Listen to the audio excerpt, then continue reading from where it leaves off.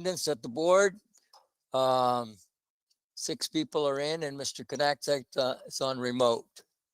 Are there any public comments on closed session items? Yes, we have one, Michelle Oregon. Michelle Oregon, you're on, Michelle.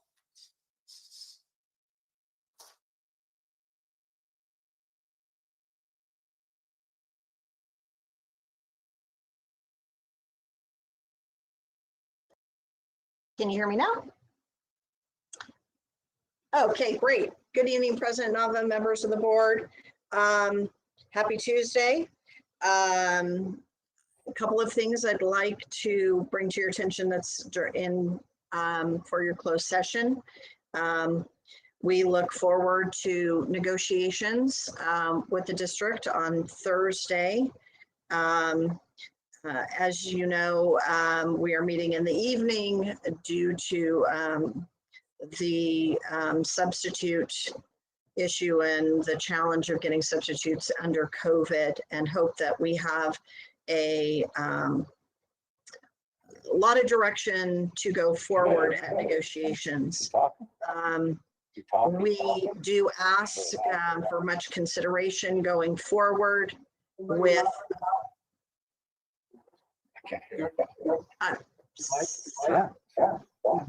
sorry, can you hear me? Oh, okay, I'm sorry. I thought definitely cautions going forward in the decisions as we move forward at the table and going as fast as we can, but considering safety for all students and staff. We look forward to Thursday and hope at that time that site safety plans are brought so risk analysis can be looked at regarding site movement and protocols and those concerns of when we come back to school, things in place and what suggestions have been made at site. So we hope that that is something that we're able to see this Thursday. With regards to employee group interviews and appointments, we again would strongly ask that the courtesy is restored, that bargaining unit members have a voice at the table in any appointments for administrative positions. With regards to the superintendent's evaluation, under your consideration tonight, we'd like an update on the timeline of where the evaluation process is, and if you will be considering any input from bargaining groups in going forward. Thank you for your time and consideration this evening. Thank you, Michelle. Do we have any other comments on closed session? No further comments. No further comments, then let's adjourn to closed session, please. Mr. Nava, Yes. if I could make onto one thing, if you don't mind, we do have employees involved in administrative interviews. We have employees that are appropriate for the particular interview in terms of the school site in which the candidate would be assigned. So yes, we do have various stakeholders from our employees involved in that process. Thank you, Dr. Washer. I know you have. Okay, we're staying here for closed session, Dr. Washer? Yes. All right, let's clear out on this regular meeting and go to closed session meeting. Is that correct?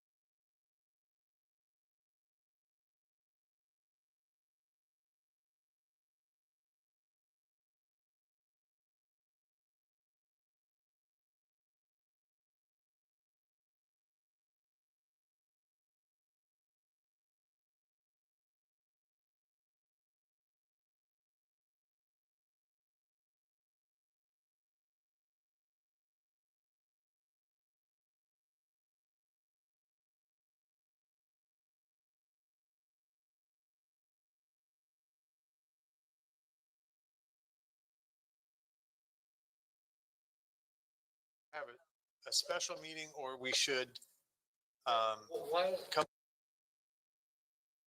And I want to make sure I'm muted.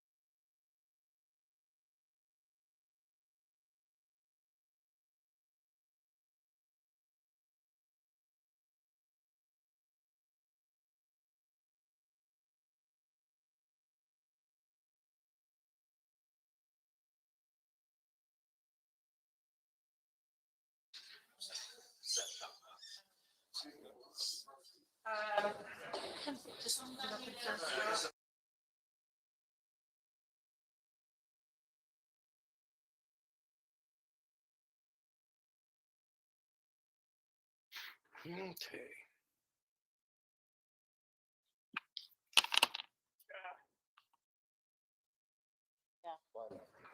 Yeah. For the next 2 years.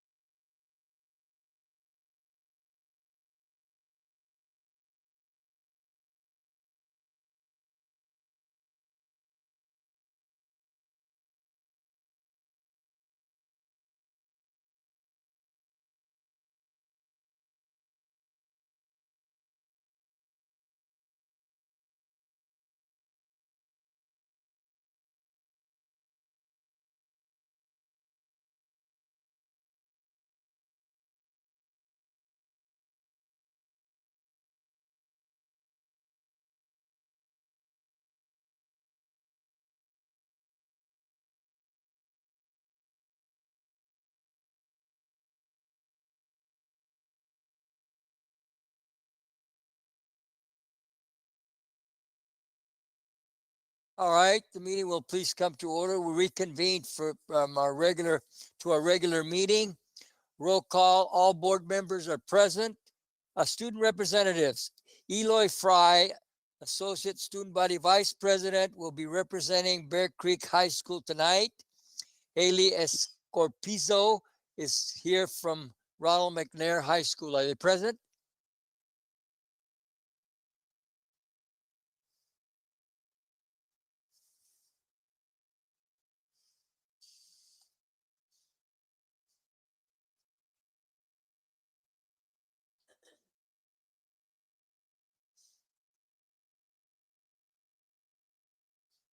Haley, are you self-muted?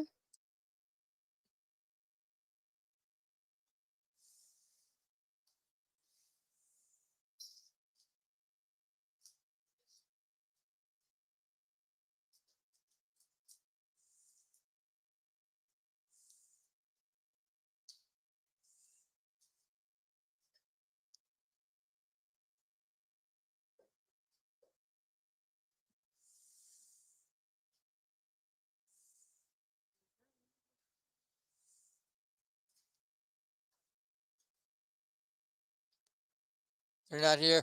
Okay, we'll give them some time. Let's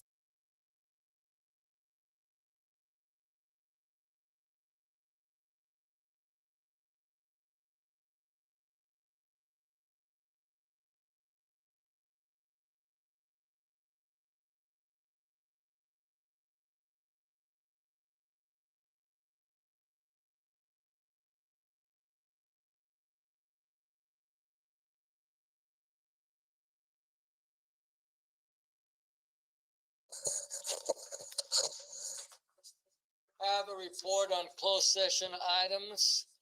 Student matters, placement of non-public school students, new. Ms. McFarland, motion. Mr. Everly second, that the board approve the placement of non-public school students number 29 and 35 by the following vote.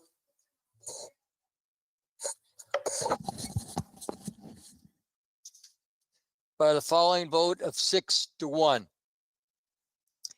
Personnel matters, conference with legal counsel, existing litigation. Mr. Freitas motion, Mr. Neely second, and the board approves settlement agreement on OAH case number 2020-090172 by the following vote of 7-0. Personnel matters. Ms. McFarland motion, Mr. Knack second, that we approved Monique Wessel as a middle school vice principal, location and effective date to be determined by the following vote of 7-0. That concludes the closed session items for today.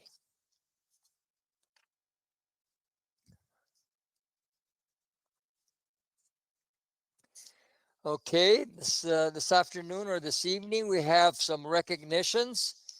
On the week of October 12th to the 16th, National School Lunch Week. Ms. McFarland has a proclamation, please.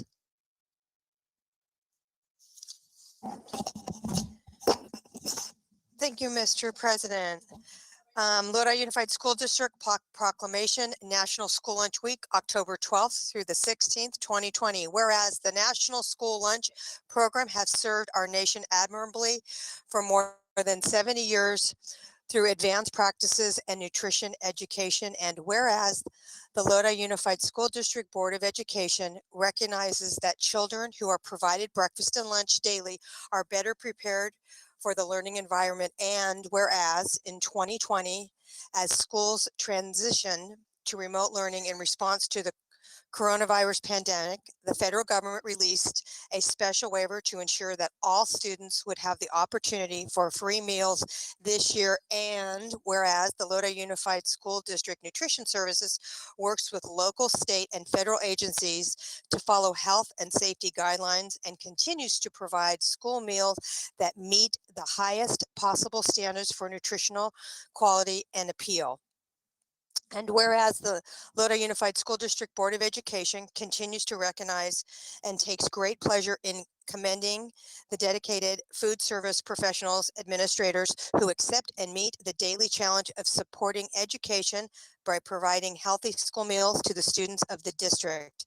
Now, therefore, be it resolved that the Lodi Unified Board of Education joins the nation in celebrating October 12th through the 16th, 2020 as National School Lunch Week and encourages all residents to become aware of the solid foundation for learning provided by a nutritious school meal.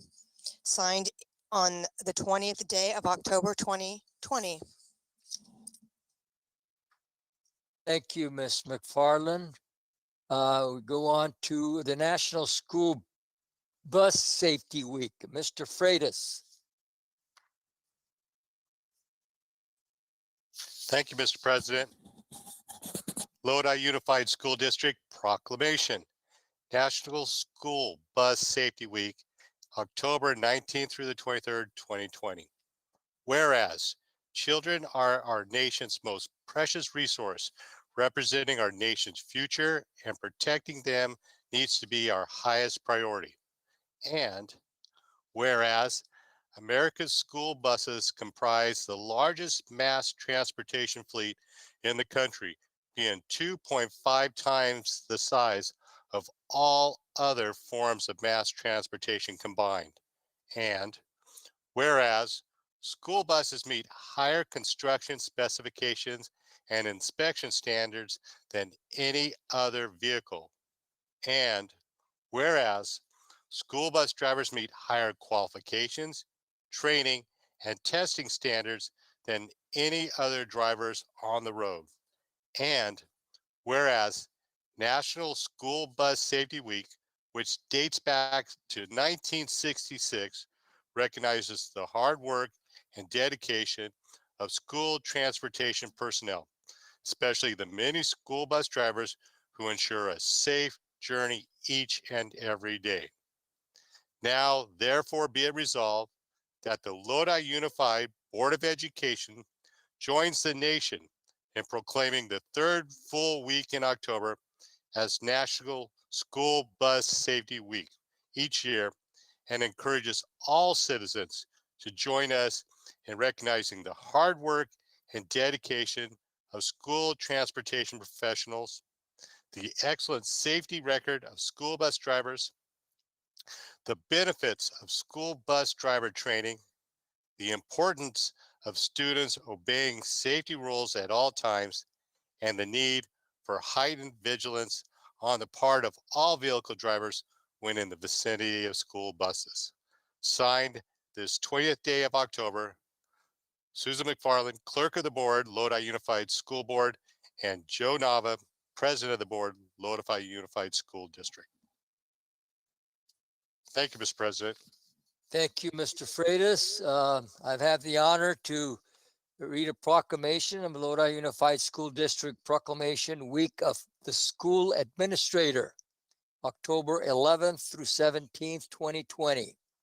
Whereas the title school administrator is a broad term used to define many educational leadership posts, superintendents, assistant superintendents, principals, vice and assistant principals, special education, adult education leaders, curriculum and assessment leaders, school business officials, classified educational leaders, and other school district employees are considered administrators.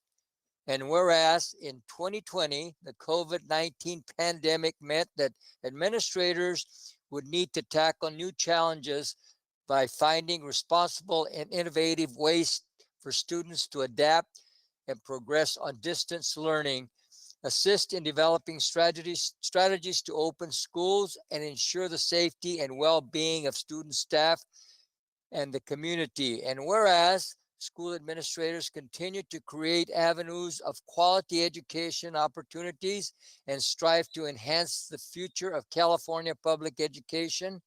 And whereas the state of California has declared the second full week of October as Week of the School Administrator in Education Code 44015.1.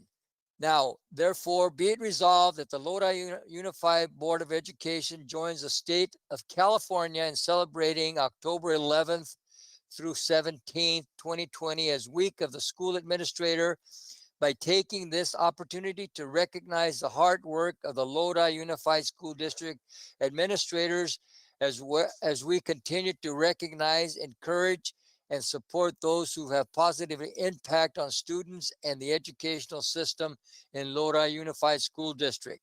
Signed this date, 20th of October 2020, Clerk of the Board, Susan McFarland, President Joe Nava. Okay, we'll continue on with our agenda. Superintendent's report, Dr. Washer. Thank you, Mr. Nava. Members of the board, I have some things to share with you this evening. We have a couple pictures. Lodi Walmart, thank you very much. Donated school supplies to students at Live Oak Elementary School. Do we have a couple pictures we can put up about that? Here we go. Trucks and trunks full of school supplies for Live Oak Elementary School. Thank you to Walmart and thank you to Live Oak staff for coordinating and making this happen. Pretty incredible. Also, I'd like to share with you Westwood Elementary School received the gift of a hand-painted mural on campus. A local artist, Kia Duras Carter, donated her time and artistry to create and paint the mural with the help of volunteers from the school, and Lowe's Home Improvement donated the supplies. Thank you to Westwood teacher Mia Casal for coming up with a plan to create the mural. Thank you to our artist and Lowe's and Westwood staff. We have a segment from Good Day Sacramento that highlighted this.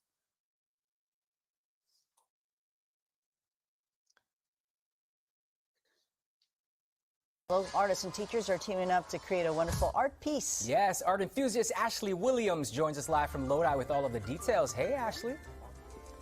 Hi guys, this is Westwood Elementary. You see here the artist Kia painting right now. This is day 2 of their painting experience, you guys. This is super cool. So here's the thing. The kids are obviously distance learning. They are not on campus, but when they do return to campus, they will be greeted by this awesome mural, and there's a very special message behind it. Teacher Mia, because I don't know your last name. Mia, what's your last name? I go by Miss Mia. Oh, the hell, look at that, do. Miss Mia. Then Yes. I had it correct.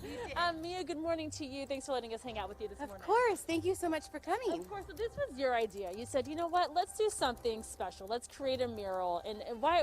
Why did you want to do something? Westwood is such a great school. We have such positive teachers and students, and I just wanted something on campus to reflect that energy and be fun and something to make the children feel loved and appreciated and just something to be extra special for them. Yeah, so you guys obviously came together. So you guys got a group of students, or it's a group of teachers rather, and you guys started this yesterday. You guys got a lot done in a day, right? Yes, it was a big day. It was definitely hard work, but everybody came together. We had teachers and aides and office secretaries, so it was a big group of everybody that makes Westwood, and it was fun and exciting and a little scary at first, but Kia does an amazing job at helping everybody feel confident and making this look beautiful. Yeah, and we'll talk to Kia in a second, but really quick, Mia, tell me just about the concept, because obviously it's full of color. I see a dolphin, I see a sun, I see a globe. What was the idea behind it? We wanted it to be something obviously that promoted school activities, so we have a graduation camp, and Westwood, we're the Dolphins, so that's our mascot, so that's kind of why he's front and center. And so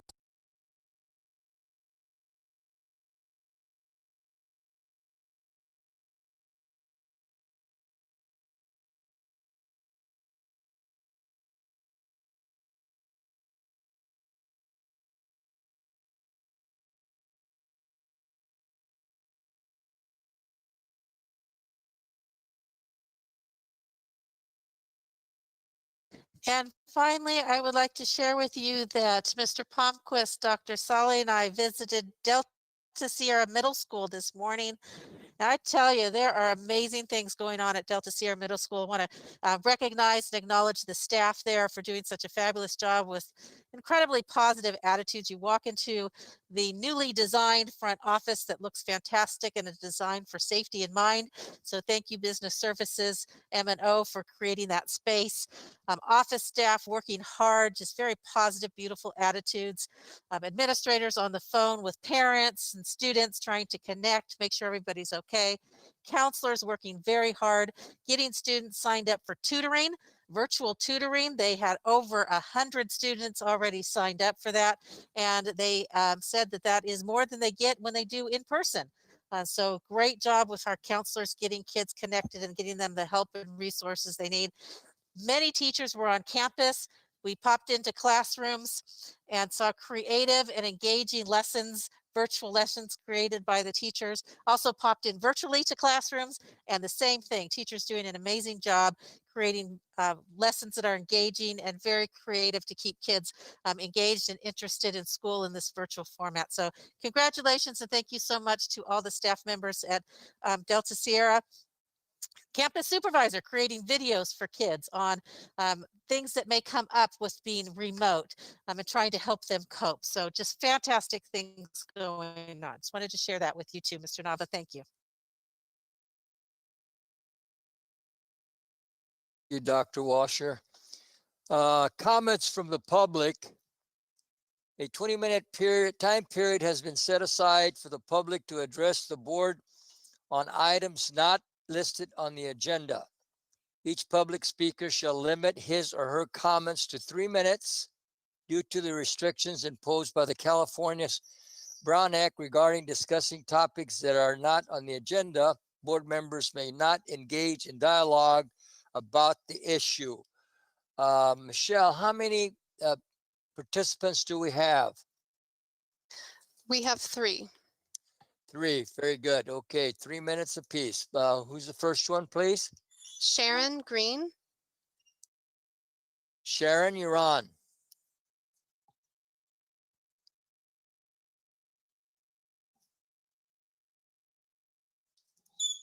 Sharon Green?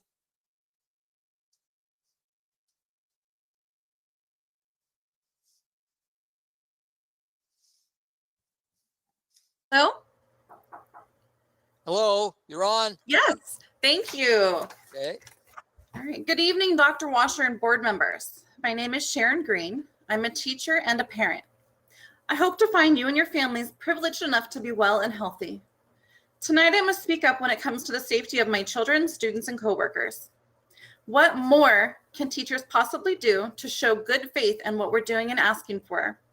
Let's communicate, let's be transparent and work together to be more cohesive with our shared common purpose in providing high quality instruction, even during a pandemic. On behalf of all teachers, I ask for the respect we have earned. I ask for the board and district to work fairly and collaboratively. Look at what we have created in such a short time. You were just speaking on the same issue. Now imagine if we'd worked together in a healthy way. We could have accomplished so much more. I also ask that you defend our teachers. Instead of letting parents think we are handed lesson plan that we just follow when that's far from true. We are up night after night, adapting lesson plans, grading, putting together fun and educational projects to provide our kiddos with a little piece of normalcy. Understand that we are sleeping only a few hours every night and taking as many tech trainings as we can. With this abnormal stressor, low immune systems are more susceptible to many things. In-person instruction, in my opinion, needs to wait just a while. We need to make sure every teacher has in hand all necessary PPE. And by the way, how much PPE do we have to maintain these products for every single student and teacher every day? We also need to make sure everything is installed and ready at all sites before we return.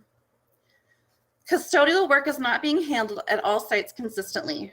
We need to make sure every school has a well thought out, responsible and equitable safety plan with protocols that protect everyone. This is not the case at the moment. People need to be notified of exposure. Do you know who and how many in our district have already tested positive or are in quarantine now? The stipulation that if we move back up in the tiers, we will continue face-to-face instruction is a hard no and a total deal breaker. This is not a safe expectation as we enter the flu and major holiday seasons during a pandemic. It's a matter of time before the next wave. I urge you, please, please do not put our children and families in the direct path of this deadly pandemic. Thank you. Thank you, Sharon. Next, Michelle. We have Valerie Panino. Valerie Panino, you're on, Valerie.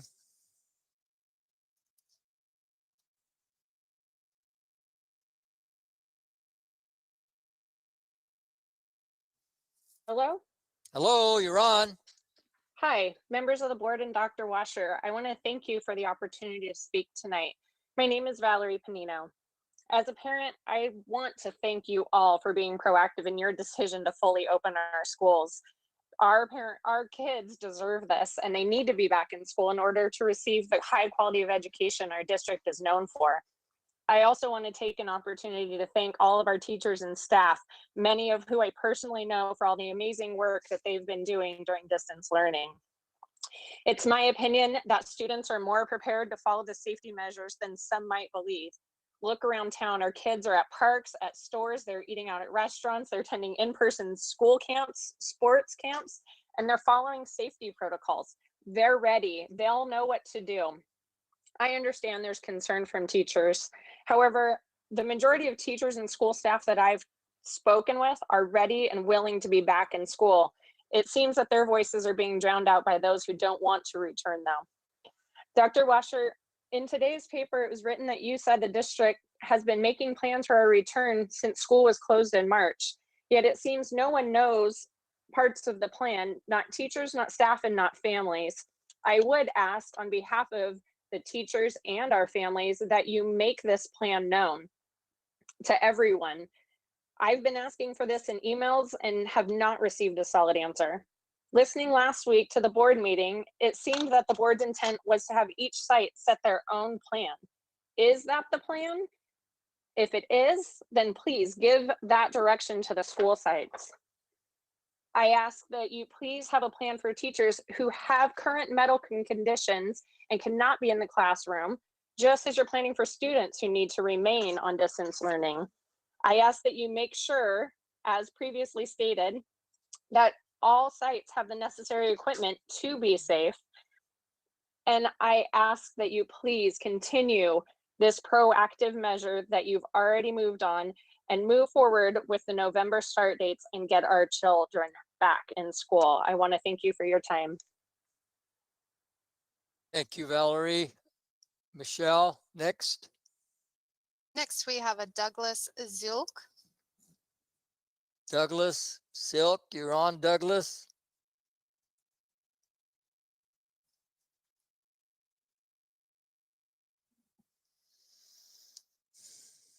Good evening, President Nava, Dr. Washer, members of the board. I'm Doug Zelke and I teach music at Washington.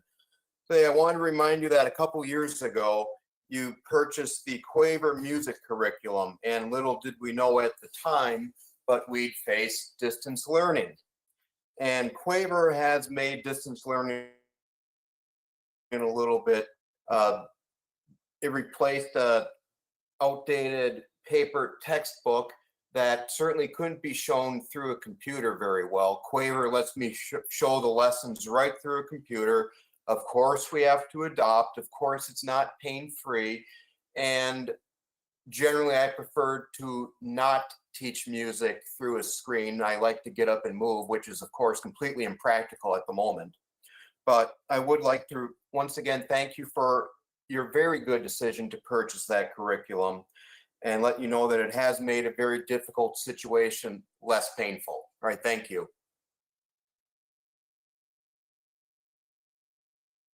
Thank you, Douglas. That concludes our comments from the public. We will continue with their agenda. We have comments from board members. We're going to start with Mr. Knaksack, please. Gary? Hey, thank you, President Nava. I'm going to hold off on mine until we get to the third report item. Okay, let's go with Mr. Porter.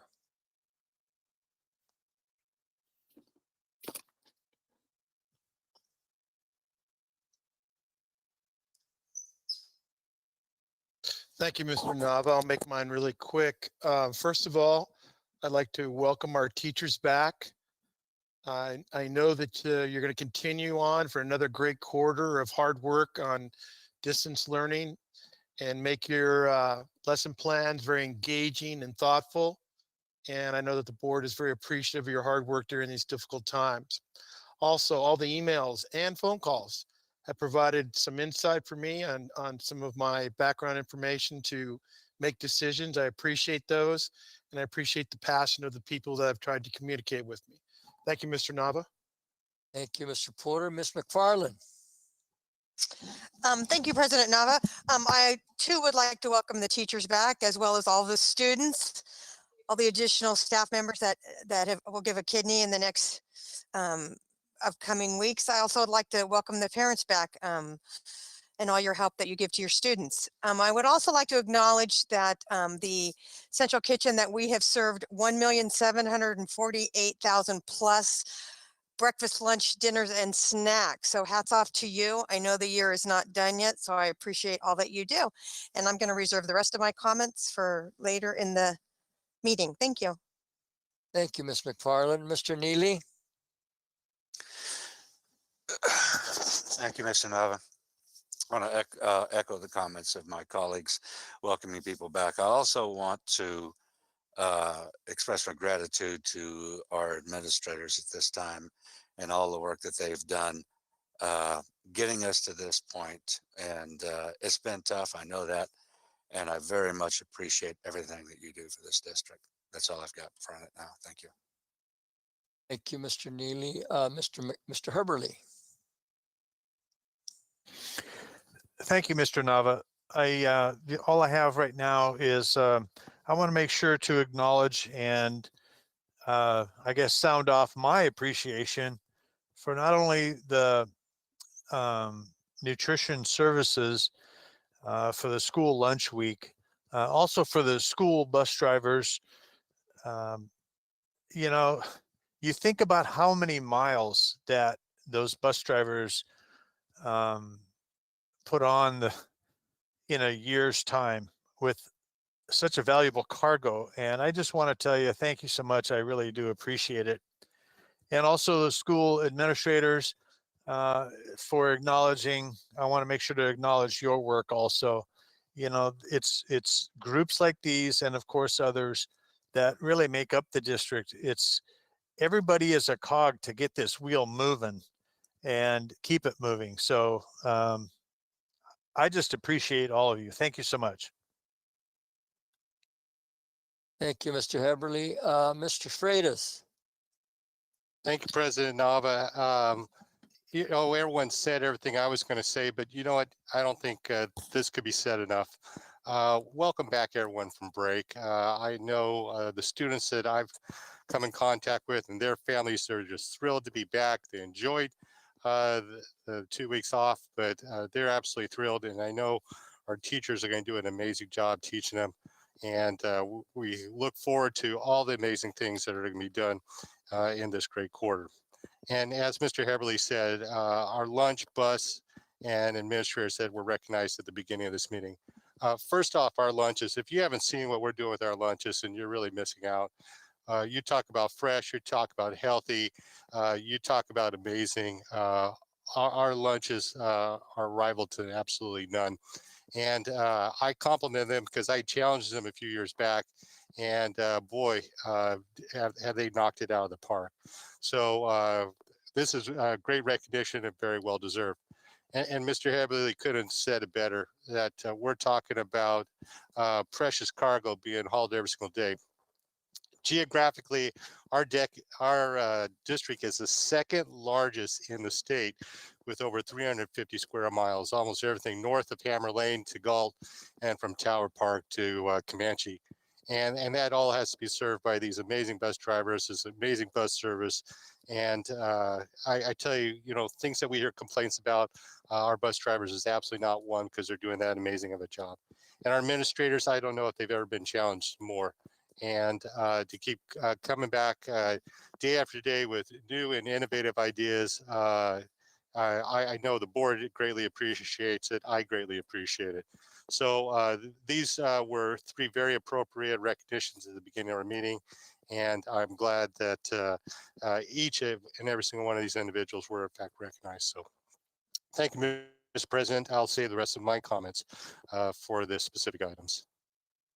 Thank you, Mr. Freitas. I know that the 2 weeks that you had as a break, hopefully that were restful for staff, students, administrators. I want to welcome you back. I know you're back to the grind again. I used to say that when I was teaching, back to the grind, but very happy to be back. And actually, it's the unfortunate part is you don't get to greet the students in person, but you do greet those students through the webinar or whatever you use, Google. And I'm sure they're all excited to get back. I have some grandchildren. They're very excited to be back again. As a matter of fact, some of them did some homework during the last week of vacation, so they will be prepared to do whatever is necessary. I wanted to mention, I know that we've had some special meetings and that type of thing, but Mr. Freitas and I took a trip over to M&O. My gosh, I would like for Mr. Freitas to refer to him because he has all the insight to that, and I was just kind of an observer. So, Mr. Freitas, would you go through some of that, please? Well, who could say no to you, Mr. President? That is correct. M&O invited us over for a tour of the new facilities, and you talk about fantastic. We saw great meeting rooms, office space, collaboration opportunities for M&O that clearly weren't present before. And moving from the offices, it was everyone's dream to go in there and see what these shops were. State-of-the-art facilities for electricity, auto mechanics, landscaping, you name it, we got it. And just to see the smile on the faces of our Lodi family and each and every person working there, that they were absolutely thrilled with the opportunity. The auto mechanics who were there pointed out that they were crammed into one bay, and they're servicing their, I don't know, 75 vehicles for the district. And now they have a space that's easily, 6 or 7 times that, with 3 different bays, and can accomplish so much more. The other real terrific thing about these Lodi employees, their kids come to Lodi Unified also. And you just talk about the continuation of the circle. They want their kids here because they're here and they know what a great district this is. So you talk about impressive. I can't emphasize enough if you get a chance to do it. And I don't know, you have your 2 cents, Mr. Nava, President Nava? Thank you, Mr. Freitas.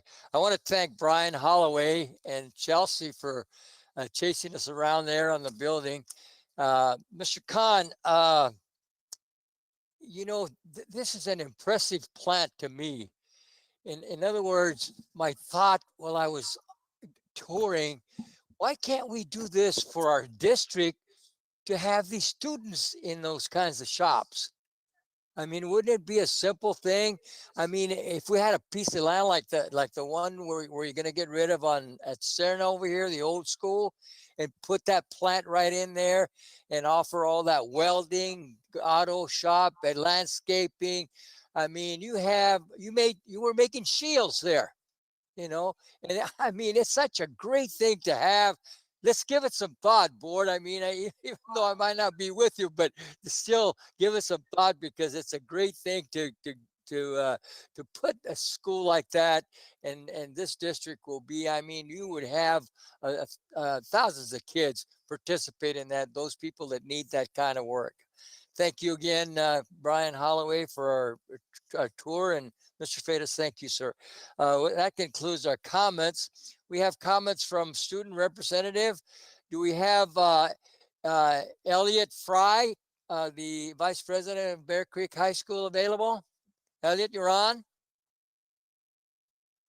Hello, can you guys hear me? Awesome. Good evening, everyone. My name is Elliot Fry, and I'm the ASB Vice President at Bear Creek High School. Prior to break, Bear Creek High School had a Faculty Appreciation Week. We posted pictures of staff when they were babies and had students guess which teacher was which through our Spirit page on Instagram. Also, our clubs also have been meeting virtually and gaining members, in which we saw growth since we promoted them on our Spirit page as well. Currently at Bear Creek, we are trying to hold many virtual activities to keep our students and staff connected to the school. One event we are doing is the Halloween throwback pictures on our Spirit page of both students and teachers in order to recognize and show our appreciation towards them. The school is holding a Halloween costume contest and taking picture submissions as well. We will be having a Spirit Week in November consisting mainly of people submitting their favorite things such as movies, songs, and more. We are planning a Christmas tree giveaway in which one family from each grade level will also receive a free Christmas tree. Our ASB Commissioner of Publicity is also working on putting together our annual blood drive. Our student government and associated student body is holding regular ASB class meetings, holding virtual community service events, GoFundMe events, while our main focus is to serve our community, school population, and staff and faculty. We are working extremely hard to make sure that students and staff are feeling connected with the school environment. In terms of performances and events, our school clubs have been working on coordinating practices in order to be prepared for our famous and annual international showcase. Most clubs are currently holding weekly virtual meetings and practices to do so.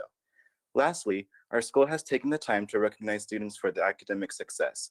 We recently had a drive-through award ceremony called the Bruin Way Awards for students of all grades who deserved academic recognition. In the upcoming weeks, we will also be celebrating the students of the quarter that are recognized for being model students in the virtual classroom. Thanks, and that's all that's been going on at Bear Creek. Thank you, Elliot. Thank you for, my gosh, it's a difficult times, but you guys are doing a great job on keeping all these clubs, activities, and academic acknowledgments and all the things that you do at Bear Creek. And you don't slow down, even though you're not meeting person to person, but you keep these things going and continue to do that because it's such a great thing that you do that. We have Haley Escorpizo from Ronald McNair High School. Haley, available? Hello, You're on, Haley. can you hear me? Yes, we I'm sorry can. about earlier. I was having audio problems. Couldn't hear anything. But okay, so thank you, Mr. Nova, members of the board. So for McNair, there hasn't been that much going on because we just had break, but prior to break, we did see actually the beginning of this week, so this Monday, a couple of sports actually started practicing, including boys and girls volleyball. And I also believe cross country started practicing as well. And at the beginning of the month, we had our student government host a class competition week, which students were able to participate in a bunch of different virtual activities that we posted on our social media pages. And they would compete with all of the different classes at our school. And the students from the winning class were able to be entered into a raffle to win different prizes and gift cards. And also recently, a former student of ours, Monica Garcia, she was the class of 2020, so she graduated last year, but she was the first cheerleader to receive a scholarship from William Jessup University, and in doing so, she gave the opportunity for 4 current stunt cheerleader members at our school to receive that same scholarship.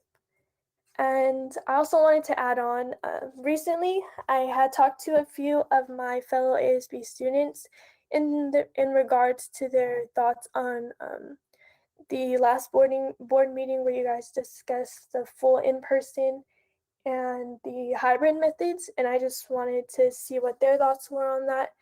And a majority of them felt that if we did have to go back to school in January, they would prefer to follow the hybrid model rather than risking the chance of catching anything and exposing themselves to anything. But most of the students did like the fact that we would start in January rather than starting kind of towards November and at the end of the semester, like in the middle of classes and all that. But some students in our ASB also said that we shouldn't go back to school at all and that we should just stay virtually. And a lot of our seniors also recognize the fact that even though a lot of us are disappointed in what the year turned out to be, we're thinking of the bigger picture, and we think that we'd rather be safe and stay either virtual or have a hybrid model because we're thinking like if we waited up until now, maybe there would be an opportunity for us to actually graduate in person instead of starting school and then having the cases rise up and then losing that chance of graduating in person. But that's pretty much it from McNair and our report.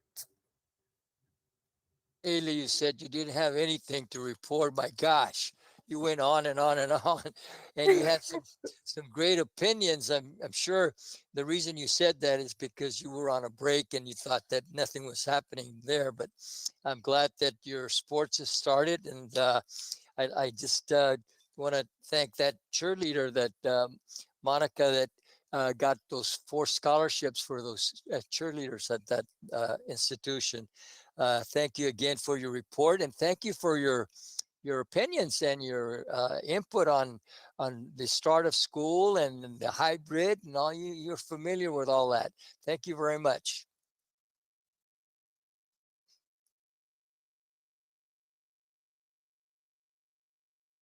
So yeah. There we go. That concludes our student representative comments reports. Our district support for social emotional well-being. Dr. Washer. Thank you, Mr. Nava, members of the board. We have brought you information about things that staff members are doing for their school communities on the issue of socio-emotional well-being. Board members have expressed both concern about our students and staff as well as interest in learning more.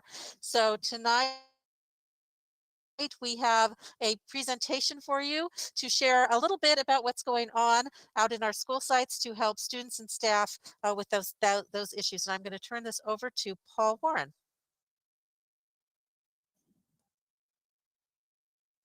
Okay, can you hear me? So we've asked a couple of our school counselors to present on what's happening at the elementary level, at the middle school level, and at the high school level. So I'll go ahead and turn it over to them.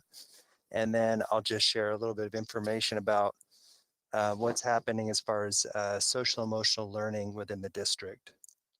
So Erica Contreras, is she on the line?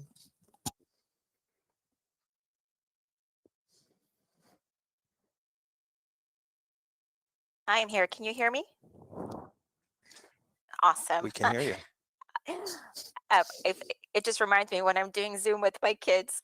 Hello, everyone. My name is Erica Contreras Suarez, and I'm excited to be sharing with you what we've been doing at all levels, but I'm going to be speaking on behalf of our elementary group. I'm fortunate enough to be able to be an elementary counselor for 3 schools, Washington, Live Oak, and Vinewood. But we do have a total of 13 school counselors who are servicing our 31 schools. And that includes our Elkhorn, Houston, and Lockford, which includes middle school. Again, these schools are being serviced, get provided services, excuse me, from elementary school counselors. Next slide, please. All right. So obviously with everything that happened, just like teachers had to modify, we had to modify some things to help provide some social and emotional supports to our students. And so what we've had to do a little more than usual is constant consultation, collaboration with our teachers, our administrators, and our support staff to monitor students' social and emotional well-being a little more than we typically would when we have them at school. So try to get as much data and information on what they're observing and seeing, not only academically, but behaviorally. We also have been providing virtual social emotional learning curriculum. And some of us have gone into Zoom classrooms and have presented that information to our students. And some of us have done it through a means of like a little digital presentation that they can go ahead and do some engaging activities. We also allow and have the opportunity to have engagements with the students directly. For example, Lunch Bunch is one thing that some of our colleagues are doing with students to have some social interaction, read with a school counselor. We also have a school counseling website that is not only for our parents to utilize, but also for our students. And on that website, they are able to access the curriculum that we're providing, newsletters that we're providing digitally and sending out to our groups. And this is also done in Spanish and in English. We do have morning check-ins that we do with our students, as well as we have offered to students a way for them to email us through a Google form. So within the website, they can click onto a little mailbox and they can send us an email requesting, hey, I'd like to meet with you. Also, one question that was asked previously in a board meeting was, how is the referral process?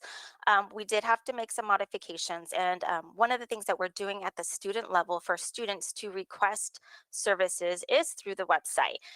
There is a universal screener on there where they can go directly and request to see us. There, they can also be seen if they go through see something, say something, and there is a concern. We're part of that group of individuals who receive notice that a student is in need of support. And so then we follow up with that student. In addition, we also get referrals from teachers, staff members. We also get obviously from parents. And the initial contact is made. We meet with or speak with the parents. Sometimes it's just through the phone. Sometimes we do it through Zoom. We gather some data to see what the concern is and how we can help. And obviously we implement an intervention, and that can be either an individual or in group. Some of us are running mostly individual Zoom meetings, and some of us are doing social skills group, for example. And whenever there is a bigger need, or whether it's the student or the family, then we obviously will refer to mental health or community services.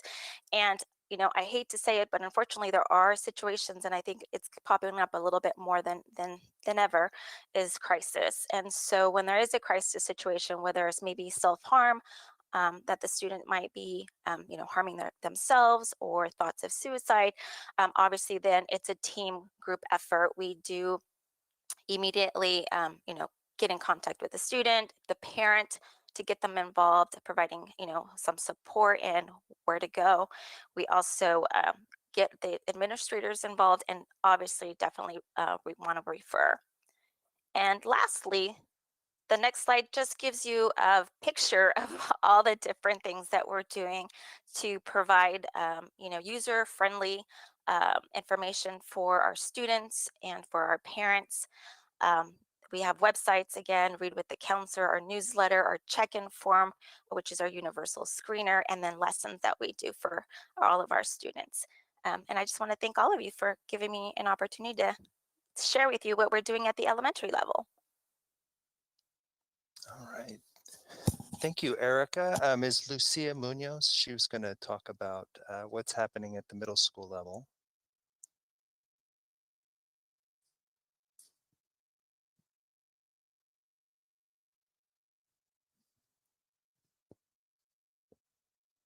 Lucia, it looks like you're self-muted.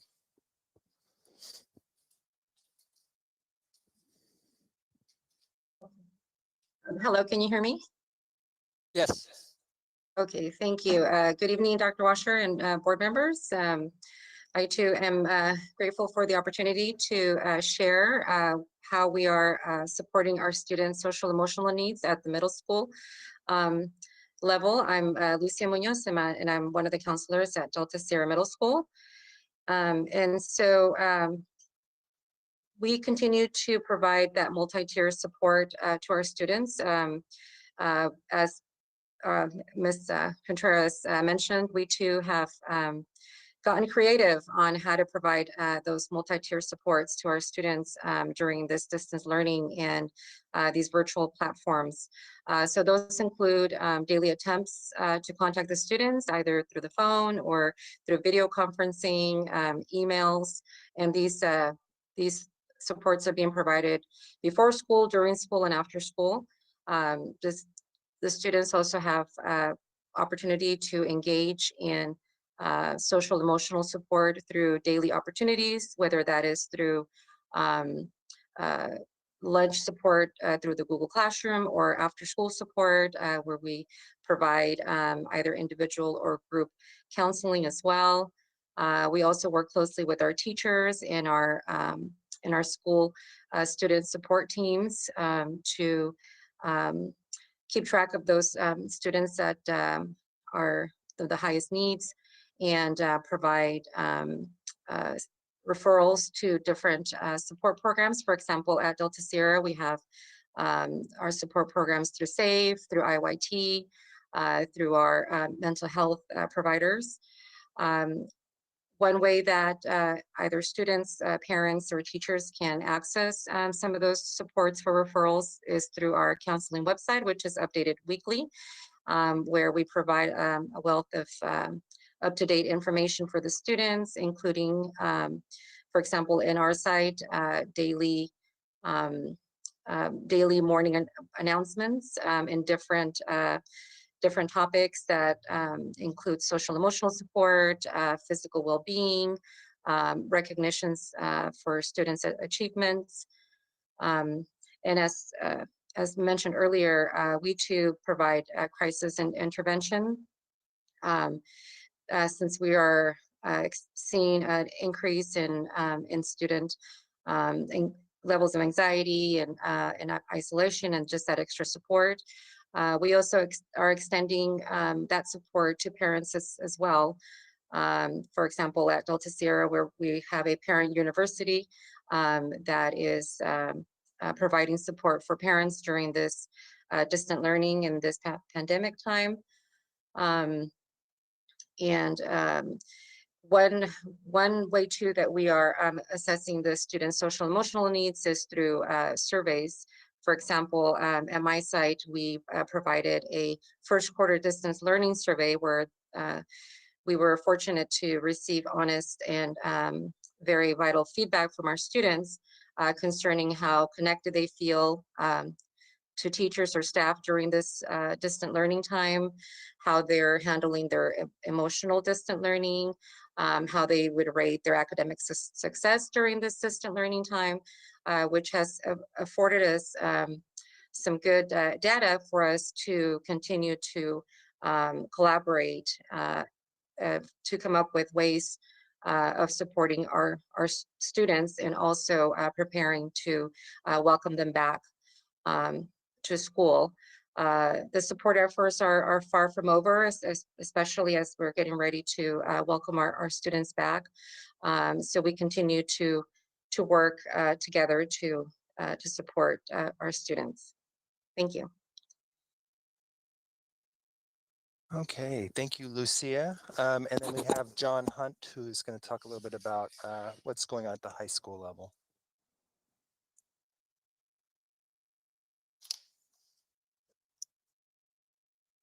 Okay, can you hear me? Yes, we can hear Okay, you. we were going to have Adeline go first, but I will go first.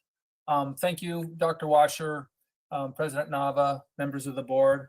I'm one of many high school counselors, and in a few minutes, we can't really go over what everyone has done. I forwarded you an email earlier on Tokay's website. All the 4 schools have similar efforts. We've been reaching out, and a colleague of mine will discuss that. The new counselors we've brought on board are just phenomenal in the tech areas, and some of us old timers, not so much so, but that's part of what I want to talk about today. In 2008, our counseling department kind of shrunk quite a bit throughout the district. Elementary counselors were cut, and the middle schools were down to 1.5. High schools were cut as well. And so the first thing I would like to do is thank the board for bringing back a comprehensive counselor program. And one of the questions we were looking forward is what we need going forward in this age of COVID. The more people we have to help kids, better off than the better staffed we are. And so the fact that we have a healthy elementary counseling program, middle school counseling program, means that when those kids hit high schools in 9th grade, they already know how to watch out for each other. They already know how to self-refer. Many of the things that you were told at the elementary and middle school, the tier approach, everything is real similar to that at the high school level. So in a way, these kids are being trained correctly. So moving forward, I would just simply like to say, any effort we can do to support a comprehensive program and keep the valuable efforts going would be what I'd recommend. Also, I'd like to thank all the district administrators who have been invaluable supporting high school programs. When we see a need, we go to our administrators, and that's kind of where it all starts. So again, what do we need to be successful and meet kids' needs moving forward? It's very dependent on the sites we're at and the problems we see. I know we had a counselor. He was a substance abuse specialist. He's working in McNair now. He was used through the 180 last year through a grant, and he was at Tokay's campus. I was really impressed with the way he worked with kids. He worked with kids on substance abuse and addictions.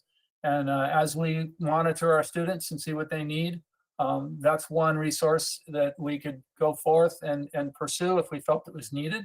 And so those are examples of how all of us are looking for needs, and looking for needs to meet where kids are at. And I'd just like to, again, basically say to our administrators, thank you.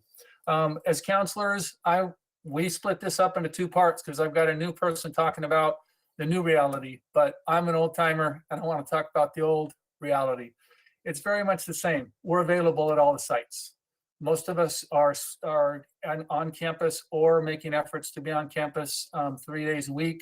I know at our site, we've got office coverage, and the counselors that may be electing to operate from home are doing a phenomenal job on the phone and on the computer, and they're in many ways more effective possibly. But we do come in and we basically are available in some ways more than we've ever been before, because kids can basically get email responses and phone calls. We can meet them right there. And there's basically, we're available. Contacting with the person who cares, I think, is critical. You know, there's a lot of kids that have anxiety and frustrations, and we all know how that is.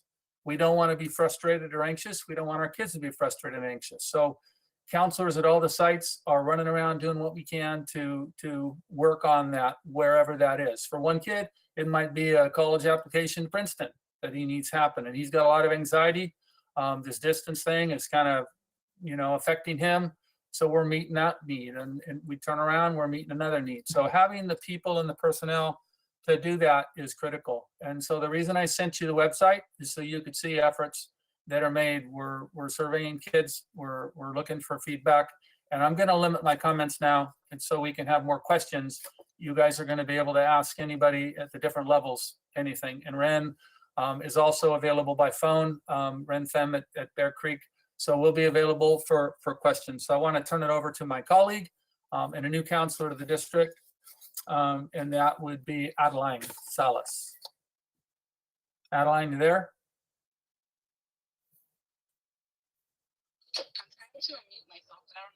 I'll hold the phone up if they can hear you. Oh, Or- can everyone hear me? Awesome. Good evening, everybody. My name is Adilene Salas, and I'm one of the counselors at Tokay High School. Just going to kind of just repeat pretty much what everyone has been saying at the high school level. As you can see right here in the front slide, this is just one thing that Bear Creek is doing. We only have, you know, Bear Creek information on there, but we are collectively, all 4 high schools are doing some sort of technical or technology type reaching out for our students. So for example, here Bear Creek has their Bitmoji. We created one as well. And so our students can click on these and, you know, get extra support. If they need a calming room, we made a calming room. They can go and click on that. If they need questions about college, jobs, anything like that, they can do that. As well as collectively, all 4 high schools have been reaching out to students via webcam, phone calls, emails, before, after school. It's constant.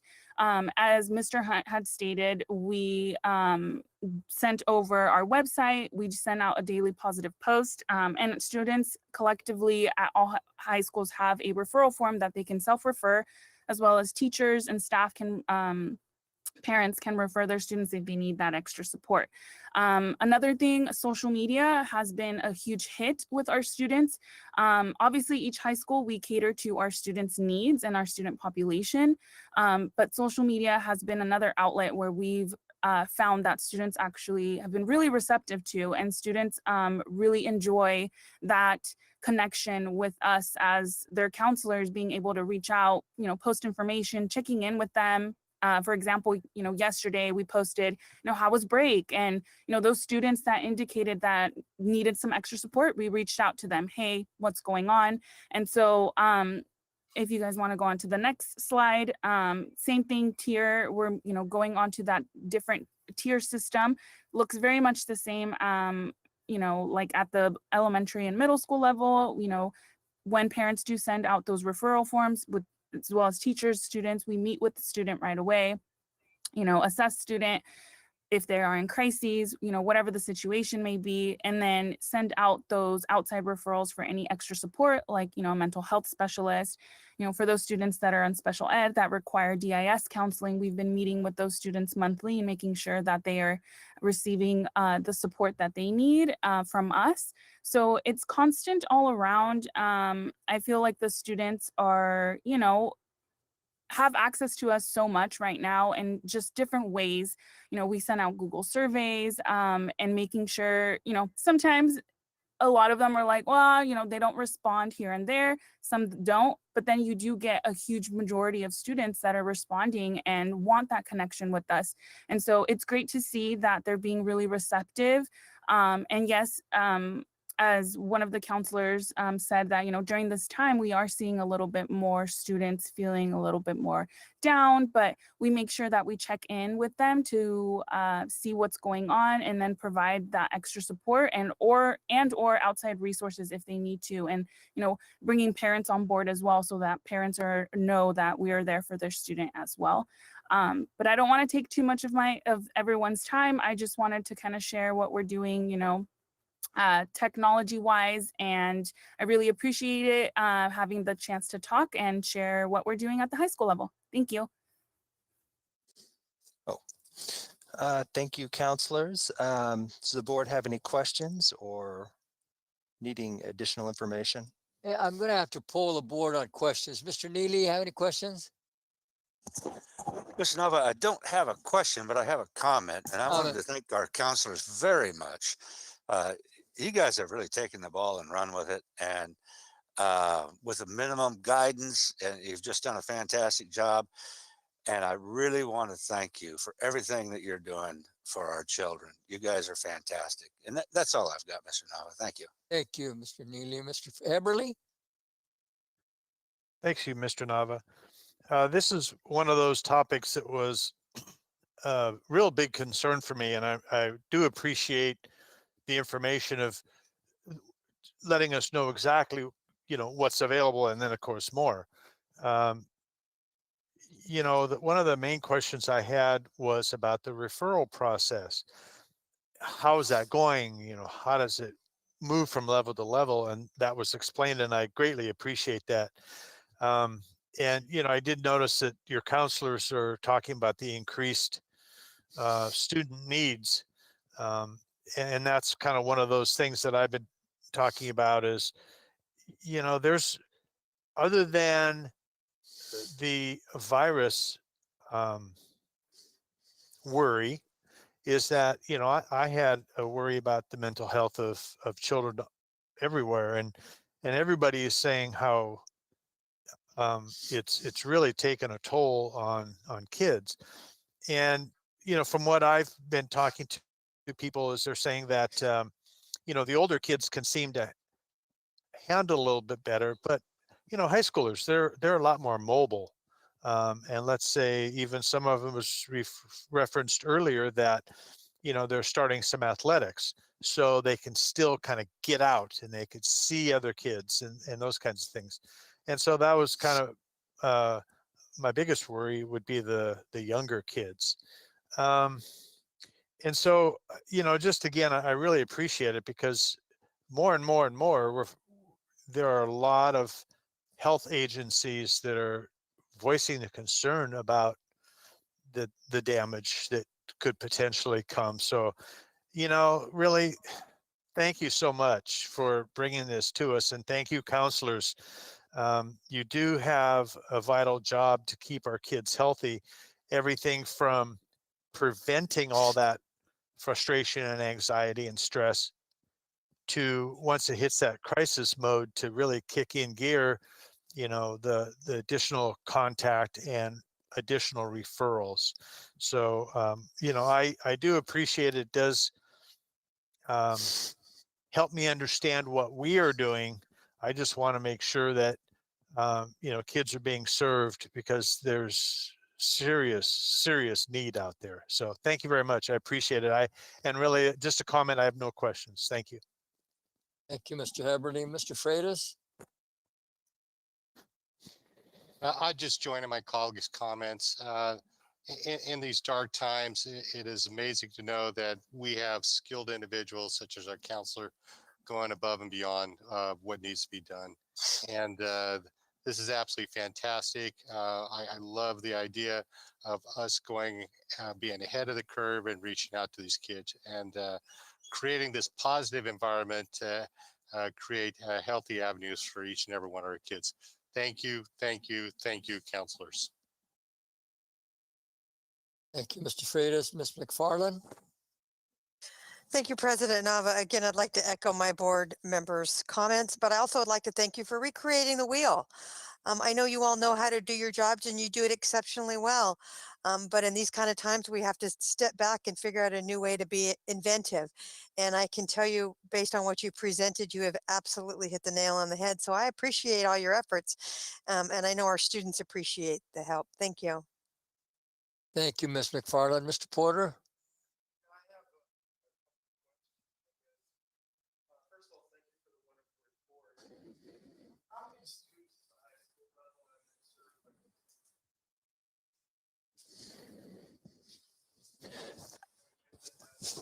How many students have been served? I don't think we have a number for how many students. They do regular universal check-ins. So I know that every student has been contacted multiple times since we were quarantined.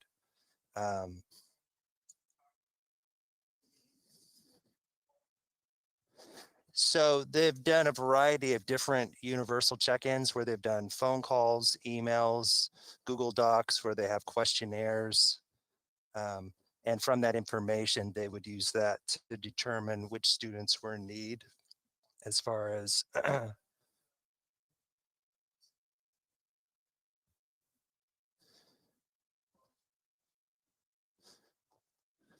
know. I can hear your questions. I know you can. So my first question was, how many students overall have been contacted? And you kind of answered that. And then how many have been referred to by teachers? I don't know. I mean, maybe the counselors, have you guys kept a record of how many referrals and who you've gotten the referrals from?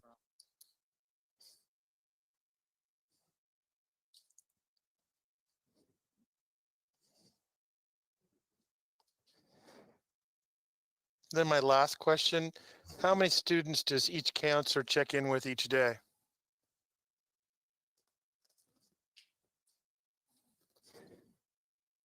I'm not sure who else wants to weigh in on that one, but I know that varies depending on the counselor of the day and what we have lined up. There's really no set number. Sometimes I'm checking on, students who got Fs, and I might be contacting, 40 freshmen that day. Intermittently, though, there's things that are always popping up. The 100 emails we have to respond to and questions. I mean, everything seems to be real fluid. Some of us are extremely good at logging everything in counselor notes. Others, I'll self-admittedly admit that I'm not always the best at that, but we are pedaling as quickly as possible. And so I don't have a firm number on that. We've never really kept numbers running like that. It's just something we just kind of handle what is thrown at us and then some. So I don't know if anybody else has any specific numbers, but I know for me, go ahead.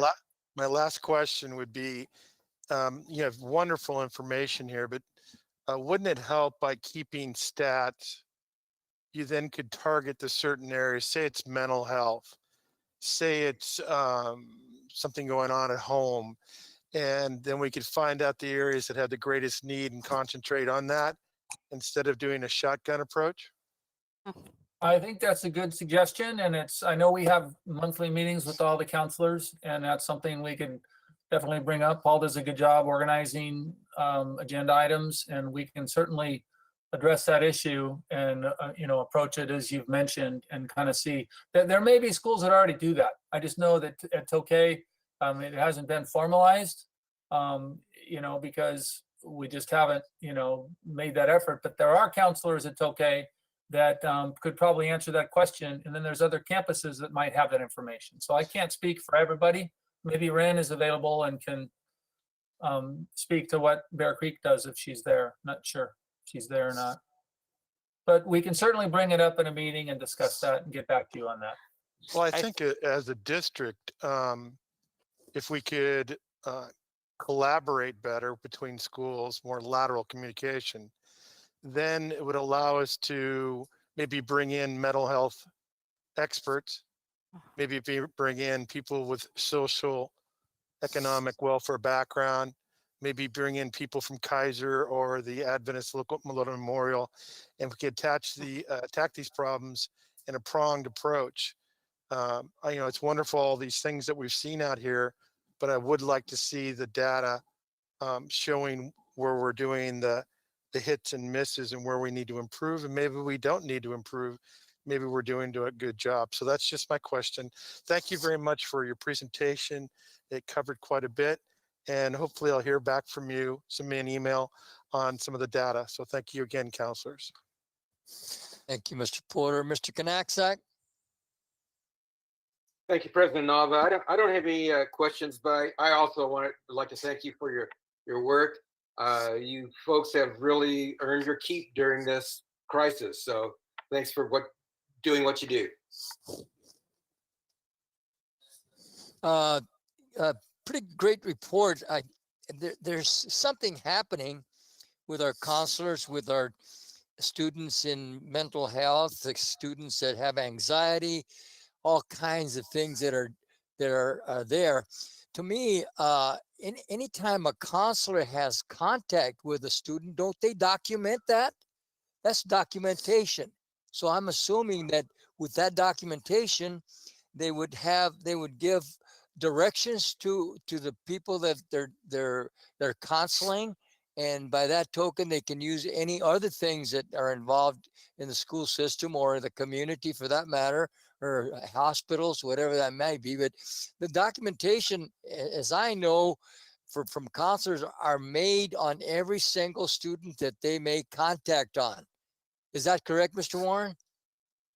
Yes, they do document it in Aries.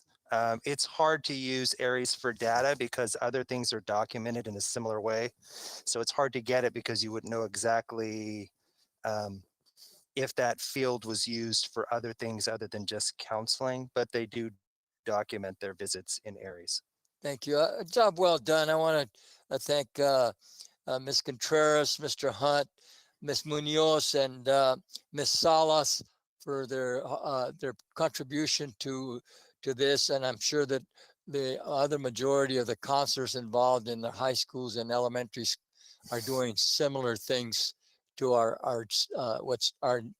student needs that we have. Okay. Mr. Nava, I do have a question when you're done. I am done, actually, okay. Mr. Heberly, go ahead. Yeah, just a question. When I think it's extremely valid to talk about the numbers and try to develop some data that shows how we're doing and the effects and all that. Other than just, kind of guessing while the numbers are up. My question is does Naviance have any kind of part for that? I don't know. That is a good question. I know that John they do can have. Answer that. John's involved with that Naviance. John Hunt, can he answer that? Yeah, John or Rand might be able to answer that better. I know that they have a social emotional component to it. Are either of you guys on? Yeah. Can you? Well, they unmuted me, but I'm going to see if they unmuted Rand too and see if she wants to talk. If she doesn't want to talk, I'll handle the question. So basically, Naviance has been extremely important for us, and we've appreciated the district's support on that as well. Naviance really traditionally is more career exploration and college exploration. The thing I like about Naviance from a wellness standpoint is when a student scrolls down to the bottom of their Naviance page, there's some links. And I know all the schools, including Tokay, if you go to a Tokay Naviance student, you'll find things, like a teen health on the site through the state of California that addresses all those kinds of needs that students might want to talk about but can't bring up. So there's social emotional components and references and links on the bottom of that page, but specifically there's also Road Trip Nation, which you can look at by career and see what architects do or what marine biologists do, but you can also explore Road Trip Nation through categories like courage and resilience and setbacks and things like that. And there's some real powerful messages on the Road Trip Nation part of Naviance. So Naviance is an incredibly powerful tool. but there's no data recovery. Data recovery that you're looking for on visits and John? things would need to John, be I an can error. speak to that. Can you Okay, hear go me? ahead, Rand. Yeah. Okay, every quarter we do get a report from the consultant with Naviance, and it shows the usage report for all of the comprehensive high schools along with the continuation high school. I can send those reports to you. It's the teachers' usage along with students' access points and how often they get on requesting transcripts, getting onto all the curriculums. So we can definitely provide you with that report. As for documenting, our job is so difficult. So right now, yesterday and today, because of grades that came out, we're targeting seniors. Any seniors with an F, we're contacting, emailing, calling. If it looks different from the first quarter than their last 3.5 years, then we start calling and we email. Every quarter, we send out a mental health check on all of our students to make sure that their stress level is high, low. If it's really high, we call them. So we do have data. Each school is, like you said, we should work all consistently to be consistent, but each high school we're using our data to reach our students. Does our students need? Using our report cards from first quarter, that's where our target is. Let's look at seniors. We have to look at the grades from the progress report from last year and say, okay, we need to contact, this is not going well for this student, and make that connection immediately so they can get back on track. So we do have that data. We can give you, okay, so there's 1 or 2 Fs, that's how many students we're reaching. Every kid that has an F or like a D that's different from the previous grade cycle, we contact them. So we do have that data for you. We have to use our data, otherwise we're spinning our wheels for nothing. So now the next thing is 10th graders, sophomore counseling, kids that are credit deficient. Okay, look at their grades, look at their credits, and make sure they're being reached. So we do have the numbers of every kid that we've connected with as of yesterday, hit the ground running because of our first quarter grades. So Naviance does capture some of that data. Thank you. Yes, Thank we you. can pull that. Okay. All right. Do we have any comments, student comments or student representatives? Do we have any comments, Michelle? Are they on?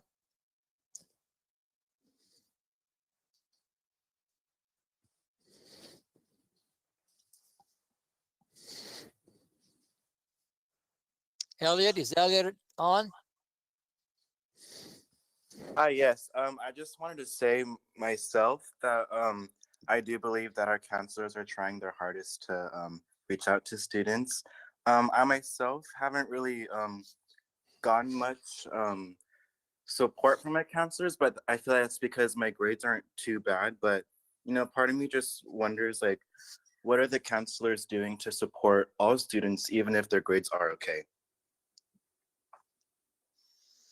Thank you. How about Haley? Do you have any comments, Haley?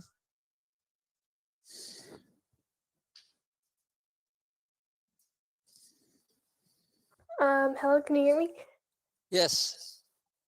No, I don't have that much comments. I just want to thank our counselors and everything because I know that they were very stressed out in scheduling and all that, and I just want to thank them for the work that they do for all of our students. There you go, Haley. You're reversing it, the whole process. They're stressed out instead of the students. Okay. Very good. Anything else? Anything else?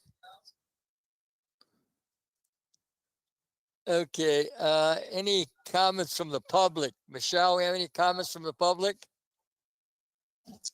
Yes, we have 2. Okay.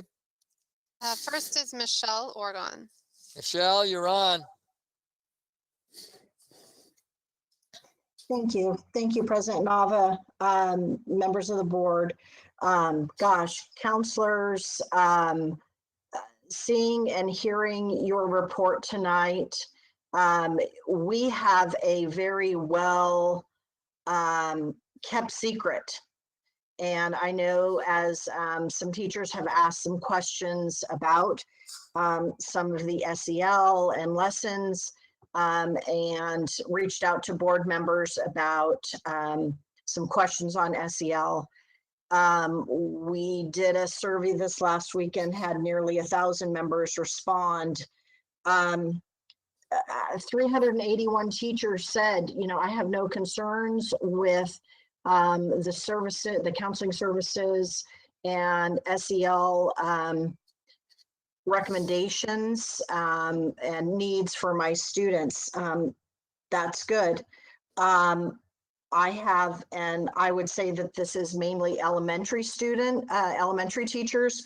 We had 437 elementary teachers ask for us to start training in the piloted program that the schools have that are still in boxes. They are really chomping at the bit to help service the needs of their students, to help the counselors with that area.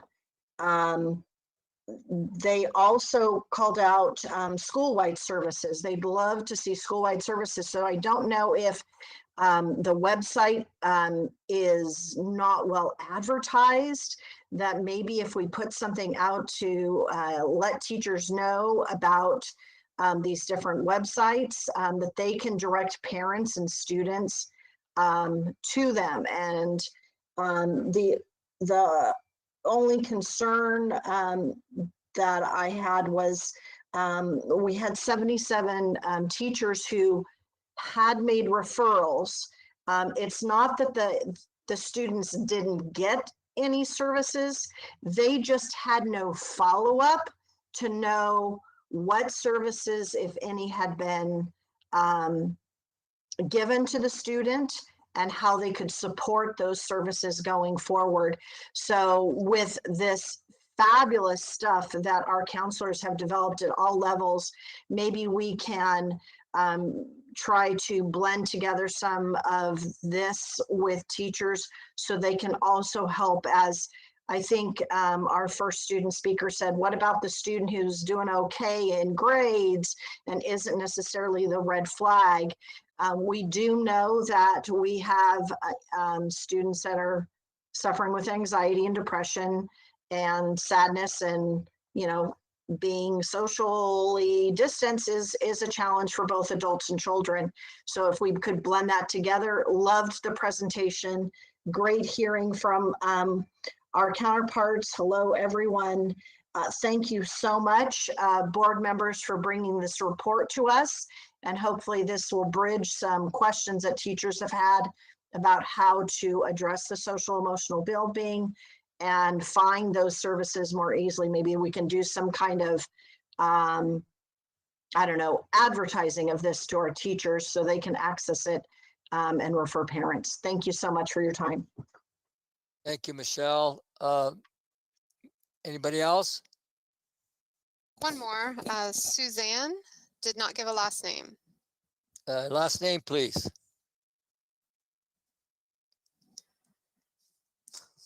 Just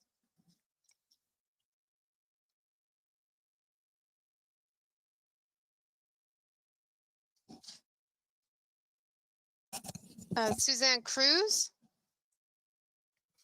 You're on, Suzanne Cruz.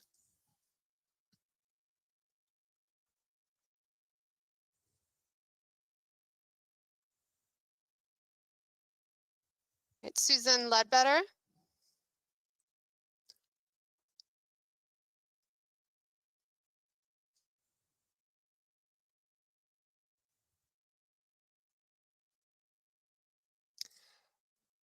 We need to have them on.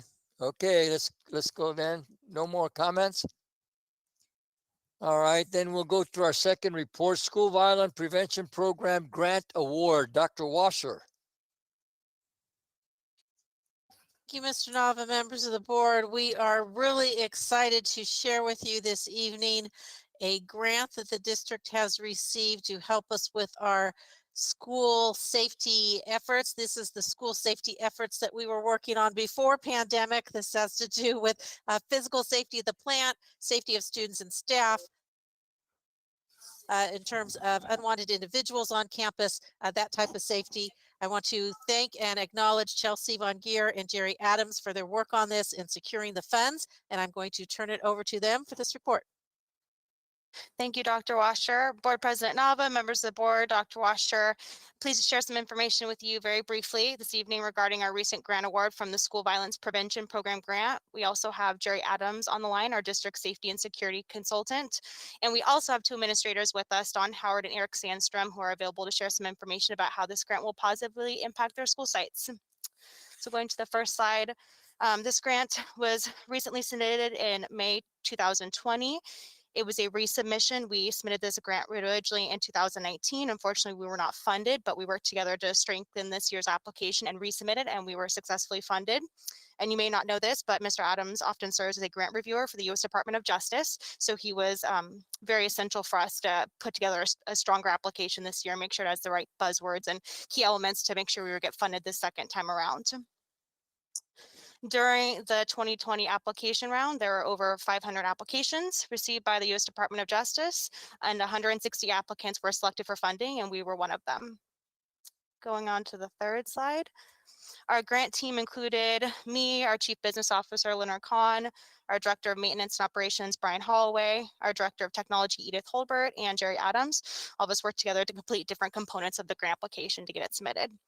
Our grant award is for over $300,000, which is very exciting, and we do have a cash requirement of just over $100,000. The grant award is for 36 months, and it started in September 2020. Going on to the fourth slide. We plan to use these grant funds as outlined in our application to purchase 365 security cameras, their required monitors, and to cover the installation costs for these security cameras and monitors. And they will be strategically placed across all 50 school sites in our district. It's our goal through this grant to decrease our response times because we'll be able to monitor things more actively with these additional security cameras, decrease our suspensions and expulsions, reduce violence on our campus because we'll be able to intervene more quickly, and fulfill our comprehensive school safety plan, our CSSP, which Mr. Adams can speak to more extensively than I can. And then now I will quickly drop this over to Mr. Don Howard, our Vice Principal at Kristen McCullough Middle School, to share how this will positively impact his school site.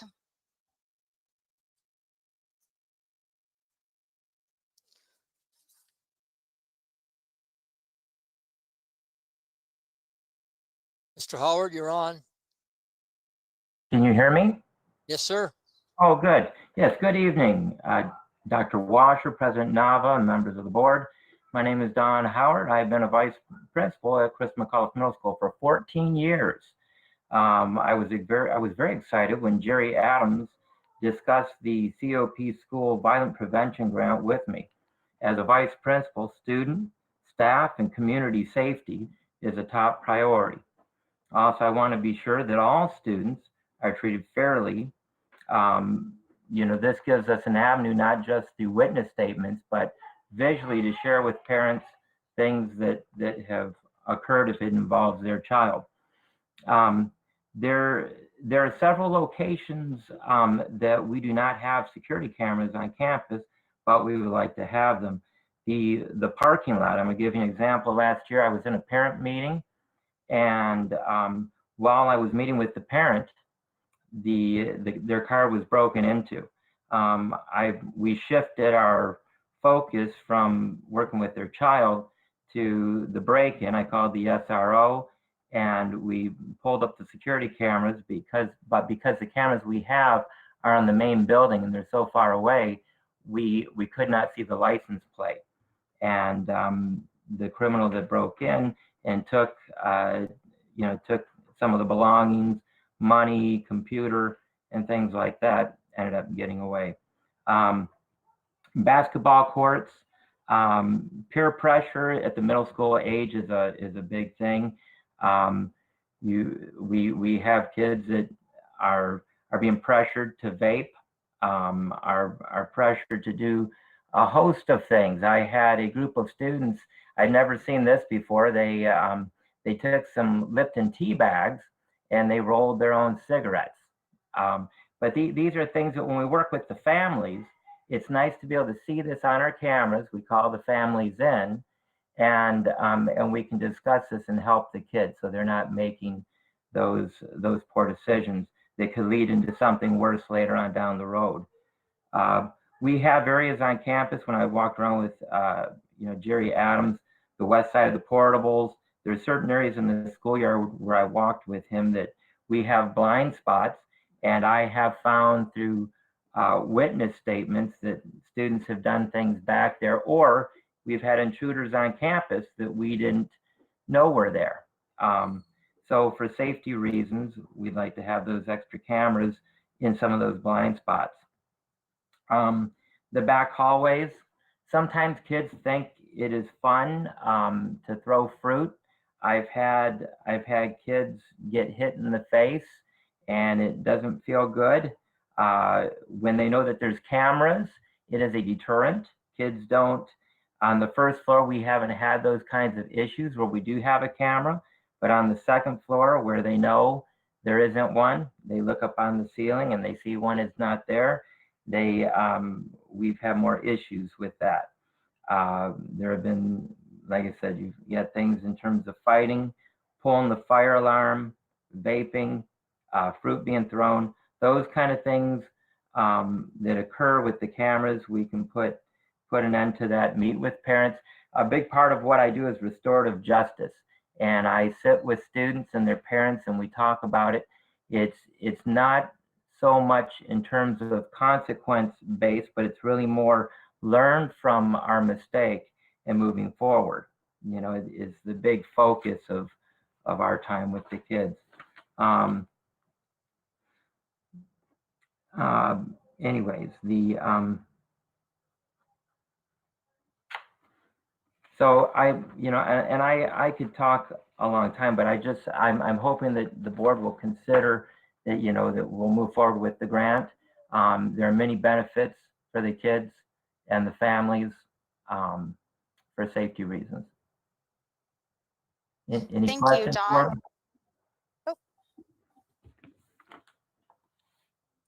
I'll go ahead and invite Principal Sandstrom to speak next and then leave questions to the end on.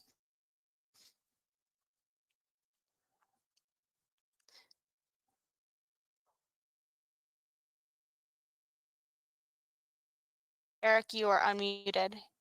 Great, thank you, Chelsea, President Nava, members of the board, Dr. Washer, and Chief Adams, I know you're in there as well. Thank you, ladies and gentlemen. But yeah, just comments and things I'll say from a high school perspective and Tokay in particular, but some of the things that Mr. Howard mentioned also. Just real understanding that our safety and security measures are obviously one of the most important things on our campus. Being able to have additional security cameras or security features support daily school safety, after school safety. They help as a weekend vandalism deterrent or after school hours vandalism deterrent. I would say overall, that's one of the big things, even for our schools. Our students know that we have cameras and we monitor things. So those security measures really do help act as a significant deterrent. Overall student actions and behaviors are better. Students are aware. I have to admit, they also are aware, as Mr. Howard mentioned, where cameras and things like that are. So sometimes they know where our blind spots are, and we need to address that at all our campuses, especially with the prospect on many campuses going on right now, but other campuses still to come, increased changes or additional features in campus facilities as construction, other things take place. We're going to make sure we have to allocate some resources, cameras, and other security measures to those new facilities. And again, whatever blind spots or paths of travel and things that those new facilities create, we have to make sure we address that. Things like parking lots. Some schools have coverage in their parking lots through camera systems. Other schools don't, but that can become a big area of concern for various things. They do act as a deterrent. Again, even things I'll say some people might think minor, but bike thefts. We've been able to track down and identify bike thefts out of our bike racks because we've got cameras that look over that part of campus, and we've been able to help students and families recover their property, working with the PD and our SRO and things like that. I think one of the biggest features of having a good camera system and good security system on a campus is that ability to track in real time trespassers or people who don't belong on campus. We can follow them if we have cameras properly placed on campus as that person progresses through campus. If we have to relay that information to authorities, depending on what's going on, again, even in a situation like lockdown or something like that. And we can have real-time information on where somebody is or what they might be doing or who it is or what they're wearing. And we can get that information out promptly or immediately to the people who need to know. So having those features is, I'd say, crucial in this day and age to all of our campuses, and making sure we identify where we need those upgrades, where the blind spots are, what campuses need some of that work.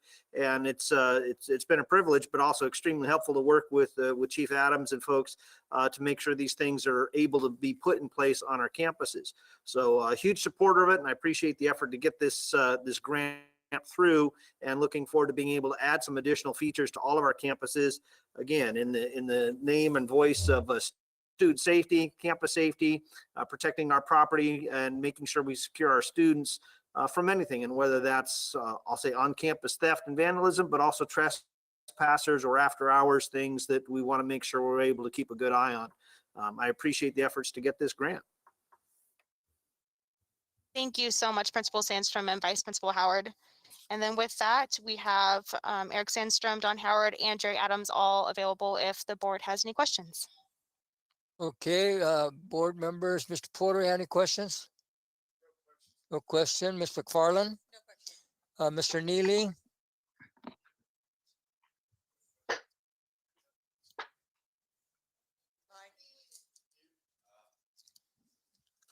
Okay, a couple quick questions. If we can make the answers quick as well, that would be great, because we got a big agenda item coming up and it's getting late.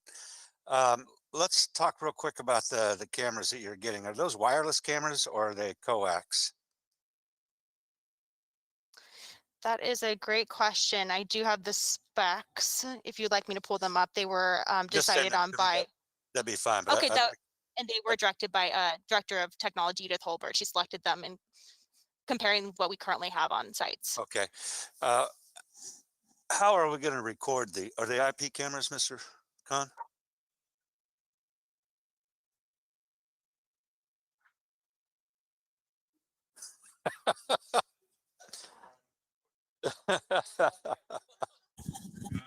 This should answer both your questions.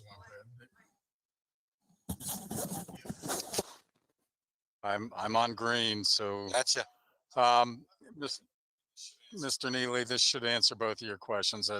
They're the same exact camera systems that we have now. We can even view. Okay, so it's an cameras IP through cell phones. Okay. Through All right, then how are we recording these? Where's the data being kept at? Is it at the individual site? Is it back here at it's at the individual site.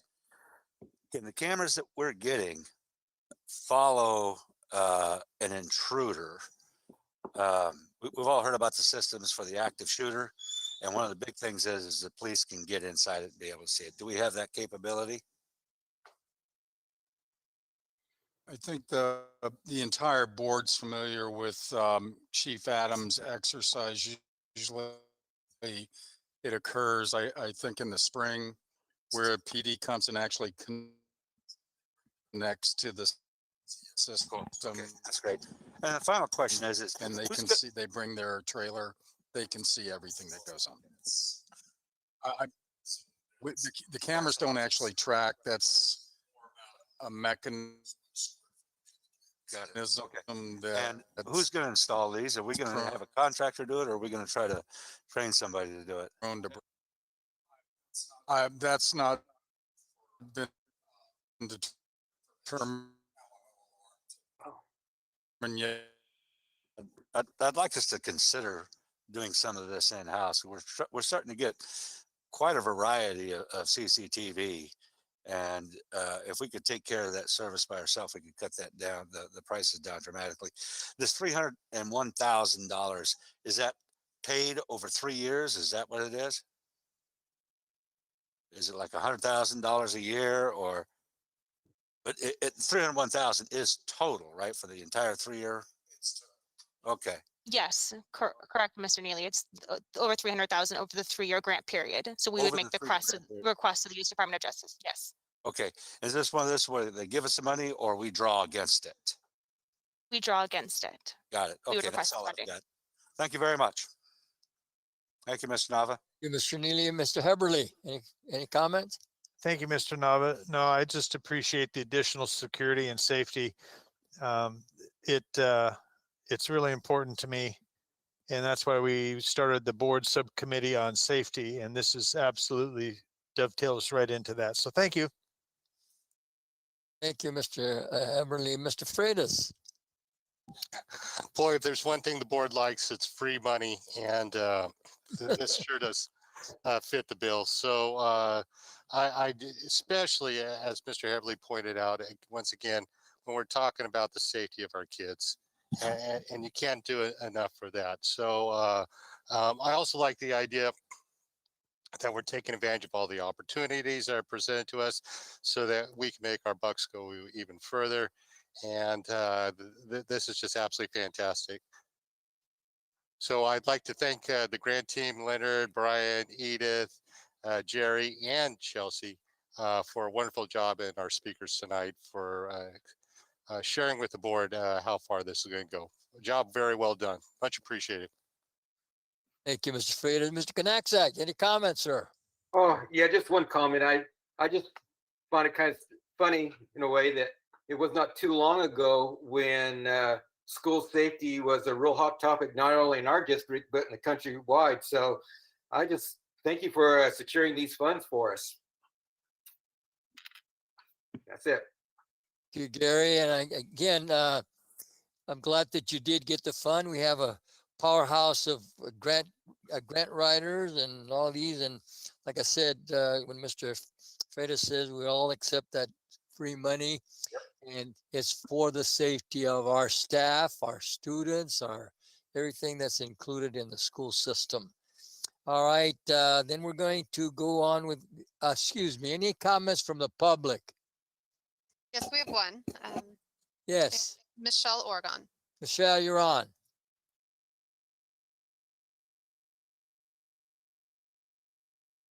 So, thank you, President Nava. The questions have been addressed in the presentation. Nothing further. Thank you. There's a comment there. Two of them. Okay, let's continue on with our agenda. Update on 2020-2021 school year and draft plan for in-person instruction under health orders. Dr. Washer. Thank you, Mr. Nava, members of the board. Based on the direction given from the board at the last board meeting, have an update to share with you on the progress. As you recall, the last board meeting, the board gave direction for full in-person instruction to be the next step in what we would be implementing. The board expressed interest in a phase-in approach. The board did discuss some dates, but we have not determined final dates at this point. I want to make sure that everyone understands that phase-in was of interest to the board, but there's nothing set with dates at this point. The board also acknowledged that we have a process of discussing the impacts and effects of the direction with our employee groups, and which we are engaging in that process. We are meeting with the teachers union bargaining team this week, and so we will get things started. I want to thank them for their quick response with that.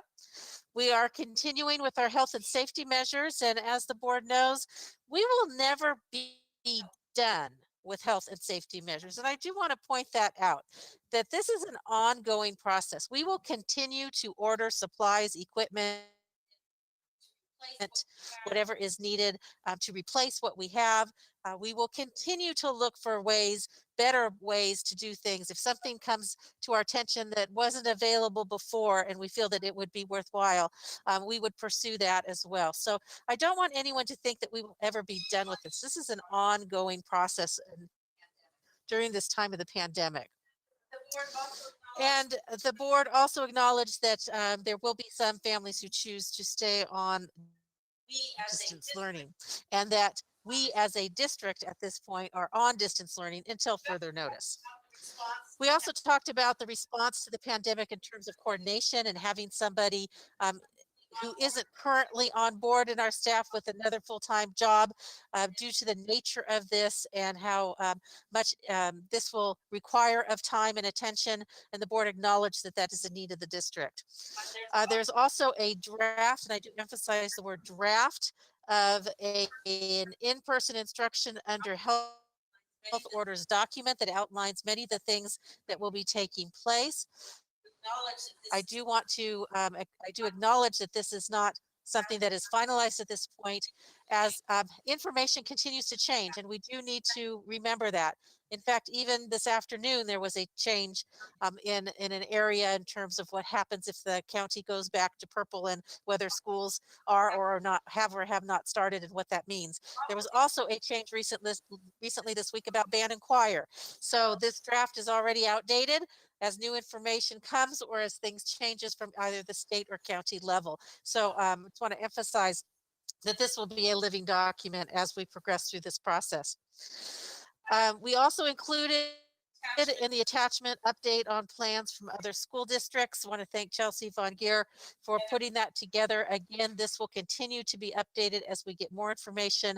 But if you take a look at that attachment, you can find out information from other districts in the state on their intent at this point. As we know, in some places plans have changed, but at least their intent or how they're moving forward in terms of bringing students back to school. And then we try to continue to update for everyone our list of health and safety equipment and supplies and where we are with that. Just a tremendous amount of things that have been purchased, ordered, and also delivered. We have quite a bit in hand, most of it in hand, and making sure that that is out to our schools appropriately.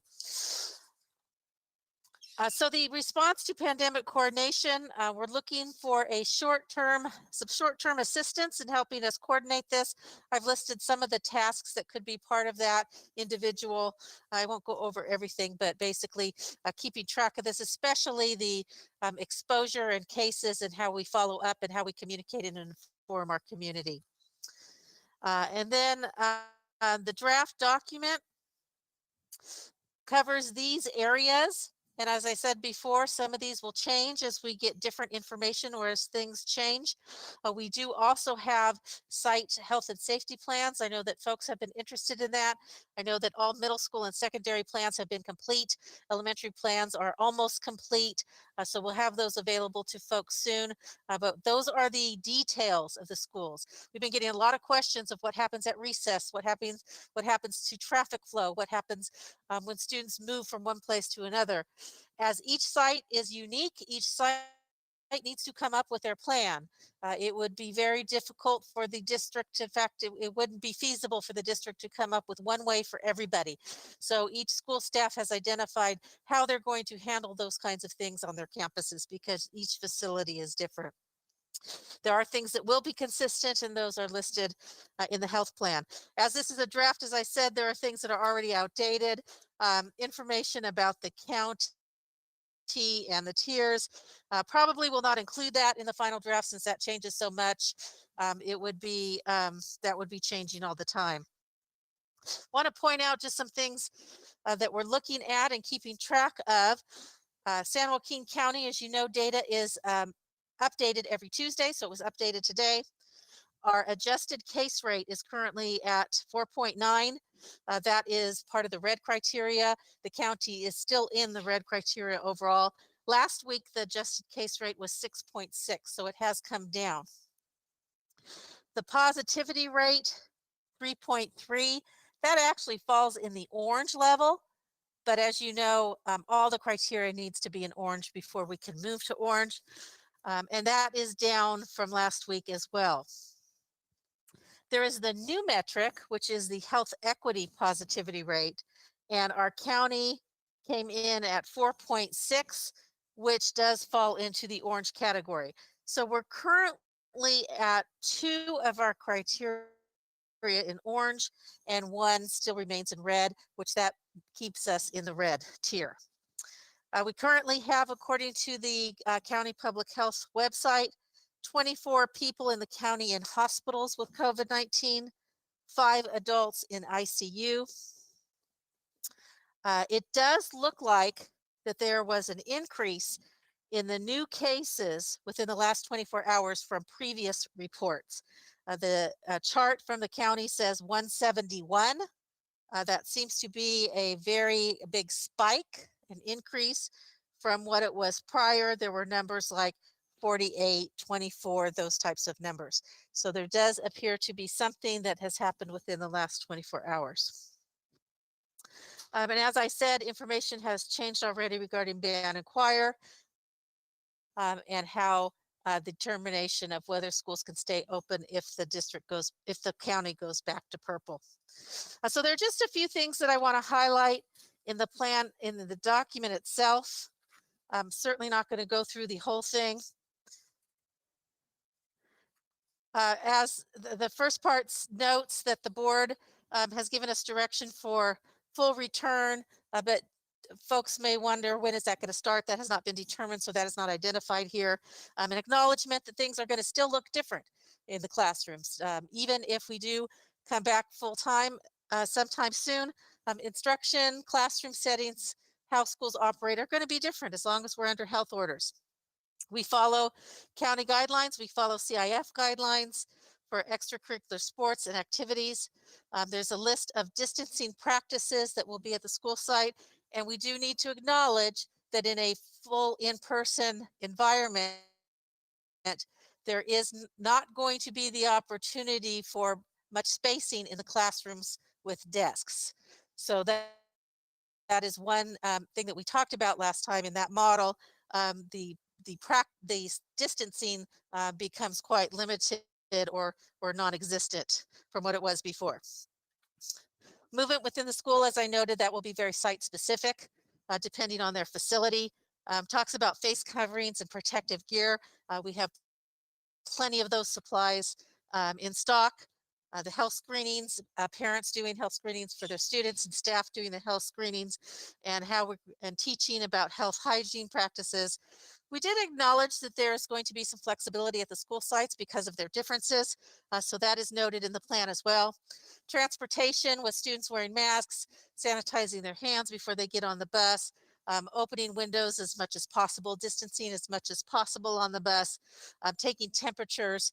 We will need to work very closely with our parents of students who are utilizing the bus services, not to send students, and to make sure that they are with their young children, to make sure that they get on the bus, because if they do have a high temperature, they will not be on the bus. And also to make sure that staff on the bus is trained on how to do these things. Cleaning and disinfecting, Mr. Khan and his team have done an outstanding job of developing protocols for cleaning and disinfecting. They have plenty of supply and equipment on hand. Some of this is outlined here. We do have postings for extra custodial time. There's an element on staff training and education. And then the exposure and positive case protocols. And I have a feeling that this will continue to evolve as we get new direction from County Public Health. We base our protocols on County Public Health and work very closely with that department. And if we do have a positive case or exposure, we will make sure that we follow the county protocols. So I know that this will continue to be developed as we move forward. Communication practices and procedures. And then the all distance learning component, which at the secondary level, they will be in digital sections or independent study for their courses. And if they want to take, if students want to take a class that isn't offered digitally, they can work with their counselors and site administrators to see if they can take an in-person class for those sections. The elementary piece, of course, is going to depend on a lot of other factors, and our hope is that it can be not as disruptive as it could be. We're hoping that we can continue and keep students in their continuing education with as much continuity as possible in this process. There are some things to consider. Teachers continuing to serve their students, giving schools some flexibility to work out how that's arranged. There could be a variety of different options and models and how that could look. And we know that folks are very creative in doing that, but allowing some of that flexibility that the board talked about last time and making those determinations on what works best for them. Reassigning teachers district-wide would cause a great deal of a change and movement for teachers and for students. Also could increase the number of combination classes. We want to minimize that as much as possible. Our next steps, we have contacted all of our employee groups. And as I noted, we are meeting with the teachers union bargaining team this week and are looking forward to that and thank them for their quick response. We continue to monitor the status of the health pandemic in San Joaquin County and watch those numbers, updating our plans and website information as best as we can, and communicating with our community about any timelines when available that this will start. We will make sure that we give folks plenty of notice before any final changes are made. And I will stop there because I'm sure you have questions.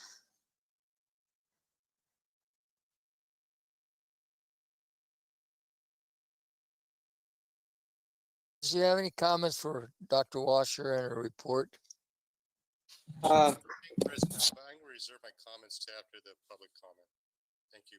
Okay, Mr. Heberly. Mr. Neely.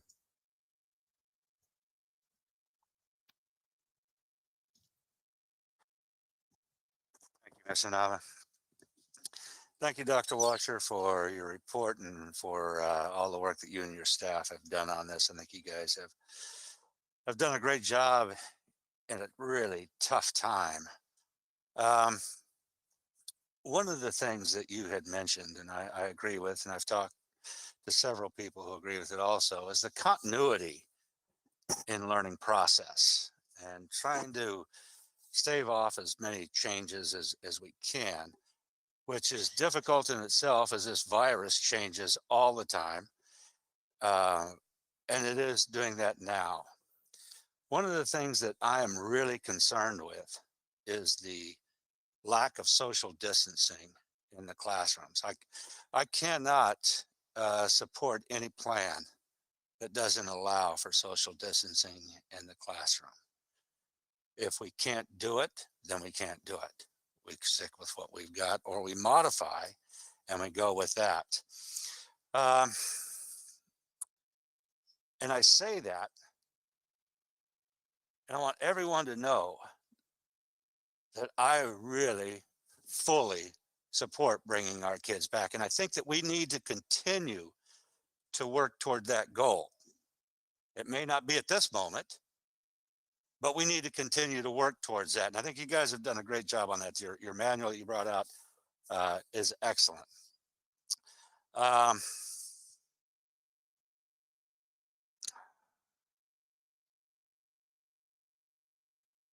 I want to, we have to grasp and understand that this virus, like I said earlier, is changing. And if you look at statistics around the country and around the world, the virus is surging again.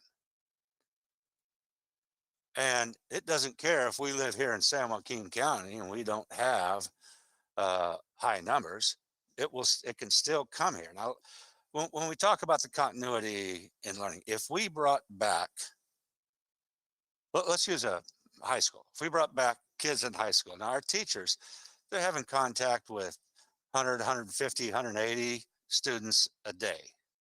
Okay, some of them more than that because of our situation right now. If one of the students for that teacher in one of the classes gets COVID-19, that teacher's out for 14 days. Is that correct?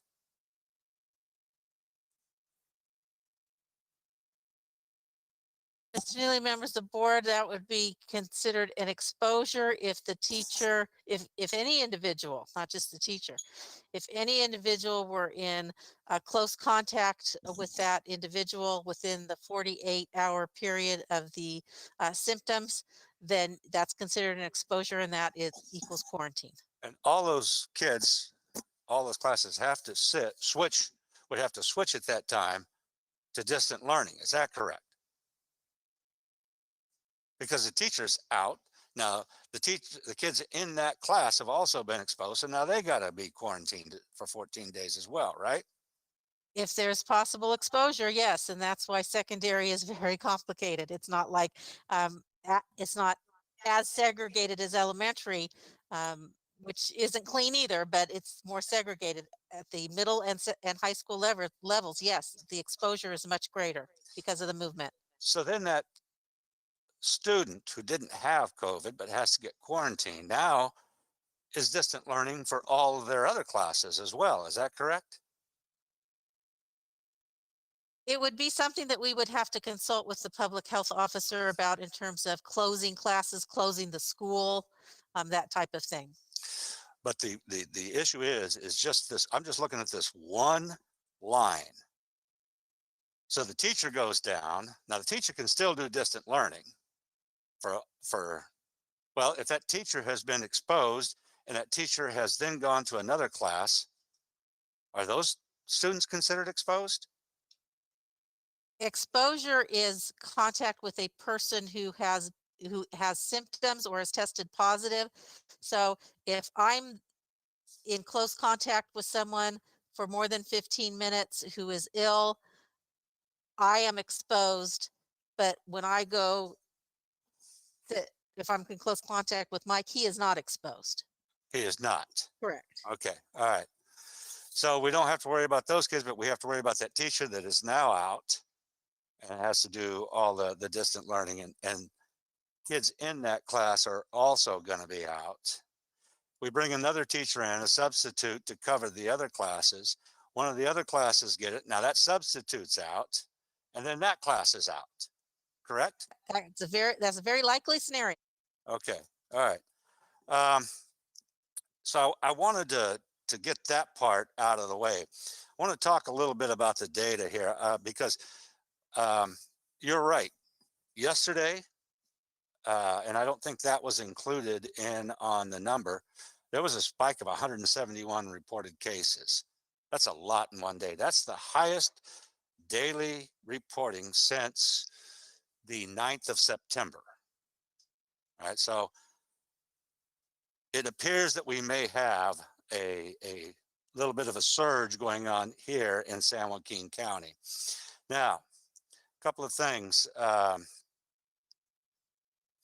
First of all, October 15th, the CDC data from San Joaquin County, the number of new weekly cases of COVID have risen since early October and are expected to continue to rise through at least early November, and that's when the graph stopped that I saw, and it was continuing to go up. Sorry, I'm having a hard time here getting through this. There we go. It's not like my computer. Dr. Maggie Park, County Public Health Officer, said, quote, "We're still finding through contact tracing that people are contracting the virus at large gatherings. That's the primary way they're getting it, through large gatherings. In addition, the second most kind of contraction," and I'm reading this as a quote from her, "the second most kind of contraction of the virus is from households. People are coming home and giving it to those they live with." Now, this is particularly concerning because now if we've got these kids that aren't social distance and they do contact it and they come home, then there's a transmission at the house. Well, and having been a Title I teacher at Creekside Elementary, I can tell you for a fact that I know of households out there where you got 3 families living in it. It's a tough way to go. So there is hardly any place to distance. So I think that we should keep that in mind. Now, keep in mind what Dr. Park said, because I'm going to talk a little bit more about that in just a moment. Lodi Memorial spokeswoman Laura Nelson said, "We are still seeing COVID cases.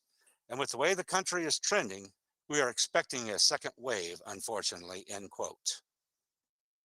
So Lodi Memorial is expecting a second wave. COVID cases are on the rise worldwide as well as nationwide. We don't live in a bubble. The virus has proven that it will travel. It started in China. It will travel. We cannot ignore the increases in other parts of the world or other parts of the nation. Here's the kicker. We're approaching the two largest family holidays of the year. This is when people get together. There's going to be people in Lodi traveling outside to other places, and there's going to be people from other places traveling to Lodi for these gatherings. Now, Dr. Park already said that that's the second largest way of contracting the virus. The weather's bad in some of these areas. These people are going to be in close proximity in a house for these gatherings. We will probably see some spikes after that.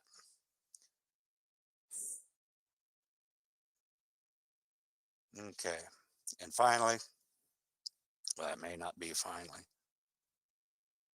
So the current situation does not look good for the virus going away. It appears there's a strong chance that we may be in for another surge. We also need to look at other factors impacting the opening of our schools. The number of days our students will be back in school before the winter break under our current scenario would be 26 days for elementary and 21 for middle. And we haven't talked about high school yet on that. The question is do we risk bringing everyone back too soon for the sake of those few days? My thought is that no, we don't. It's not a matter of if the school district is ready. School district's ready. We got everything. I don't know if you've seen Mr. Khan's report on that. I think he told me we had enough for 300 pair of gloves for every employee in Lodi Unified. We got everything we need. And I applaud Mr. Khan and his people and our entire staff for making that happen. If we need more, we'll get more. So that's not a problem at all. We need to continue to move forward with hiring more janitors. We need to talk, maybe there's some other way that we can do that besides, maybe we can just hire some temporary help, but we need to look at that. We need to use some of the money that we've got on the CARES for that. All right.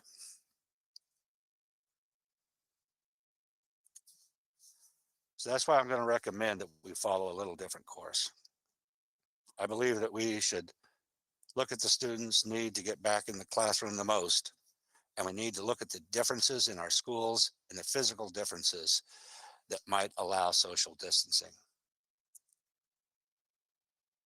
Here's kind of what I'm proposing. Number one, special ed students start back to school no later than November 2nd. I say no later than because we might be able to get them in there sooner. And if we can, I believe we should.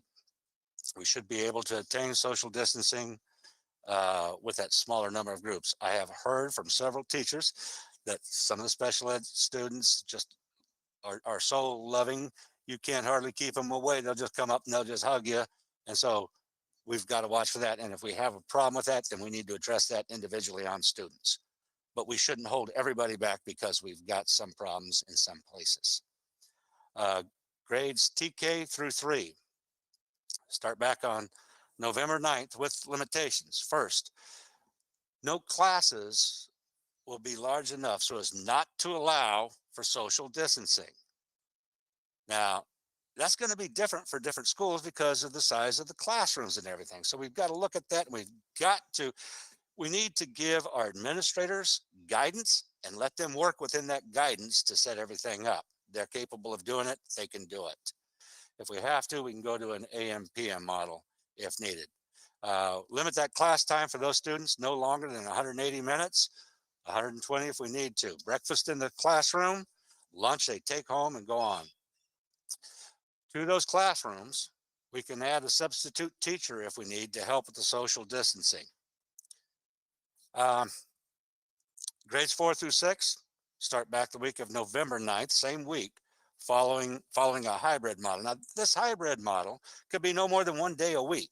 You can bring them in different groups. So We need to take, and small cohorts. Also, we can concentrate on small groups of kids who really need the help. And each teacher, each principal can identify those kids, and we can bring them in. Grades 7 through 12, I think we continue distant learning until after the return of school in January. Principals of these schools, or conjunction with staff, can open certain classes, such as we might want to open some CTE classes because it's hands-on. So we could arrange for those types of classes to be held. Some of our ag classes, it's really hard to do virtual welding. So what we need to do is we need to get some of those kids to come back in, and it could be smaller groups. One class could bring in kids a couple of different times. We also need to give our principals the authority to do some of the one-time kind of things, like are not regular kind of things, such as a science lab. If you need to conduct a lab, maybe we can work that out where we keep the numbers down and it can be done safely. Those are the types of things that we need to look at. We can't look at this and say we're going all distant learning, or we're going hybrid, or we're going all back. It's too big a district with too varied needs to go in that direction. And there is no rush in getting everybody back. The problems that we could cause by bringing people back too soon could hurt our kids enormously and could disrupt that continuity of learning that you've talked about. Mr. Nava, I'm going to take a break. That's not to say I'm done. Thank you, Mr. Neely. Mr. Porter. First of all, I'll just get back to the report because that was what we're talking about. I really appreciate staff putting this together. This is per the direction of the board a week ago. And they did follow what the board asked them to do. So I appreciate that and all the people that are involved. And Mr. Khan in putting together the items that we need to promote safety and so forth. I, of course, was the lone vote against coming back in full until January. That way we have a better understanding of the virus. But again, at the direction of the board, you guys did what you were supposed to do. So I appreciate that. The one area that I want to talk about is you talked about bringing in somebody on a short-term contract to coordinate all the COVID-19, which I think is excellent. I would have a request that they have some type of background in either working with the CDC or epidemiology or county health. I'd hate to see us bring in, and not to bring this down, but to bring in somebody that was a former administrator and wasn't able to communicate or answer the questions that we have. And in fact, it would be great if we had that person on board now, because a lot of the questions that we have could be answered. What you get is a hodgepodge of people looking up, I include myself in that, looking up their own data. For example, I found out that 10 years and younger, the kids are not a very strong vector for the disease, but 10 years, 11 years and up, they become almost like an adult in terms of the vector for the disease, and the rate of infection for those people is very low, but they carry the disease and so forth. But the young ones, K through 3, stronger opinion in terms of bringing them back. Now, as far as the information about if we open, does the infection rate go up in the community? I couldn't find anything all over the world. And this is where we need somebody that has expertise in researching those types of things. And I think a short-term contract would be great with somebody with an epidemiology background. The virus, as we know, is changing, and we're learning more and more about that. And I know in New York, they went back full time, and there are certain boroughs that are having to close, and I know that you're prepared for that. So I want to thank you for what you put together tonight. I do know that this is a living document, and we have to treat it as such. It's very easy to get picayune and start looking at things in here and say, oh, I don't like that. I don't like this. This wouldn't work at this school. This wouldn't work at that school. But we have to realize that we're in an area where we've never been before, and we have to be very flexible and very nimble in our decision making. And I think our board is up to that. But we do need to bring in somebody that has a strong background that we can refer to questions here tonight and get good answers. So I want to thank you all for this. I know that this is just a draft, and this was done at the direction of the board. There are many things in here that I'm not a big fan of. You still haven't answered the question about distance learning for K through 6, and I understand the reason why. I am all in favor of us having a distance learning, a very robust one for K through 6, using teachers that maybe have some type of compromised immune system or some disability that doesn't allow them to return to school. And maybe we have to collapse some classes to do that. We still don't know how many kids are going to come back if we do go full, and I understand why. It's a very fluid situation. So I thank you for the document. You followed what you were supposed to do. Of course, I have major reservations. Social distancing is one of them. A mask, how are you going to keep them on the kids?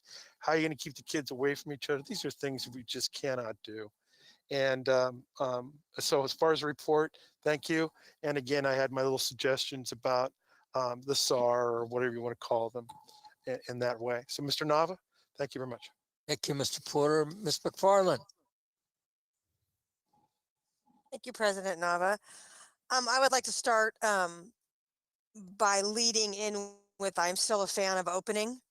How we do that is still up in the air. I would like to comment first on the safety plan. I do believe it's a living document. I guess the question that I have with that, are we looking at it to be a document or a handbook? Dr. Washer, because I feel like it's going to be a moving and changing document. So I think what we're asking of our administrators, they've done to the point that they can do until they get more direction from us. Would you say that's fair? Yes, and I would say that at the school site, it would be more of the specific how-to and how it looks like at each school site, whether this is more of an overall arching view. And, board members are absolutely correct. This is going to change as conditions change, as we get more information, as guidance changes. So yes, this is, whether you want to call it a document or a handbook, it is something that is going to change. And is it fair to say that they might have a structure in place, and then as we make our decisions before they present to their staffs, it would depend on bargaining and what comes out of bargaining and how the plan books. So is it fair to say, yes, we have safety plans in place, but the details of them have some, I don't want to call them holes in them, but they have some question marks based on what is decided through bargaining and how the direction we go? I would say that yes to some of that. The schools have done a good job thinking in different scenarios. What would it look like in a hybrid? What would it look like with full? So they have been planning for different types of scenarios. But yes, in order to give a final implementation, this is what we're exactly going to do. They would need to know how many kids are going to be on campus, how many kids are going to be in the classroom. So would you say it's unfair for the public or for even us to ask them to have something definitive at this juncture? They have definitive in the fact that they have scenarios run, just like you said, and they're ready to go depending on the direction that we go and our bargaining units want us to go. Is that fair? Yes, with the caveat that I think that most of it is in place. For example, where students line up is going to be the same no matter if there's 10 kids or 20 kids or 30 kids. But some of the ingress movement might look a little different depending on how many kids are on campus at one time. But I would say for the most part, they're pretty solid at this point. Perfect.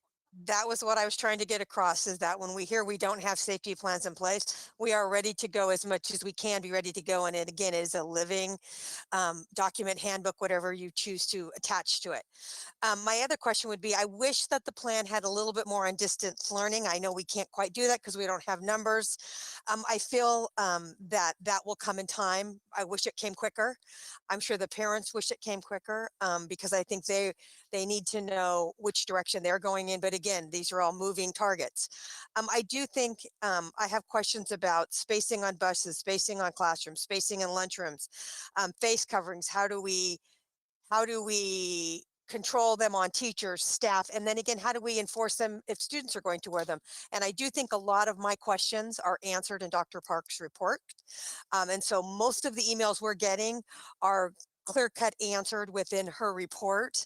And so I feel that a lot of our board's time and energy is spent answering questions to our constituents in our community that are nervous, which is very fair, but they have not read Dr. Park's reports. And I've told many people this week that I've spoke to, get on, read the report, then make your list of questions, and then go back and hunt for your questions. We can give you the answers, and by the time you get to one of us, we give you an answer. There's an addendum to it or an additional component. So I think we're going to chase our tail to some degree. Can you clarify for us, Dr. Washer, the spacing on a bus, in a classroom, and in a lunchroom, as Dr. Parks has stated? The guidelines indicate spacing as practicable, that type of language that gives flexibility, knowing that there are going to be differences depending on what a local board decides and what the specific facility is. As I mentioned, with an all full in-person model, the spacing inside a classroom is pretty much going to be what it was before the pandemic. They could move some furniture out of the way, but it really isn't going to make that much difference in the classrooms. With fewer kids in the classroom, they could certainly move desks around and configure them a little differently. In cafeterias, it would depend on scheduling when we have, especially when we have all students back. How many students are in the cafeteria at one time will really be the key. If all students are back at the same time. With recesses, I know that some schools are looking at their schedules to see if they can minimize the number of classes in the elementary world, number of classes that are out at one time, so that classes can have their spaces and not intermix in a manner that they would in a normal situation. Middle school and high school passing periods, they've looked at all that. They have that in their plans, which direction students will be going, how the traffic will flow. Some schools did that before pre-pandemic. They were doing those types of things. So they have identified that type of traffic flow with the middle and high schools and their passing periods coming and going. So those are set.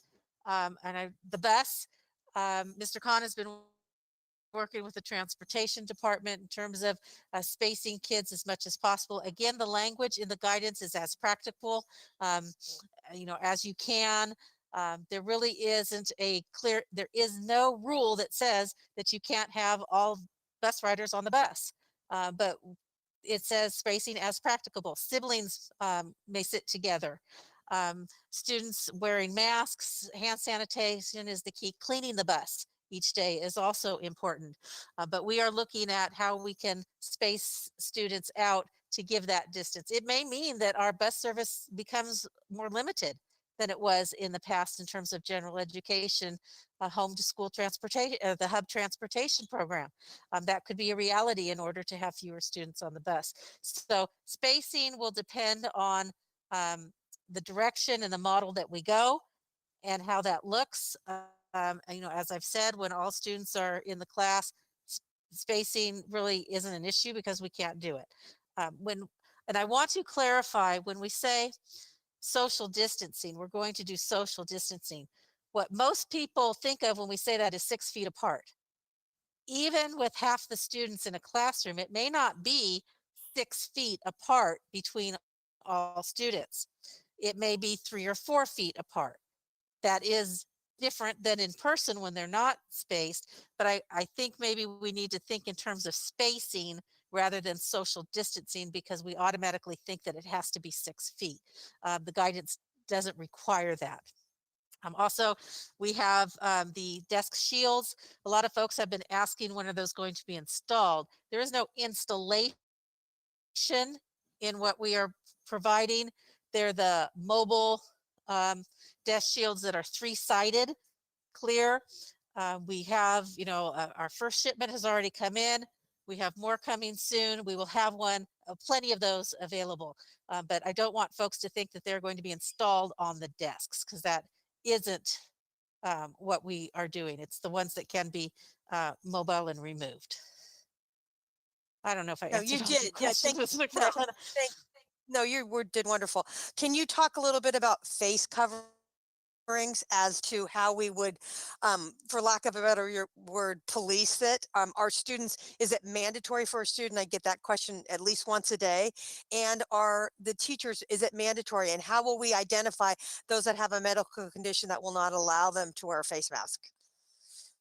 Yes, thank you. It is mandatory, and it is mandatory for all employees. And the guidance, the school guidance for students says that it is required for now I'm going to draw a blank, third grade and up, and K through 2, it is not. In the document that I presented here, we do have all students. I want to point out that the younger children, that is not directly from the guidance. It is highly recommended and highly encouraged, but the guidance from the state and the county does not say that that is a requirement.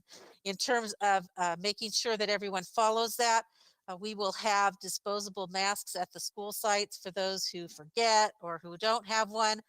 Children who aren't wearing them, staff will contact parents, administrators, counselors, office staff, community liaison will work with parents to ensure that they know how important it is for the mask. There is language from the state that says that we need to exclude students who do not wear masks. So that is part of a requirement, and then we need to offer something else for them if they're not going to wear a face covering, and that would be independent study or some other type of remote learning. Face shields with a drape are certainly permitted. We do have those for staff available as well. And if someone does have a medical condition, whether it's a child or an adult, that prevents them from wearing a face covering, then there is documentation that they would submit to their supervisor or to the school principal to note that that is a medical condition. Thank you. First and foremost, I want to thank you because I know you know that document inside and out. And I encourage, again, parents, teachers, grandma, grandpa, aunts, uncles, anybody that has questions, please refer to the document. It's on our website. It's on the public health department, public health site. I think if you don't know the document and you don't continue to follow it, the questions will become mounting in your head. And there's most of the answer to the questions that I'm asking, Dr. Washer, can be found within that document. My other question would be the teachers that are compromised, that have I said an upfront and personal note from their doctor, and they are truly compromised. And I would hope that we can do within bargaining, we can work something out so that we use those teachers in a positive manner so they can continue to teach within the classroom or distant learning, depending on how that goes. So that's important to me also. It's also important that any staff that is compromised, that they are also given those same liberties and understanding. And so at this point, I'm going to stop with my questions and let somebody else chip in because Mr. Freitas looks like he's ready to go. Ms. McFarland, Mr. Knaxek. Thank you, President Nava. Wow, we're getting late in the evening. No. Yeah. So while everybody else was taking a 2-week break, I've been thinking about this a lot. So first, let me say that there really are no good choices, but just least bad ones. And everything that I say tonight is really, any plan I come up with or talk about is always going to be contingent upon if it's safe to do it and the safety procedures. So what I did was I reached out to the principals in the North Stockton area, because that's where I am right now, to get their thoughts and concerns. And I wanted to summarize quickly what some of those were. There were 4 big major concerns that they had from these North Stockton schools. First one was adequate safety equipment for staff and students. And of course, I love what Dr. Washer was saying. This is a living document, but they want to make sure they're not just ordered, but they were actually in place. The second one was personnel, and that they were concerned about having enough custodial staff to keep the campuses clean and also have extra yard duty hours or noon duty hours, especially in the elementary schools. to help monitor the kids. The third thing was they were concerned about long-term subs for teachers that may need to take a leave. And actually the biggest concern was time. They need to have time to prepare for the changes to a master schedule. So those are the things, and the conclusions really, or the bottom line is that the elementary school principals preferred the hybrid model. They liked the smaller class sizes. In fact, only the high school preferred coming back full time. The comments almost always though said that they could make whatever plan we come up with, they'll make it work. One of the things I really appreciated was the can-do attitude. The sky was never falling with any of the people that I talked to. As far as my preference for if we do the phase-in approach, I think Mr. Neely said, I agree with most of everything Mr. Neely said, November 2nd, or possibly the 9th, but probably November 2nd. We probably should bring back the special day classes, continuation classes, independent study, and Valley Robotics Academy, and back full time. And the reason is they are the scale. It's a smaller scale for those classes. I mean, so independent study, special day classes, not only is a smaller scale, smaller class sizes, but there's maybe a higher need of the personal interaction with those particular students. And then on the 9th, bring back elementary and as a hybrid. Hybrid seems to work better for elementary, probably because they're smaller class sizes. There's not master schedule concerns. The other thing is younger kids, how can I say this, can be a little bit more spontaneous and might have a little bit more trouble with the concept of social distancing and not hugging each other and that type of stuff. So a hybrid model might work fairly well for elementary. I wouldn't bring back the high school or the middle schools until January and full time. And I think it was already been mentioned, one of the reasons is that there's too many classes. I can't imagine trying to teach ceramics on a distance learning thing, or even hybrid would be difficult, I think. Or I think somebody mentioned welding, but auto shop, a machines class, theater, it'd be pretty difficult. So I'm looking at high school students coming back at a full time, but we need to have time to have a master schedule prepared. And well, the other thing, high school students are, now catch the wording on this, understand safety protocols. I didn't say they're going to follow them necessarily, but they do understand what they need to do, and you have a chance to educate those kids a little bit more. So, having said that, I personally actually probably would prefer starting these classes really in January, not necessarily as early as November.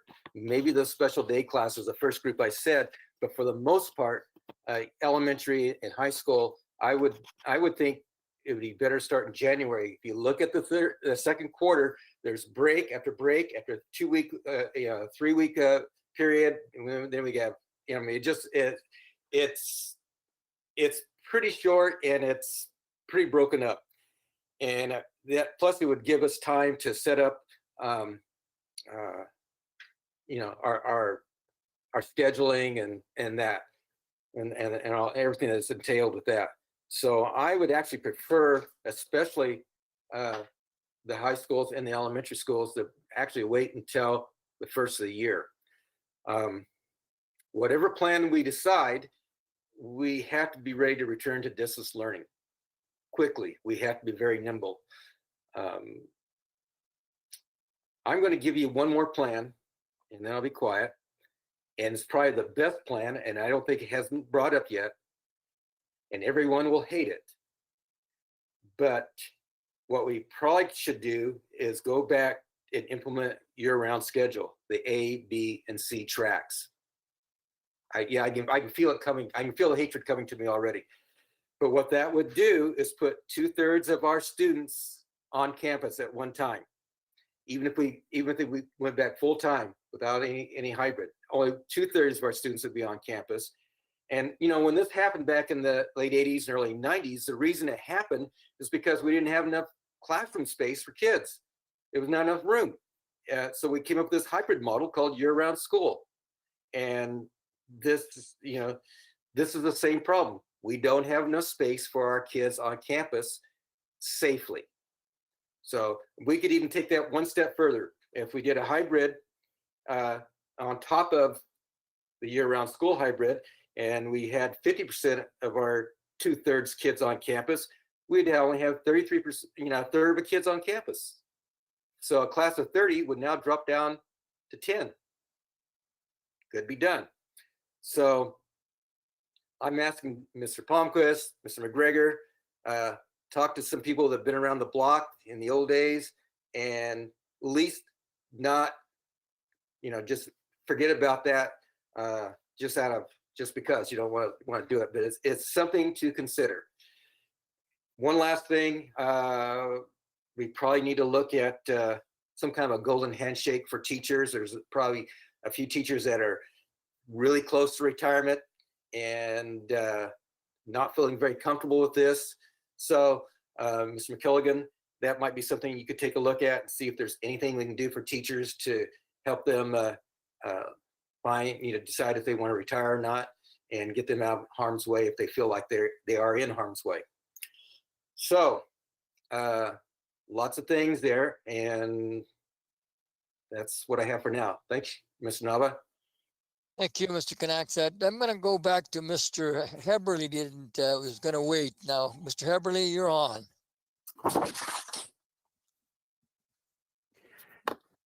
Thank you, Mr. Nava. I'm going to. Excuse me, Mr. Heberly. Oh. I'd like to finish the schedule today. Is any objections from the boards to finish this this agenda? Any objections to that? Yes. Mr. Nava, I'm sorry to interrupt, but we could move the attendance and enrollment trends report. Staff would like to move that so we can not only save time tonight, but also prepare more information that was requested. So we can move that one to the next meeting. The last report. The last report, and how about the? Mr. Khan, the other two reports we can move as well. All right, let's finish this one because I don't know what's coming from the sky. Thank you, Mr. Nava. Yeah, I guess we could just keep going with the agenda and push off what we can. We'll push off. I just wanted to kind of start with at the last meeting, we as a board had a consensus of a direction in which we wanted to go, and that was all distance learning with some dates attached. We knew the dates were open to change and so forth. So I still want to stand by what we said at the last meeting and use those target dates. If they work, great. We all know that is a process, and if we can get through the process, then we stick with those dates that we chose at the last meeting. So I do like that timeline if we can do it. If not, we can push things back a week. But I say we go with the 2nd, the 9th, and the 16th as best we can, like we said we were going to do. There is no question, if anybody has been following this, and I would imagine everybody who's still online has been following it, is that the state and the county protocols all change. And, if you notice this report, on almost every page, it says the big old red word draft. Well, it is a draft. And this is a direction in which we want to go so that we can get the plans finished. It's kind of a plan. I mean, the direction is a plan. And so, but what is not 100% are the operational things within it.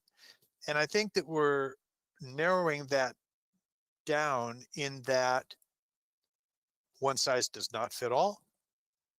There are differences between campuses, and that I really like the part where we have our principals and staffs kind of going through and defining at a more, I guess, focused spot the operation of the plan from our direction.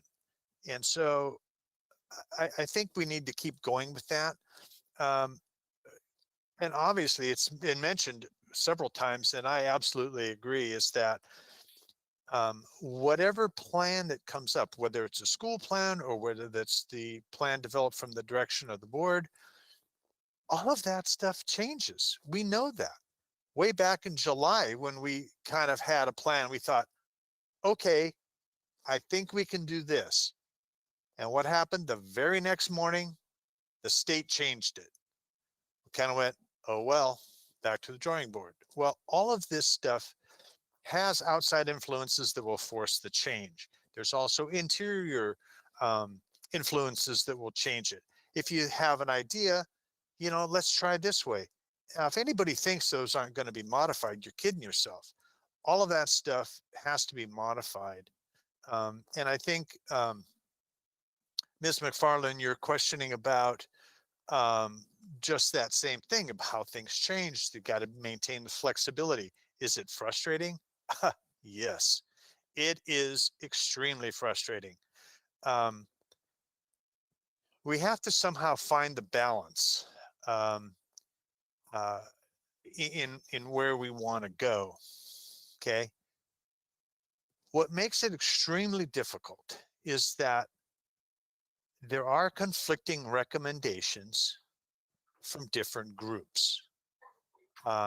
World Health Organization, CDC, American Academy of Pediatrics. There's also the National Pediatric Coalition. They're all pretty much together in talking about the damage that's being caused by the kids not going to school and not being social and not having those physical and social interactions. Now, let's not kid ourselves. This virus is a real thing. It's not lessening that in any way, shape, or form. But my soapbox has been, and you're all probably sick of hearing it, but oh well, too bad.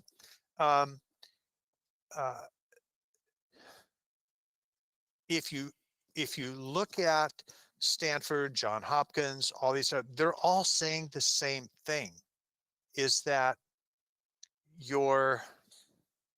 I'll just say in parentheses, accidental traumas to children is growing exponentially. Those are real things. They're not maybe kind of, sort of. They're happening. They're real. It's bad. So I think we need to stay the course with our direction, go through the process, get the kids back as best we can. If we find, let's say that if we open that group on the 2nd and the group on the 9th, or whatever the dates end up being, that's why they're spaced. That's why it's phased in, so we can learn as we go. If the following group has to be extended out a week, fine. We'll have a reason for it. And it's not that the schools don't have the safety protocols and equipment and those kinds of things. There has to be a balance between how we can educate the kids and get them back in a more social, educational environment versus the isolation and all of those things. So anyway, to wrap it all up, what we decided as a consensus of the board at the last meeting is where I want to go and move forward. And I'll stop there. Thank you. You, Mr. Eberly. I would like to do that also. I'd like to go that route. This was for consensus of the board. But doggone it, this virus is deadly, man. It's a deadly thing. I've been watching 60 Minutes. I tape it and watch the Fosse and the Ho and all that people that are experts at this virus. And all of a sudden, I go, whoa. You know, and I'm at that age where I can catch this thing. You know, I hope I have an immune system to survive it, but it's not a good thing. Everything that we have here, Dr. Washer, this is a living document. And everybody's mentioned that. Every day is a new day. Okay. Tomorrow, it might be told by Maggie, nope, nobody's going to school. Okay. But here's my point. Have you had a parent survey on how many people want to come back? Okay. Have you had a teacher survey? How many people want to come back? Well, my gosh, I think that's important. That's very important because, you know, we always hear about the small groups that talk to us about this is no good or this is good, and there's difference of opinions. But my point here is if we have those surveys, I would be making a more intelligent decision as to say, let's go for it. All right. In this county, are the restaurants open full tilt? They're open? I think it's 25% that people are allowed. That's not full open. We're dealing with kids and staff and youngsters. We're not dealing with restaurants, but if they don't allow it and you're still spaced out, and you have outside dinners, how are we as a whole thing is going to do all this and be the safest that we can be? I am for starting school. I am. I'm 100% sure that I would like to start school. But reading all this literature and all this about this is just, let me state one thing here, how the pandemic ends. Even after a vaccine is approved, the coronavirus will not suddenly disappear. This is experts talking. COVID cases and deaths will decline, but the virus may continue to circulate for years. We're trying to make an effort, and I agree with Mr. Heberly about the kids and the mental aspect of it. And I mean, it's very difficult to have all these things if I don't have the information of the parents and the students, and you can draft whatever you want to draft, but we are in a crisis right now.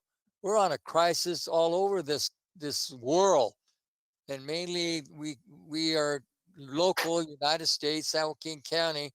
I am very cautious to the fact that we are having an alignment here where the public is respecting the bars, the restaurants, the stores, spacing 6 feet. And I go to Trader Joe's, you can't get in there. You got to be in line, you know, got to space 6 and you got to wear a mask. I mean, and here we're asking our students, well, we can't space them because it's not a possible thing to do in the classroom. It's too small. So my thing is, I have a very big concern. I tell you, I am for opening schools. There's no doubt about it. But I also respect the virus and respect the people that think highly of whatever they think, that this is not, it's a killer, kills people. The flu killed people, but you know, you can get it went through the pandemic of 1917 and 18, where 500 million, half of the population of the world died. And then they kept the schools open, and they had outdoor education, you know, and the nurses took care of the sick and that kind of thing. So here we are in the 2020 and have this terrible virus from where it came, and we are trying to beat the virus by educating our kids, all our kids, and they need to be in the schools. They need to be in schools. But here again, that's my big question mark. That's all I have to say, and I hope that we can proceed with some dates and so forth. And being a living document, you never know, this might.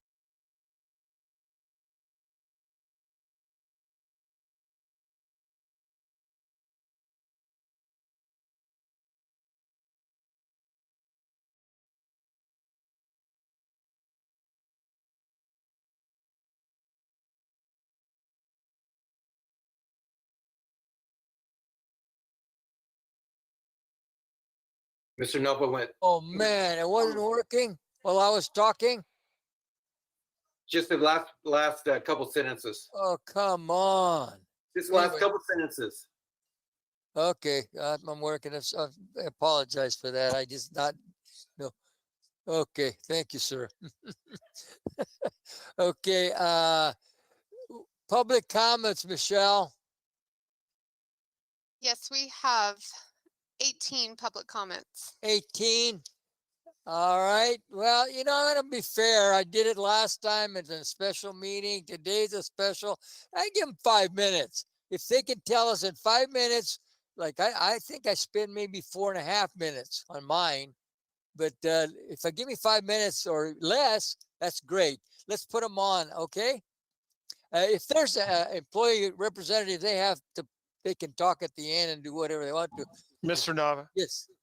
Mr. Freitas is going to talk after the comments. Can we put him on a timer as well? Good point, Mr. Porter. Good idea, Mr. Porter. Okay. Okay. All right, Michelle. Let's put the. If consensus. Okay, put the first one on, please. Okay, first one is Michelle Orgon. Well, is she speaking as an employee representative or as a teacher, parent, or what? Yes, she'll have the opportunity to employee comments, and she can have all the time she wants. But this will be 5 minutes if she agrees to that. Ms. Oregon? Yeah, thank you, President Nava. Yes, I do have some information on this report item I'd like specifically to speak to. You did talk about a survey. We did conduct one. I'd like to share some of those results, so maybe that might help in where some of 1,000 people who answered as teachers felt this week. First, I do want to agree with you and let you know that teachers agree that no matter what, the best kind of learning takes place in the classroom with the students live in person. There's no doubt about that. What we don't have is any statistics as to how distance learning is going. We have seen and heard about some fabulous things. And like tonight, the counseling, some great ideas to reach our students in possible crisis. But definitely safety is important. And the safety plans, as I spoke before closed session in the request as we go to bargaining, so the association can see those safety plans and look at the risk analysis of the different types. To our survey, approximately 1,000 of our teachers responded in 2 days. The question, do they feel right now that the district is ready to return full time? 83% said no. I think that goes part to the safety plans, and maybe as the results on, have you seen the safety plan? Are you aware of the safety plan? Do you know what's in the safety plan? Only 18% of our members have knowledge of the safety plan, have seen it.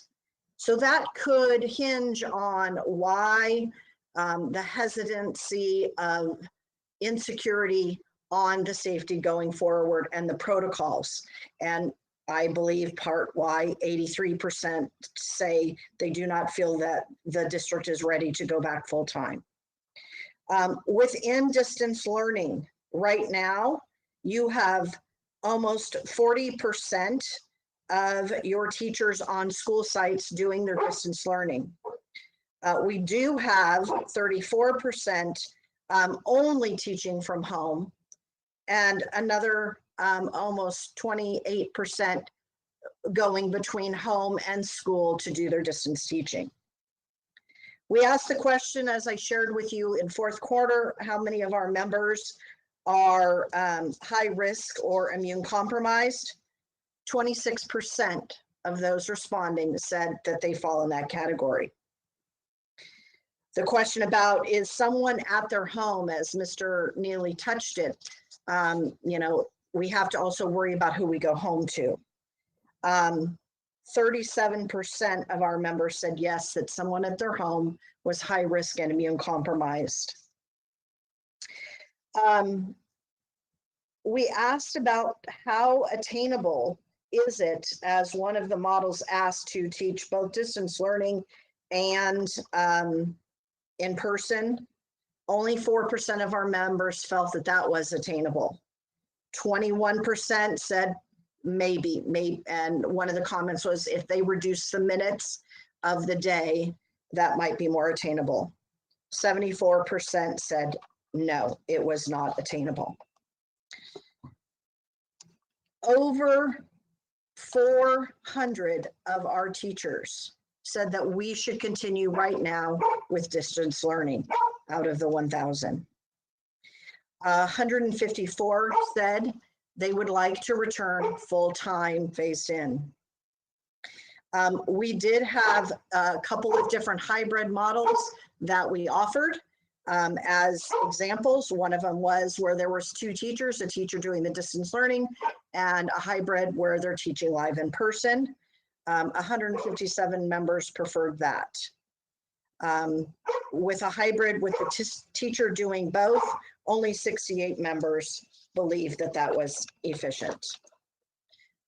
So overall, the preferable way of learning going forward now at this time, 406 members believe we should continue with distance learning.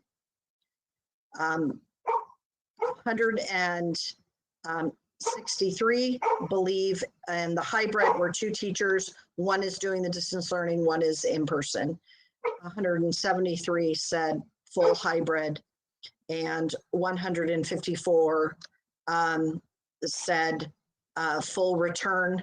Some of those noted that they wanted a phased in return, not quite yet. We are very concerned over the county's numbers jumping from 21 to 171 from yesterday to today. And since we just came off a 2-week break where people ventured out, traveled, and hopefully are quarantining in the next 2 weeks, hopefully that will reduce those spikes in numbers within our plan.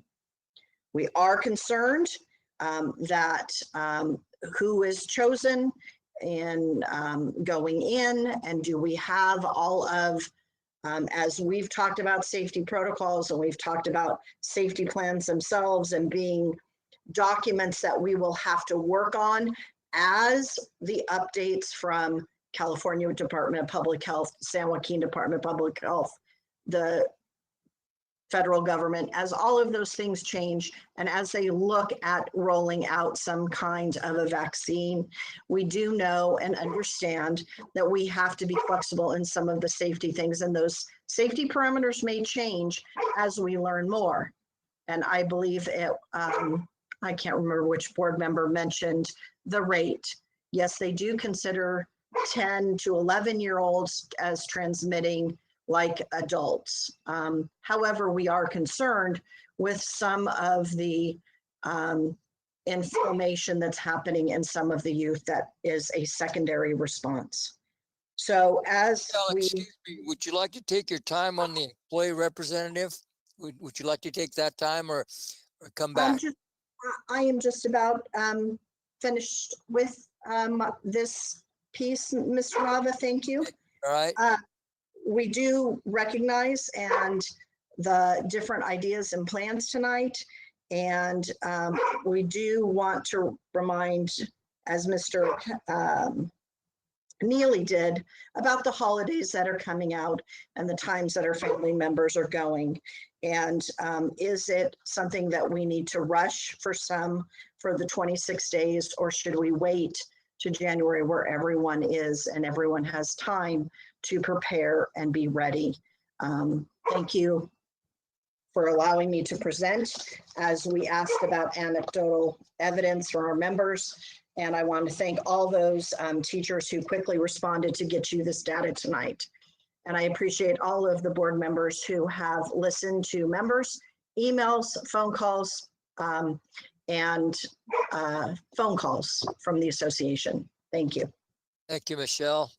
Next. Next is Cynthia Braden. Cynthia Braden, you're on.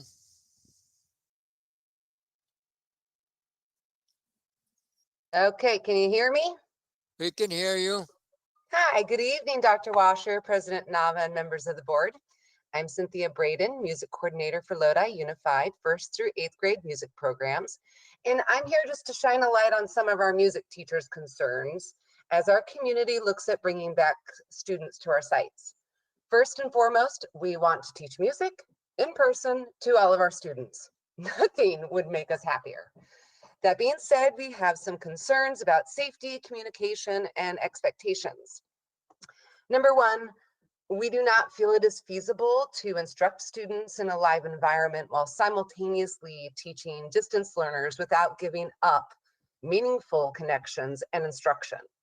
It was mentioned somewhere at some point that sites may be allowed to reshuffle classes and teachers at site levels to allow for a distance teacher and an on-site teacher possibly.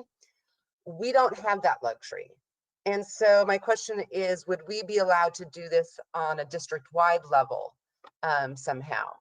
Number two, most of us are concerned because we have not been included in discussions regarding safety plans and protocols that affect us and our students at the site level. Number three, we are concerned about meeting those Cal OSHA recommendations for music instruction at all of our sites. I have requested that that report be forwarded to the board. Number four, our schedules most often, especially at the elementary schools, do not allow time to disinfect our spaces and our shared materials between our classes. Number five, space. Most music teachers do have our own, we mostly have our own room. However, some are much smaller than the standard room. One teacher actually teaches in a space that she estimated at 10 by 15 feet, making social distancing even more difficult because we all know it's already difficult. Most of our rooms don't have desks to attach the plastic guards to. We have sites that share a room with Read 180 and Bridge, compounding the issue. We have teachers with no rooms, but instead just a desk inside of another teacher's room. Additionally, our ensemble classes need even more space, filters for instruments, etc., in order to be meeting those Cal OSHA guidelines. And last, as a very creative staff, I can attest to that, we have yet to find a single solution for how we can teach all of our students in person without becoming super spreaders. My colleague, Muriel Patricevich, has also signed up to speak more about that actual topic because it would have gone over time. But I do really want to thank you for your time, your respect, all the careful considerations that all of you are taking into account right now. And if there's any way that we can work with you to help this very live this living document of life, please reach out. Thank you. Thank you, Cynthia.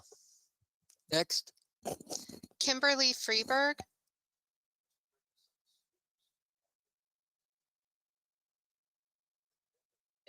Kimberly, you're on. Thank you, President Nava, members of the board, and Superintendent Washer. As an elementary teacher, I have questions I would like considered, but I guess I will need to direct those to my administration after hearing that tonight. We've heard their plans, but many teachers, as you heard, have not seen these plans or heard about them. This causes concerns when we are dealing with the unknown. This goes with the transparency from the district to the employees. Do we have enough subs? It says air purifiers are available for classrooms. Shouldn't they just be put into each classroom? A third of my roster is distance learning students. Will I be losing them after I've connected with them over that first quarter? If we're looking at the needs of students, changing their teacher isn't a great idea right now either. A teacher from each grade level should have been assigned distance learning at the beginning of the year. Remember to listen and take all the speakers, emails, and employees into account. Plus, these meetings are still remote for the audience and board members at this time. This whole situation has made me question if I want to continue on the path of being a teacher. I love teaching and I love my students. I don't like being blamed or bashed for being concerned about my health and my family. San Joaquin County can only have restaurants and churches at 25% capacity, but our school will open fully. That doesn't make any sense to me. Thank you very much for your time. Thank you, Kimberly. Next. Aaron Chester Bratt. You're on, Aaron.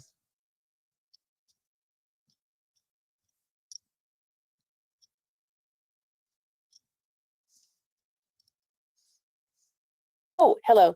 Sorry about that. My microphone wasn't activating right away. Thank you for giving me a moment to speak, and I really listened hard to what everybody was saying, and I want to express similar to what the last teacher just said. I am one of those people who has a family member who is at serious risk, and it is hard to have people telling me that I am working myself silly on distance learning, but it's not good enough. And I should go back and teach everybody live, but put my own children at risk. I am one of those teachers that would be more than willing to take on a group of kids that are distance learning so I can keep my family safe. I've been redesigning things, implementing new activities, and I feel like a lot of times us teachers are being discredited for how much extra that we're actually doing during this distance learning time. So I just wanted to express that there are those of us out there that it's not just ourselves, but it is our family that we're trying to protect. And I appreciate the time to speak. Thank you, Aaron. Next. We have Mariella Petrovich. Mariella. Hello, can you hear me? Yes. Thank you all for your time and staying up so late. I normally go to bed around 8 o'clock, so this is a night. In any case, my name is Mariella Petrovich, and this is my 6th year working as a traveling music teacher with Lodi. There are 20 music teachers on staff who teach at more than 2 sites, and some teach at 6 sites. And some of these teachers travel between high schools, middle schools, and elementaries in a given week. Traveling teachers are conduit to hundreds, if not thousands, of people in the district. Take a micro look at my situation. I teach at 3 different elementary schools, and by Thursday of each week, I have traveled to all 3 sites and have seen every grade level 1st through 6th. That's 23 classes of 30 people, which is 690 students. Add in their teachers, shake in some aides, some office staff, custodian members, and I've come into direct contact with roughly 736 people in 4 days. Indirectly, I connect 2,800 people if you consider the entire school population. 2,800 people, 3 school sites in the middle of a pandemic. In addition to that, traveling teachers have limited transit time and even fewer minutes between classes, most have none, The district says classrooms are going to be disinfected, but traveling teachers cannot facilitate this due to the time constraints and the fact that several of us teach in crowded rooms, share spaces with Read 180, Bridge, YMCA, libraries, cafeterias. Traveling music can't guarantee the cleanliness of the spaces in which we teach. I should say sanitization of the spaces in which we teach, because we aren't in control of it. On top of this, music teachers are often the last to know when a student has been added or deleted from our class roster. What systems are in place to notify traveling teachers and the subsequent school sites of a COVID exposure? Am I going to walk around for 2 weeks unknowingly extending a possible infection to 3 different school sites? How will traveling teachers teach if one site is COVID-free and the other sites are closed due to quarantine? And also, as might be common with other traveling teachers, I have 3 different levels of PPE given. One site gave me full PPE, another provided a hand sanitizer bottle and a bottle of Oxivir, and another provided nothing. To avoid cross-contamination between school sites, traveling teachers need separate PPE for separate sites. Anything less is asking for traveling teachers to be the source of a COVID maelstrom. The way that traveling teachers currently function in the district with our current schedules, with this push to go back with phases before a hybrid step, with each school having its own variations on health and safety plans, and this whole thing living document without a bottom hard line of this is our basic standard, our highest, here's what we're going to do for safety no matter what. Traveling teachers are a risk not only to our students and their families, but to our fellow colleagues, and they are to us. We traveling teachers can't mitigate enough risk factors to safely interact with the hundreds of students we teach every week. Thank you for taking these points into consideration. Thank you, Mariella. Next, Lisa Griffiths. Lisa, you're on. Hello, can you hear me? Yes. Okay, thank you. Hi, I am a parent of 2 children in Lodi Unified, and I know that at the last meeting, it was asked the status of school districts reopening in California. And I know that Chelsea has put together a list, and I'm looking at that list, and the only districts that I can find that have opened 100% are in Lake County. 4 out of the 9 districts in Lake County have opened. The population of Lake County is just over 64,000 people, and they have had 678 cases. The population of the 2 biggest area codes in Lodi, the 95242 and the 95240, have a population of just over 81,000 and have had 2,166 cases. It concerns me that at the last meeting, we were talking about going back full time as opposed to the hybrid. I do appreciate that more of our board members have brought up tonight a possible hybrid model. I just feel like putting the kids in the classroom all at one time is a recipe for disaster.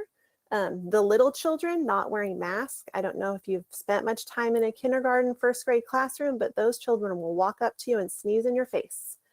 Or pick their nose and wipe it right on you.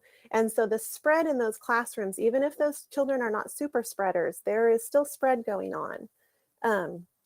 Mr. Neely brought up tonight that a high schooler who comes to class and then is found to be positive with COVID has maybe infected their teacher, or their teacher is now in quarantine for 14 days, but it's not just that teacher.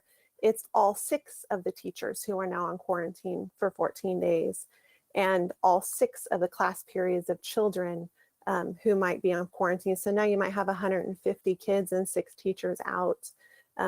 I don't know what your sub situation is, but I know that those are going to be hard to fill. And if you get another child who has total different classes, now you've got 12 teachers and over 300 kids out on quarantine. And so I really am concerned about our staff. I'm concerned about our students. And I would encourage you to look more at, as the other districts in California are doing, at the hybrid model, especially with our rate of infection so much more than those that are back full time. Thank you very much for your time. Lisa. Next, Karen Jackson. Karen, you're on.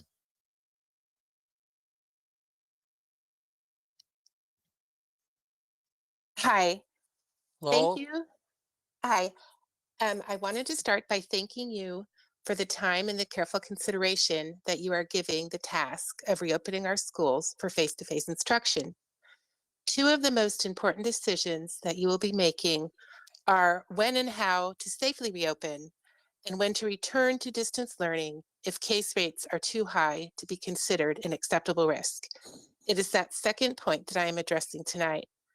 Included in the LUSD plan is the metric for when schools would return to distance learning. Per the LUSD draft plan, a school will remain open regardless of whether the county has returned to the most restrictive purple tier and will only return to distance learning if 5% of the school population tests positive for COVID. I suggest that it would be reasonable to choose a percentage that is double or triple the county average, which is currently 0.09%. Choosing a percentage that is 55 times the county average for COVID cases is neither a safe nor a reasonable plan. Mandating that staff and students at a school of 800 continue to attend in person as numbers of COVID cases in that school climb up to 39 cases is not a tenable plan. Please reevaluate this metric as the health and well-being of students, staff, and community depend on what decisions are made here tonight. Thank you very much for your time. Thank you, Karen. Next, Elizabeth Ng. Elizabeth, you're on. Hello, I'm hopeful everybody can hear me at this point. Yes, we can. Okay, I just have 3 points that I would like to bring before the board and Dr. Washer tonight. I am a teacher for Lodi Unified. I have spoken before the board many times in the past. My first concern is that if we do manage to bring back these small cohorts of students, specifically our special education students, I understand that they are in greater need to have the direct instruction that they would receive in person. However, many times those special education classrooms are, if anything, smaller than an average classroom. That means that those students would be even more densely packed, and oftentimes those students are at higher risk. So my suggestion would be that the schools and the district look at retrofitting gymnasiums, cafeterias, and libraries so that a single teacher can socially distance those students as greatly as possible while still having that in-person contact that I know that many of the teachers want to have with those students. Everybody wants their students back in person, let's be honest. But many of those teachers have concerns about exposure, but they're also greatly concerned about the students' learning. That might help to mitigate some of that risk if we were able to space those students even further apart than we would in a typical classroom. So looking at other facilities that could be retrofitted for those particular cohorts. CTE classes were mentioned, specifically welding. The ventilation systems for something like a welding class are far different than a normal classroom setting. If they have been brought up to code, that's a much safer situation as well for those cohorts.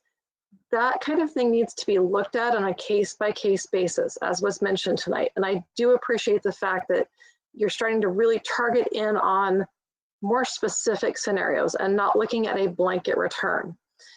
A blanket return has me concerned for a couple of reasons. One being that subs are in ever short supply. We know that if we have a simple science department meeting across the district, oftentimes those meetings wind up being canceled because there's not enough subs to cover our classes to hold a district-wide meeting. If we can't get enough subs to cover how many teachers are out with flu in a typical year and a district-wide meeting, how will we ever manage to find enough subs to cover for every teacher who will be out under the CARES Act because they have children who are in other districts that are not on a full-time return, or because they themselves are high risk, or because their family members are high risk? We can't cover. There are not enough subs in this region to cover for all of those teachers simultaneously. Throw in some COVID exposures, and the next thing you know, what are we doing with all these kids? They're showing up to school and we have no one to teach them. That is going to be just an absolute disaster in the making, in my opinion. My third situation is the impact on businesses. If we're looking at a return while we're in the red tier, and we don't have to close schools down again, even if we go into the purple tier, we become a potential problem for businesses.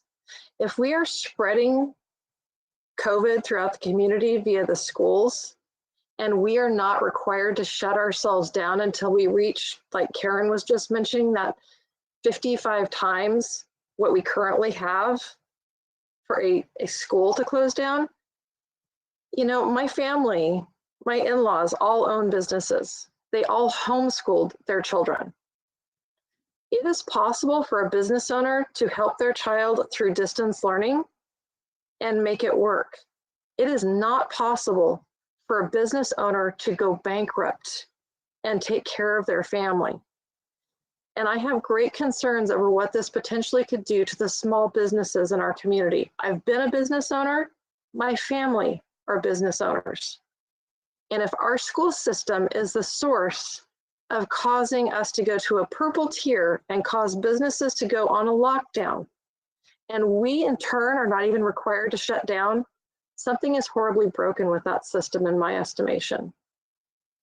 I appreciate your time and consideration and the impact that this will have on students, on teachers, and on our community and our businesses in the local area. Thank you very much for your time. Thank you, Elizabeth. The next, Lisa McBride. Lisa, you're on.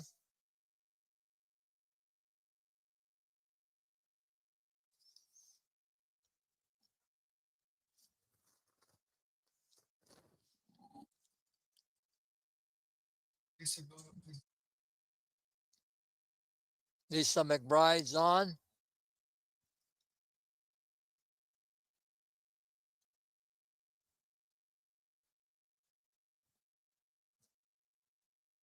Next, Next is Deanna Moorfield. Deanna. Thank you. Oh, hello. Thank you. My name is Deanna Moorfield, and thank you for giving me the opportunity to speak tonight. I understand the concerns that teachers have, and I do believe that this isn't a one-size-fits-all type of plan. I want students back in school, and I think that each site can come up with their own plan to do this as quickly as possible. It's devastating to our children. I have two students who attend schools in the Lodi Unified School District. I'm a teacher in another district that has been open to kinder through 6th grade for 2 weeks. We have our plan in place and it is working well. Our junior high students get to come back this week.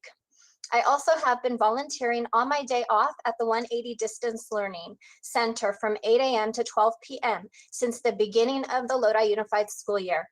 This provision is free of charge to the at-risk youth in Lodi, and we would need at least 30 more of these distance learning centers to open in order to meet the needs of all of the at-risk youth in our district. When PPE is used and the guidelines are followed and the plans are put in place for reopening schools, it will work well and successfully. I trust that Lodi Unified has great leadership and can be trusted to successfully open all schools safely, even if that means half of the kids coming in at a time. The matter of opening all schools is urgent for the sake of our students. They are suffering. When I work at the Distance Learning Center, I see students given homework that they cannot finish correctly because they do not have support at home to help them understand their work. Sometimes their homework and classroom lessons are at higher levels than they can achieve. I see this happen with English language learners and students who need intervention support. Also, two siblings were at the wrong school and in the wrong class for a week because they do not speak English and neither does their family. 20% of students in California are English language learners. So I know there are many other students struggling as well. Can you imagine being taught lessons you cannot comprehend through a computer because you are new to learning the language that the subjects are being taught in? Many students are having difficulty concentrating on their work because of the long hours spent in front of a computer screen. My son is a straight A high school student who spends 6 hours a day in his room, either on Zoom or doing class assignments, and then an additional 3 to 4 hours of homework each night.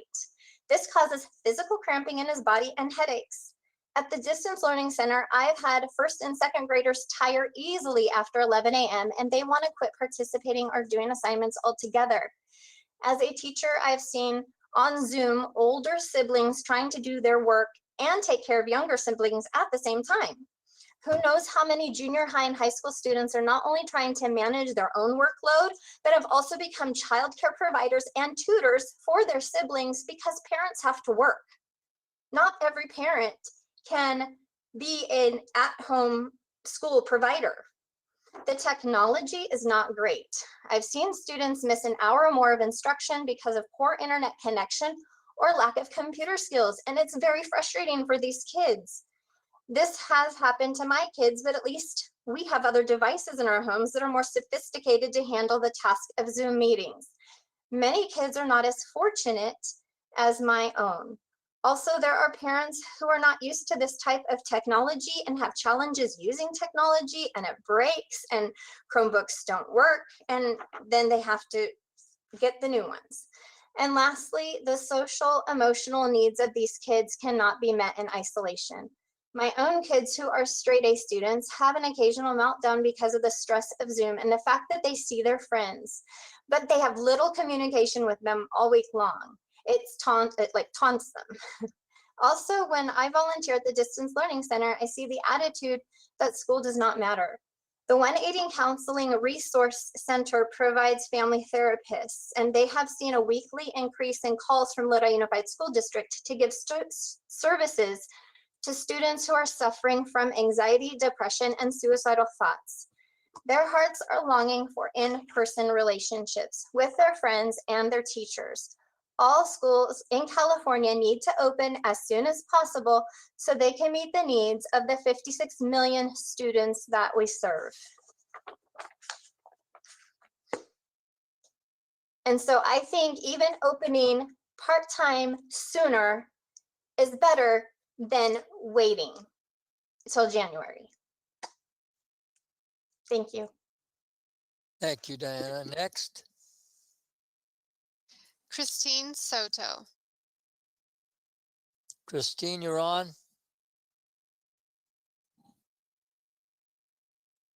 Hi. Christine, you're on. Hi. Good evening, everyone. I first want to say thank you for all the information given tonight. So thank you. But I would still like to share what I prepared. My name is Christine Soto. I am a teacher for Lodi Unified and also a parent of 2 Lodi Unified students. Safety for everyone, students, families, and staff are all important. As a teacher, I went to school and training to learn how to educate children. Anyone who is a teacher will say the same. The difference between teachers and other professions such as doctors, firefighters, nurses, and police officers is that they all went through specific training to practice safety procedures and respond to emergencies. That is not the same training teachers receive. As a parent, I am willing to put my children's health and my family's health in the hands of any of those professions, but not in the hands of schools or teachers because that is not what they are trained to do. Doctors and professionals are trained to work in environments where diseases or sickness is present, while schools are not. We also are in a small environment with 20+ students for prolonged periods of time, while those other professions are not. This is why a safety plan needs to be clear and in place first, and by this I mean written and published for review for each and every school site first. Before students return to school so that students and families, as well as staff and their families, are safe. Parents are entrusting schools to educate their children safely and look out for their well-being. Without a clear and specific plan, students will be at risk as well as their families they go home to every day. Lastly, I want to say that in a way, We are all involved in education. Parents educate their own children, districts educate children of the community, and even other employers educate their employees. A basic concept of any and all education is modeling. Modeling expectations, concepts, and all those things. If it's safe to return to 100% capacity for in-person instruction, it should also be safe for all levels of district operations. So my question to the board is, when will you resume in-person board meetings just as before to model that expectation for schools? Thank you. Thank you, Christine. Next. Branda De La Torre. Tori. Randa, you're on. Brenda?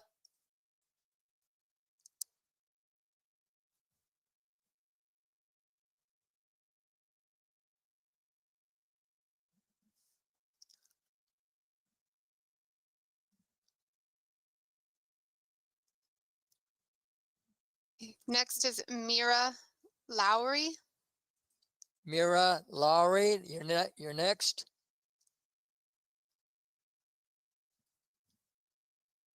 You're on. Hello, good afternoon. Or good evening. Can you hear me? Yes. Okay. I wrote to each one of you last week regarding some of my concerns on a full open approach to returning to school. One of them is I'm a paraeducator in an SDC class, and I'm concerned that if we return to a full open model, it would trigger some behavioral issues in our SDC students, which would put all the students and the staff in the class at risk. Our students do best when they are front-loaded, which means that we talk them through the changes that are coming their way. And we also try to introduce these changes in small increments. So a hybrid model or a half day would be best, I believe, for these students to, for us to be able to bring them back, reacclimate them to the school environment and classroom expectations with the best success. My other concern was that I am a mother of two LUSD students, one of them being very high risk due to multiple hospitalizations for pneumonia.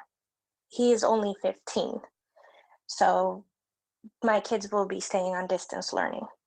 But that also is a big question mark for me, because now I have to put myself in the position of choosing whether to come back to work, a job that I love and a job that I'm actually pursuing becoming a teacher after doing this job for a few years. So going back to work, working with students, if we can't come up with a plan to keep us safe, it would put my son at risk of me potentially infecting him. And I know at last week's meeting, there was some questions about why other area districts are looking at reopening, one of them being Manteca. Manteca has 1,781 cases. On the other hand, just North Stockton alone, where I live, has 3,626 cases. That's not even putting our whole district. Our whole district would be more than 5,500 cases. So comparing our district to Manteca is not a realistic comparison. Our risks are vastly different. And the majority of the districts that were in Chelsea's report are actually either thinking of holding off till January or coming back in a hybrid model. There's very few that are even willing to come back at with a full model. And like some of you have said earlier, we are going into holiday and cold and flu season. We don't really know what's going to happen. And again, I'm thinking about my students and what they could potentially take back to their families and what I can potentially bring back to my high-risk son. And I've been following a little bit on YouTube, the YouTube stream, and I know that all staff wants to come back. I think we could all agree that we know that our students learn best in the classroom. But one of the comments that caught my attention today on the YouTube chat was speaking of trauma and what we're doing to our students by keeping them at home. The question was, what is the trauma for losing a family member? And I thought that was a pretty powerful comment. And that brings me to the end of my speech. So thank you for listening. Thank you, Myra. Next. Lisa Wilkins. Lisa, you're on.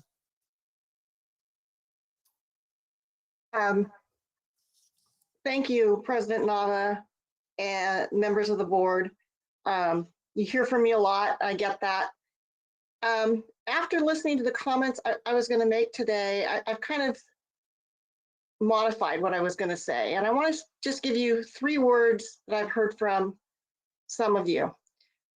I'm a nerd. I read a lot of scientific articles. And one of the things that I noticed in all of them is they're thoughtful, they're methodical, and they're logical. And when Lodi talked about opening up full bore, to me, it just crossed off all of those things that I value as being a trained scientist and as I try to teach my students in science. So what I would like to see is Lodi having a thoughtful, methodical, and logical plan. I am encouraged that you are talking about going into a hybrid plan at first when we do open up. Whether or not we open up now, which I think is a little too soon because we do not have that thoughtful, methodical, and logical plan. But when we do, one of the reasons I would like to see us go hybrid, even if it is for a short amount of time, is it gives the sites the opportunity to teach these kids these new procedures that are going to happen in smaller groups and in a more controlled way. So we're gonna, everything that we've done in the past, from getting onto the bus to meal distribution to standing in line, we all know that's all going out the window. If we go into a hybrid model, and even if we tell parents it's for, like I said, a short period of time, maybe a couple of weeks, it gives students and staff the time to work out the kinks that are going to happen in even the best of plans. And those of us who have also worked in engineering know that the best laid plans never are what you end up with. You keep revising it and revising it. And I know you've said that this is a living document, but if we can do those revisions with a small amount of kids, that will help everyone instead of trying to regroup everyone and do things differently. I have a feeling we're going to have to do things like adjust passing periods, adjust lunch schedules in secondary, especially where you've got hundreds and thousands of kids. I don't know how we're going to serve kids with 2 lunch periods and keep them socially distanced and well, not socially distanced, but keep them as distanced as possible. I don't see how we're going to be able to do that. So I would like to see that when we do, we implement a hybrid model, at least temporarily, and that way we can be thoughtful, methodical, and logical. Thank you for your time. Thank you, Lisa. Next. Next is Christy. Chris, you're on.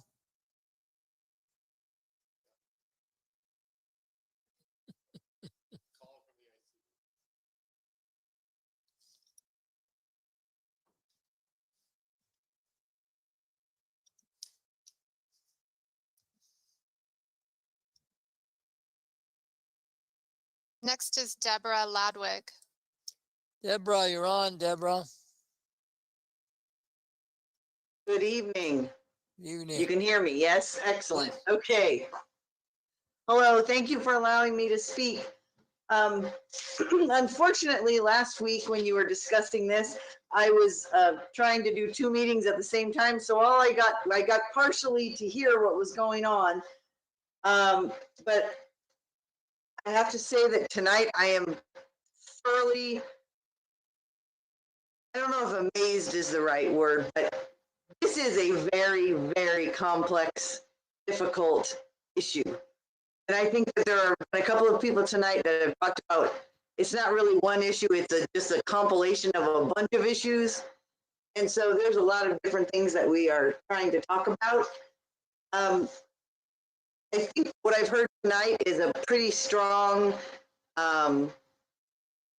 indication that the SDC classes should be looked at as getting some service sooner rather than later. Perhaps figuring out a way that we could have service for the SDC students, which brings me to a subject that Mira Lowry touched on a little bit earlier. She's a paraeducator. I have to tell you that I have received a lot of calls from paraeducators concerned about keeping their families safe, not being able, not transmitting something from the classroom back to their family. And while I have looked at the amount of PPE that we have, I thought it was interesting tonight that I can see what looks to be 5 school board members who are actually at the district office. You all have your masks on. Although what I can see, 4 out of the 5 look like they're using a disposable mask that maybe they picked up at the district office when they got there tonight. So 80% of the people are wearing a disposable mask, not a reusable mask. So I think that's something that we need to keep in focus when we're talking about how much PPE we have. Because if we were to say that every student and every employee needed to have a mask every day, our current stockpile of 200,000 masks would go very quickly, like in 8 days. So we have to make sure that we have enough of everything. It sounds like a lot to say we have 200,000 disposable masks, but if all of our students and all of our staff need a mask every day, we're going to be over 30,000 masks per day. So if 80% of the people need a disposable mask on any given day, we're going to run out of stuff pretty quickly. So let's just make sure that we're being very reasonable about what we're actually going to use. What I'm not familiar with is what will happen should we go to orange. Do the masks go away? Is the plan that the county will continue to improve, so then we won't need PPE because the county will continue to improve and we'll go from purple to red to orange to yellow to green to whatever is least restrictive, and then we don't need. So really all we need to have on hand is something that's just for the short term, for a few weeks, and then we move away and everything's open. I don't know, and I don't have a crystal ball. I don't know that anybody's going to be able to know what that is. So there was some discussion last week about people coming to work who are not well. And in the plan tonight, it talks about health screenings on page 9, and it says that staff will be expected to conduct a self-screener before reporting to work, which I guess would happen when we have students, but not now that we have just staff on hand. It's not something that's currently happening. I was wondering why it wasn't something that would be happening whenever we have staff coming to campus. It just seems like if we're going to have a screener, we should have a screener every day if we're putting people together in any type of office or classroom or anything like that. One of the speakers earlier mentioned the expanded FMLA, and I have heard from other districts that that has become a problem for them with the hybrid model. Because if the students of the employees are not in school, then the employees aren't coming back to work. So that's just something to think about when you're trying to make your plans for what you would be, what would be your best option. And actually, I think those were my only points for this. So thank you very much for letting me speak. Thank you, Deborah. Next. Jenny Miller. Jenny, you're on. You're on.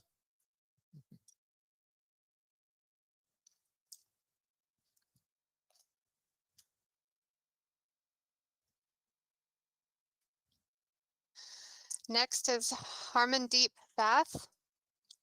Harmon, you're on.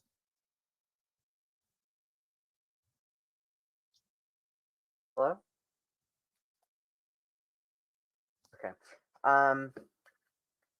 Good evening, President, Good evening, Dr. Washer, President Nava, and members of the board. My name is Harmandeep Bhatt, and I am a sophomore at Tokay High School, who has been doing distance learning for the past quarter. To be going back to school sounds amazing. However, the risk is too great if students return fully in person. To touch on some of the comments that the board has made, I wanted to say that I appreciate Mr. Neely's comments and concerns that students cannot return if social distancing cannot be enacted, and also that 7th through 12th grade should be staying on distance learning until possibly January. A hybrid model is the most I and some others believe will be as safe as possible to be in school and have interactions with fellow students. Staying in virtual learning until second semester starting in possibly January would be great, as we have already started our quarter and would continue to finish it. This would allow schools to be more prepared for students to return if a hybrid model is put in place. And I also agreed with the statement that high school students will understand but may not follow the safety protocols that are given to us. And President Nava also brought up surveys, and I think that students should be also given an opportunity to respond and take part of a survey to see what they want to do. Thank you. Thank you, Harmon. Next. No further comments. No further comments. Okay, thank you very much. Mr. Freitas, you're on.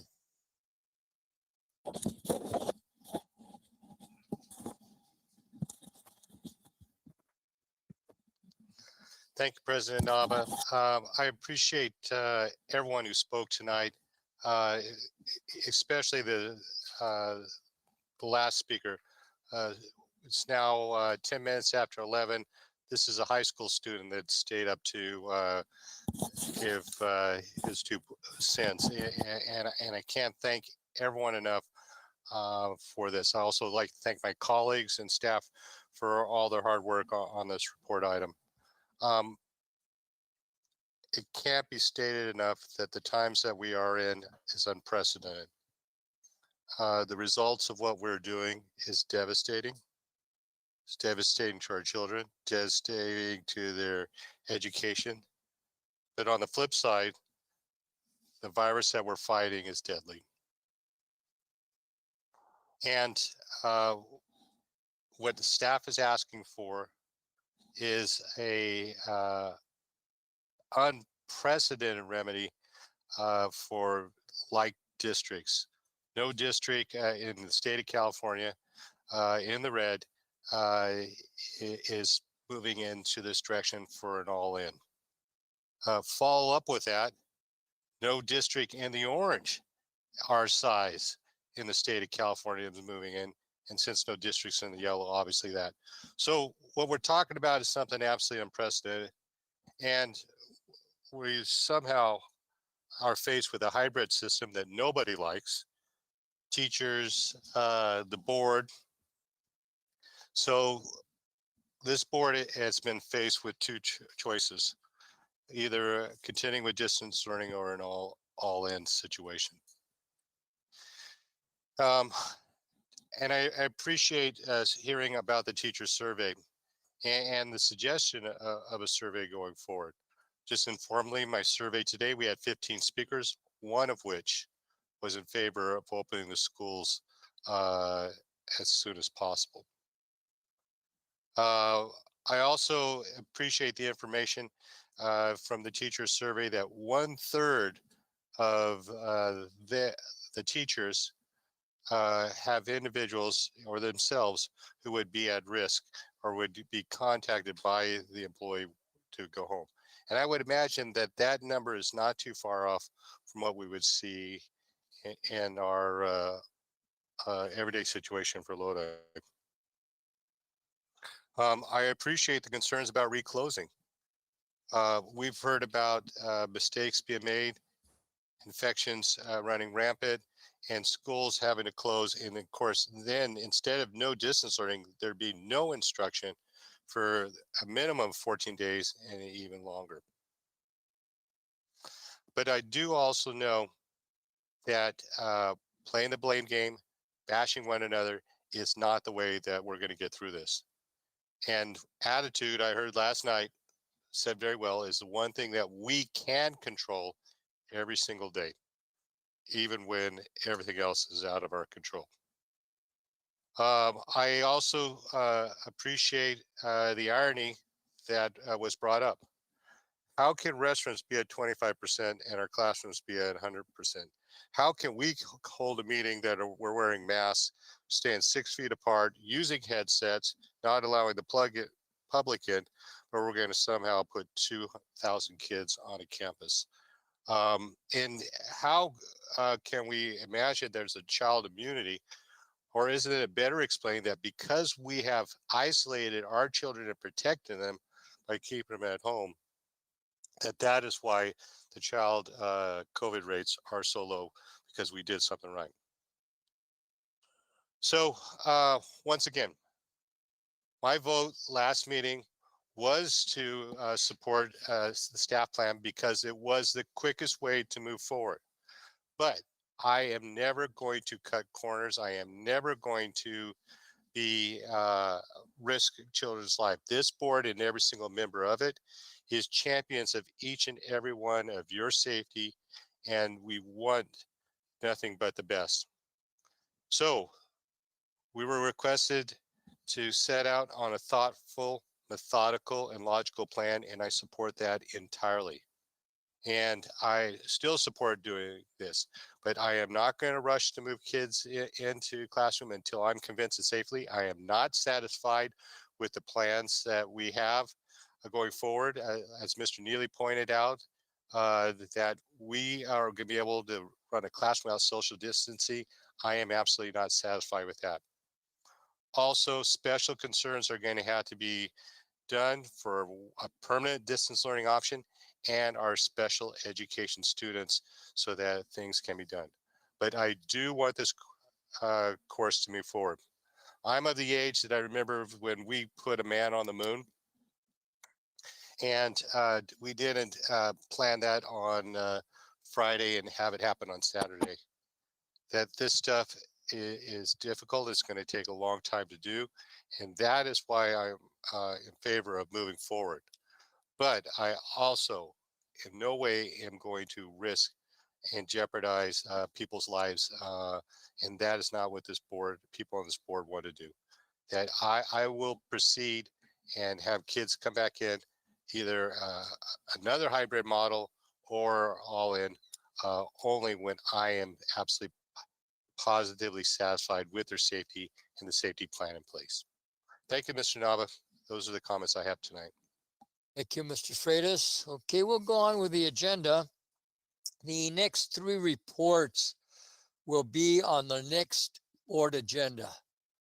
We will go into action items, consent agenda A, routine business. Any board members want to pull any of those items? Mr. Neely? Mr. Eberly? Mr. Freitas? Ms. McFarland? Mr. Porter? Mr. Knacksack? No. All right, I need a motion on this then. Move to pass consent agenda A. Okay, let's, No, I have, I'm sorry, I'm not finished yet. We got to get some board comment, the public. Is there anybody in the public want to pull an item? yes. Michelle Orgon would like to pull A1 and A7. A1 and A7. All right, may I entertain a motion then? Mr. Neely, oh, okay, Mr. Freitas. Mr. Freitas moved that we approve the rest of the agenda A, second by Ms. McFarland. Mr. Neely, Mr. Heberly, Mr. Porter, Knacksack. Aye. Now, yeah, aye. Motion carries 7-0. Okay, item A1, Michelle Oregon. Thank you, President Nava. I was able to reach out to Mr. Solly, and he answered the question about JIM, that it was not ELD lessons for students, it was for adults. So I don't have any other questions on A1. Mr. Nava, move to approve item A1. Mr. Neely, move to approve Ms. McFarland's motion, second to approve item A1. Mr. Porter. Mr. Freitas. Mr. Heberly. Mr. Knacksack. Aye. Mr. Nava, aye. Motion carries 7-0. Michelle Oregon, item A7.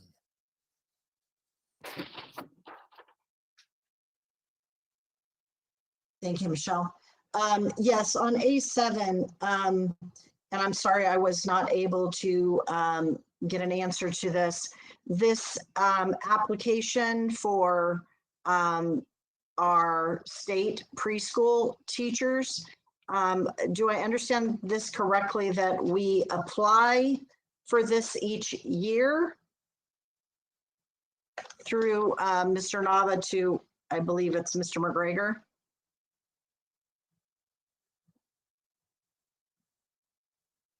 Sure.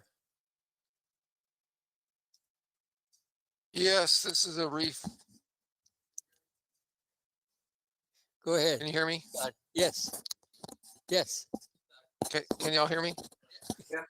This is a yearly refunding application to fund the state preschool program. It happens every year to make sure the program is funded. Okay, so there's no change in the number of contractors for this. It's just a renewal. Correct, for the funding. Thank you very much.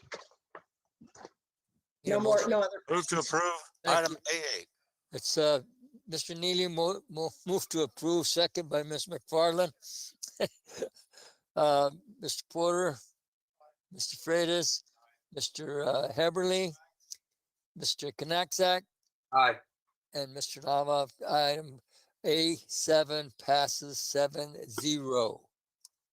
Okay, consent agenda B, student discipline cases. Mr. Freitas, move to approve, second by Mr. Heberly. Mr. Neely, Aye.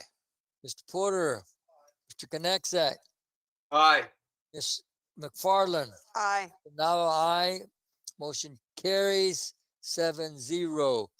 Other actions, item A, OAA1, Lodi Unified Board of Education will officially receive a charter school renewal petition from Aspire Ben Holt Middle School, which seeks to renew the charter from July 1st, 2021 to June 30th, 2028. Mr. McGregor. President Nava, members of the board, and Dr. Washer, Aspire Charters has submitted their renewal petition for Ben Holt Middle School and also OA12 River Oaks Charter School. This is just a formality for the board to formally receive the petition for renewal. The Aspire programs will have an opportunity to answer questions at a later date for future board meetings. It's my understanding that this is an action item, info action, or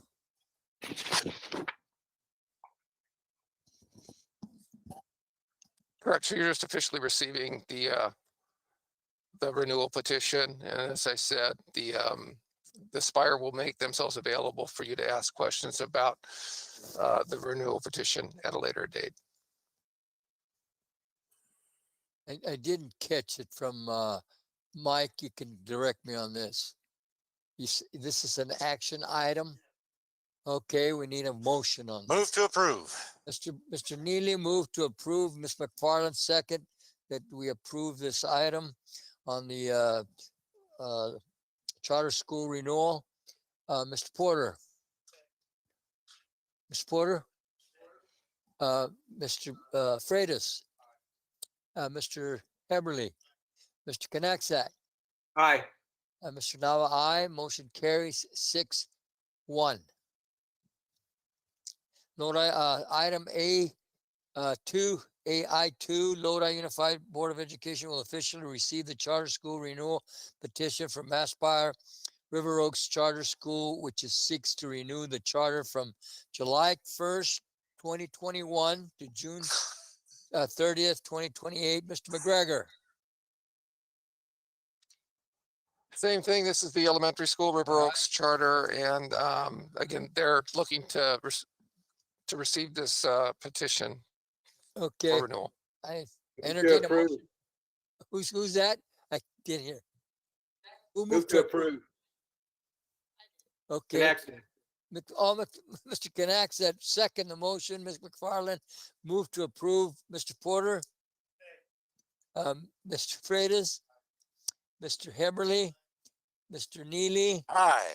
Nava, aye. Motion carries 6-1. Credential waiver application approval, Mr. McKillican.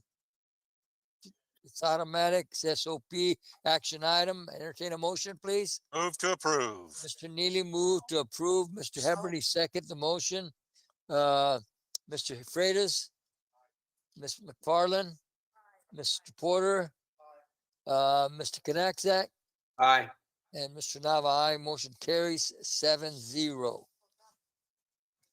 All right, proposed business service position for facility risk management as part of the reorganization plan for the maintenance and operation department. Mr. Khan. Thank you, President Nava, members of the board, Dr. Washer.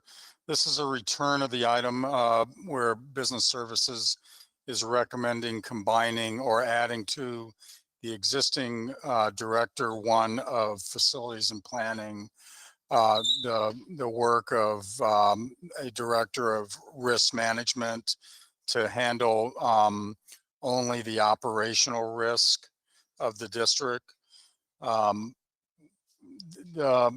As Mr. Porter referenced, the COVID czar would fit into this scheme as well. Hearing board comments tonight and on a previous night, it's unlikely that that position would interface so much with the Director 1 of Facilities and Planning Risk Management. Would probably interface, at least in my mind, more with the Director 3 in the Superintendent's office. But we are still actively discussing that position, and we will bring that position back as well.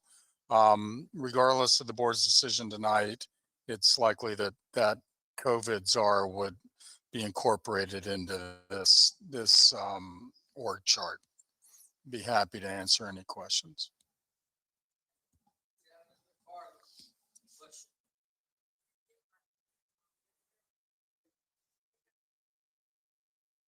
Thank you, President Nava.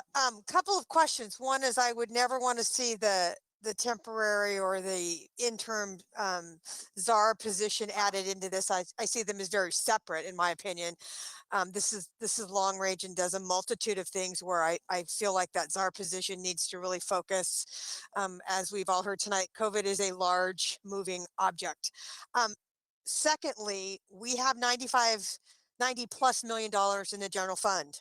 So in order for me to approve a Director 3, I need to know why we can't give COLA when we have that kind of money, but we have money to hire a director. So what I'm asking you to tell me is, if we have money for a director, do we have money for COLA? Kind of a broad-based question. The board's not approving a Director 3 position. It's approving the Director 3 job description only. Okay. The board's not approving a Director 1 position. The board's approving a Director 1 combination of facilities planning and risk management. Both those two positions already exist in budget. They are already drawing on budget, even though there is no staff member in the Director 1 position. So in essence, this is a net zero to existing budget. Mr.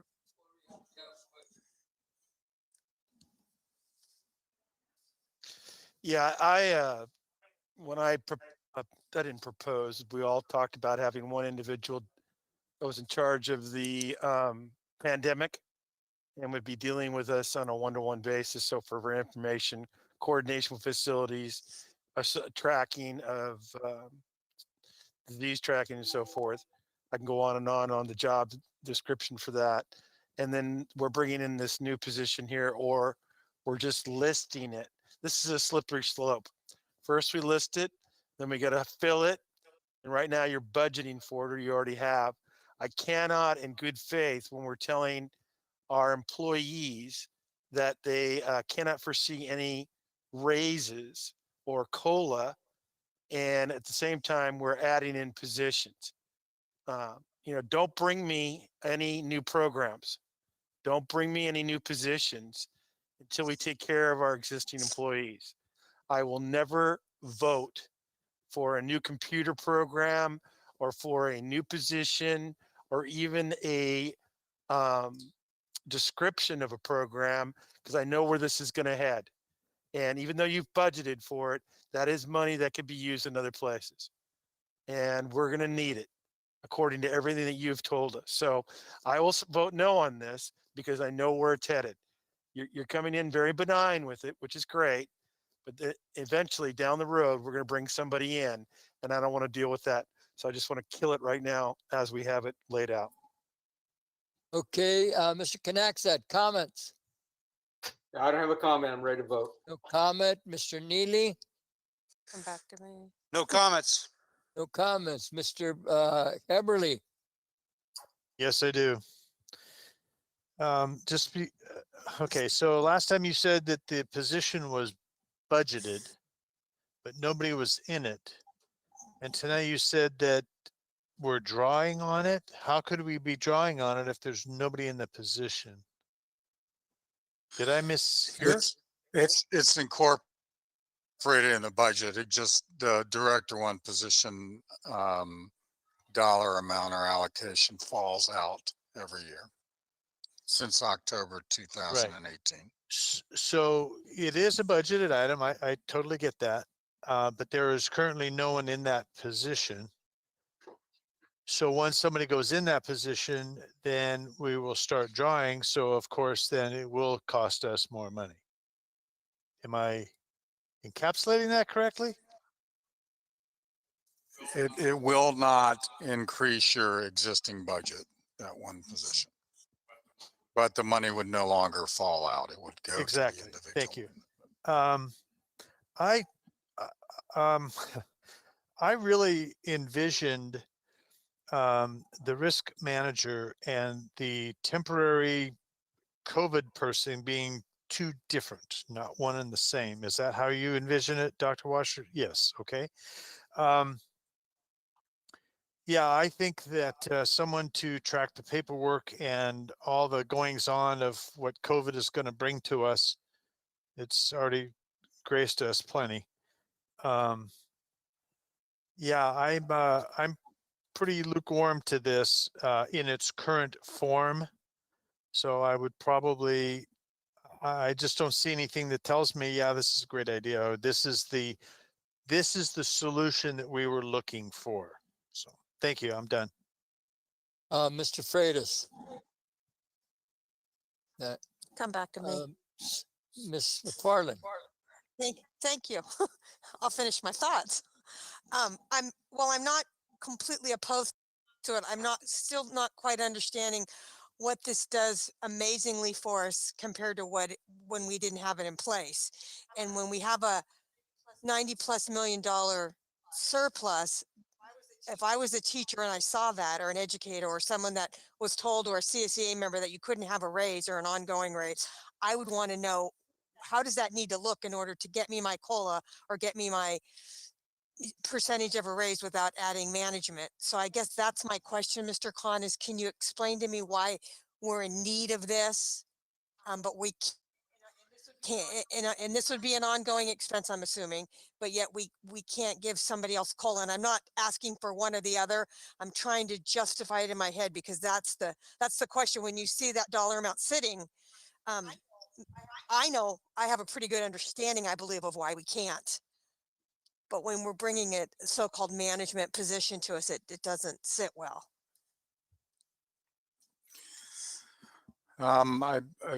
My only answer to the question, Ms. McFarland, would be a COLA would be $8-9 million. This position's 90,000, and we've managed without it to this point, year and a half, actually now 2 years. So we can manage further. Do you feel that this position will help us with our measure and our bond projects? Do you feel this position will help us dot I's and cross T's and keep us on point? I think this organization, the board, would get a lot of horsepower out of it. I think there's a lot of symmetry between the workers' comp and the property liability and facilities. I think there is a necessary fill for what is a pretty big hole in your construction projects, although you have an extremely solid team. I think anybody on the board or anybody listening tonight can not only see but attest to, just from the sheer number of successful projects that have been completed in the last year and a half. And I think that's my point, is that we seem to have been functioning at a high level without it. While I would like to be behind this, I think I would need a little more justification of on the opposite end of why we can't give somebody their raise, but we can add to our staff to help us, which teachers and CSEA, and I can name everybody that needs help in their positions, just like we do, just like cabinet does. I mean, we could go on, and everyone needs some help. But I do thank you.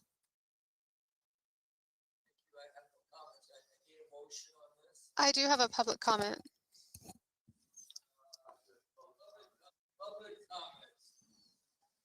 I'm sorry, I had my speaker off. Public comments. Yes, Michelle Orgon. Ron, Michelle. Thank you, President Nava, members of the board. I appreciate Ms. McFarland and Mr. Porter and Heberly's comments about bringing this administrative position in when we have not received COLA for 2019-20. And my teachers are not doing all of their extra jobs that kept them whole because we are not on site. And so we see a savings of, you know, tutoring and bridge and all of the other things that they would be doing for the district, but we're only doing distance teaching. But they are working longer hours. And this just seems like if we were going to compensate someone for working 16, 18-hour days, getting the distance learning going and out and making sure they're connecting with families and troubleshooting technology, that we would put money more towards that than another director admin position or outsourcing. And I do appreciate not buying more things until we get a handle on, you know, where the money is going. And correct me if I'm wrong, I thought I heard you say it was a director 2 position to a 3 to a 2. And then I was confused, Mr. Khan, on the how you labeled it at the beginning statement. So am I incorrect that it's a 3, or is this originally a 2? Is it going to a 3? Mr. Connor. Mr. Holloway's position is currently a director 3. The open position is a director 1. There is no director 2 in this item. Okay. The comments about that, as we all know, that it's been budgeted, but no one's in that position. So the money would still go to the general fund and could still be used for other purposes. And yes, it may be more for the COLA, but it doesn't sit well with my members that we're adding more administrative positions. Thank you. Thank you. Any more public comments? No further comments. All right. No. Then I need to entertain a motion on this. Mr. Nava, Mr. Neely. before I motion to approve this, I want to remind everybody that we asked Mr. Khan to do this.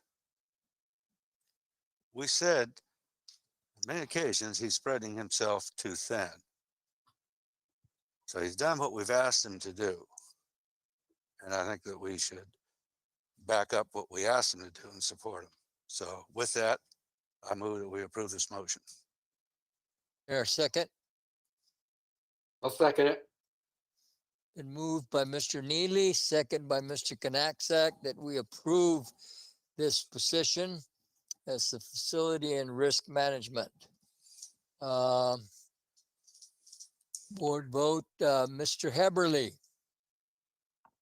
At this time, no. Mr. Freitas, Mr. Porter, Ms. McFarland, No. Mr. Nava, yes. So defeated by 4-3.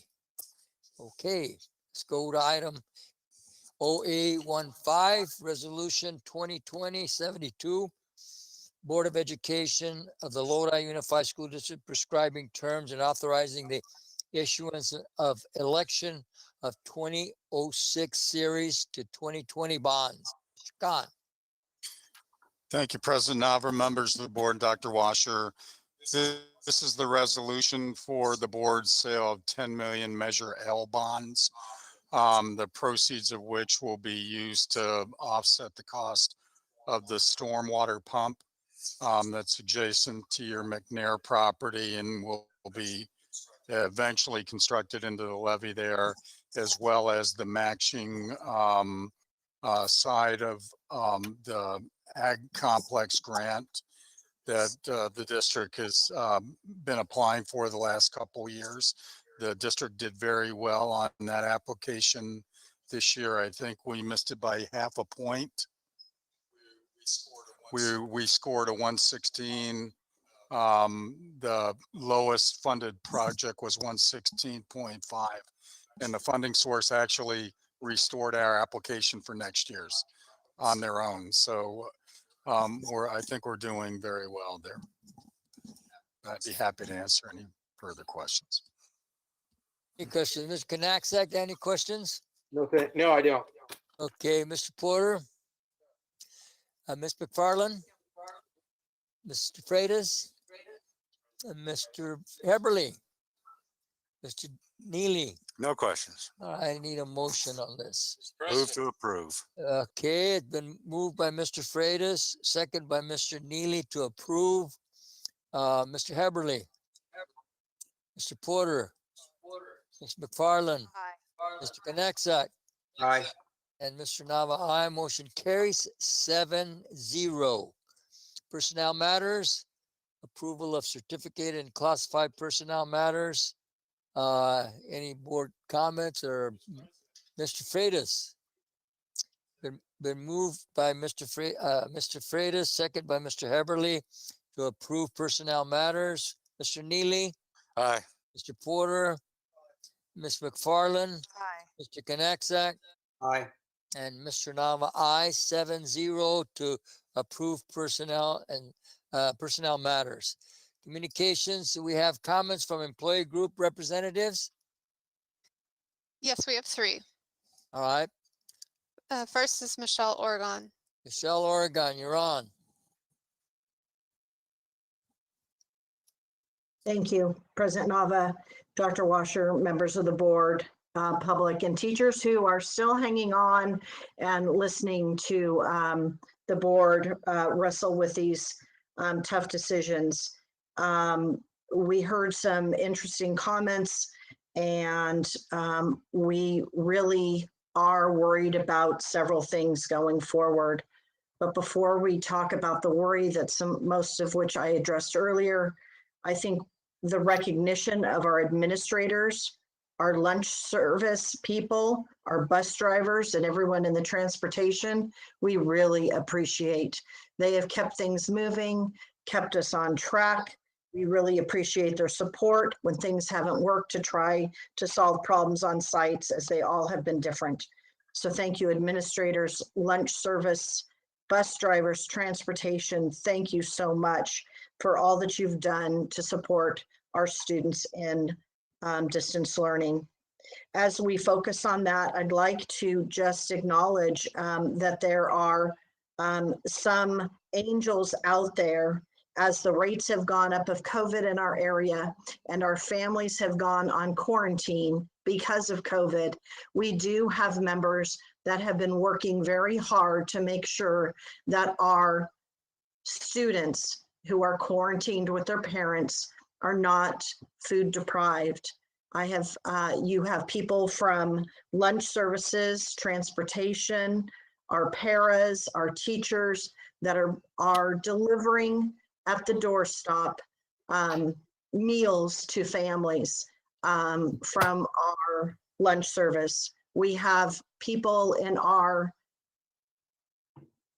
family of Lodi Unified delivering groceries because mom and dad both have COVID and the kids can't get to school to get those meals. So to those angels that are out there and helping and hanging on, and those that are helping with that, it's come to our attention that maybe we need to look at some of the rules and the parameters about how can we support in this pandemic those families, students that maybe need extra services while they are quarantined.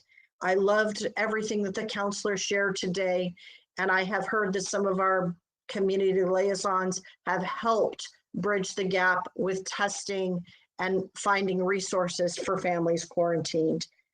It would be great to make sure that we don't let any of those students or families fall through the cracks due to language barriers or schools not fully opened. It would be great if we could see how those rules could be tweaked so that we can make sure every family is stepping up and saying, hey, I do need some help in this. And we do have community neighborhood people that have talked about volunteering and helping our families in any way. So maybe we can harness that resource also. I want you to know that your teachers still are worried about exposure at sites and the reporting process and making sure that, yes, it is an integrity issue, that if you know that someone in your household has tested positive, if you are showing symptoms, to stay home. We know that takes on that personal responsibility to report when they are symptomatic and supposed to be quarantined so that they are not exposing others. We need to make this process easier and track better those who have tested. Some of the reports still are not updated as to the results if everyone had tested and came back negative. So as we look at a short-term person and investing on someone who can keep track of this, it is vitally important that we do that so that we, as several people pointed out in their comments earlier, are not the spreaders in this county. As we just were notified of other counties that just are moving back to purple right now, I caution that we do take a step back and make sure that our safety plan, our risk analysis that are done at sites, that people see the plans, have input in the plans. We understand going to be changing and fluid as COVID has changed our world. It is a different new world for all of us in education. None of us want to be here, but we cautioned that we do not go back too early without thinking of the consequences, family holidays that are coming up, knowing that people are sharing. The spike from 21 to 171 overnight today. Please be cautious in looking after all of our employees, their families, especially our students. I know of no other advocate than a teacher for knowing what the student needs, but we all need to do together what's best for our whole community. And I hope that you would reconsider the right away and putting some time. I do look forward to us meeting at the bargaining table on Thursday and hope that we can come to some agreements on safety plans, and we hope that we see those as we heard that many have been turned in. Thank you so much for your attentiveness. These are heavy issues that you have wrestled, and I appreciate the amount of time, patience, and respect that you've showed all members of the public in their speaking and allowing them to share with you other lenses to look through and other perspectives. It is we all together as one that make up Lodi Unified. Please consider seriously the consequence that we make and what's best for everyone. It's not an easy decision. It's hard, and we don't, as I've told my members, want to lose any student, teacher, employee to reckless or knowingly reckless behavior. And so we must have tracing and testing in the criteria that wasn't outlined in part of our plan. Please consider a delay in what I'm not exactly sure what the total outcome on the return was, but please consider all of those. I know it weighs heavy, it is a heavy burden on your shoulders, and your community is looking to you and your employees, and knowing what has happened the 2 weeks prior to going off and it hasn't been rectified yet. We hope that that is also considered in your decision. Thank you for your time tonight. Thank you, public and members that have hung on and communicated with the board and cabinet about their concerns. Thank you for paying attention to them and recognizing them. Thank you. Thank you, Michelle. Next, Next, we have Deborah Lodwig. Deborah, you're on.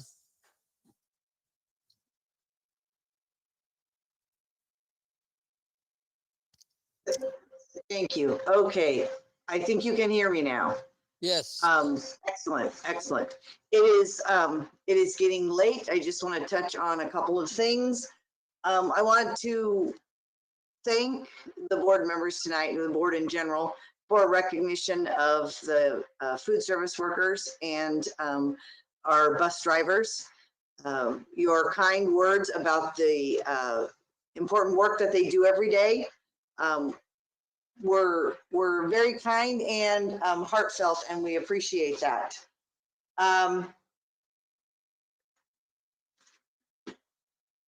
The other thing, I just can't believe that we're starting the second quarter of the 2021 school year. I still don't feel like we ever finished 1920. But here we are, we're going into 2021, and apparently this is just how it's going to be. So thank you for your leadership. Thank you for listening. I want to echo what Michelle said about your openness and respect for the members of the community, the employee groups, the students who've come to speak to you. It shows great leadership when you react in the way that you have. So I just thank you for that. And I will stop now so that we can quit the meeting before the new day dawns. Thank you. Thank you, Deborah. Michelle, got another one? Next is Dean Blount. Dean, you're on, Dean.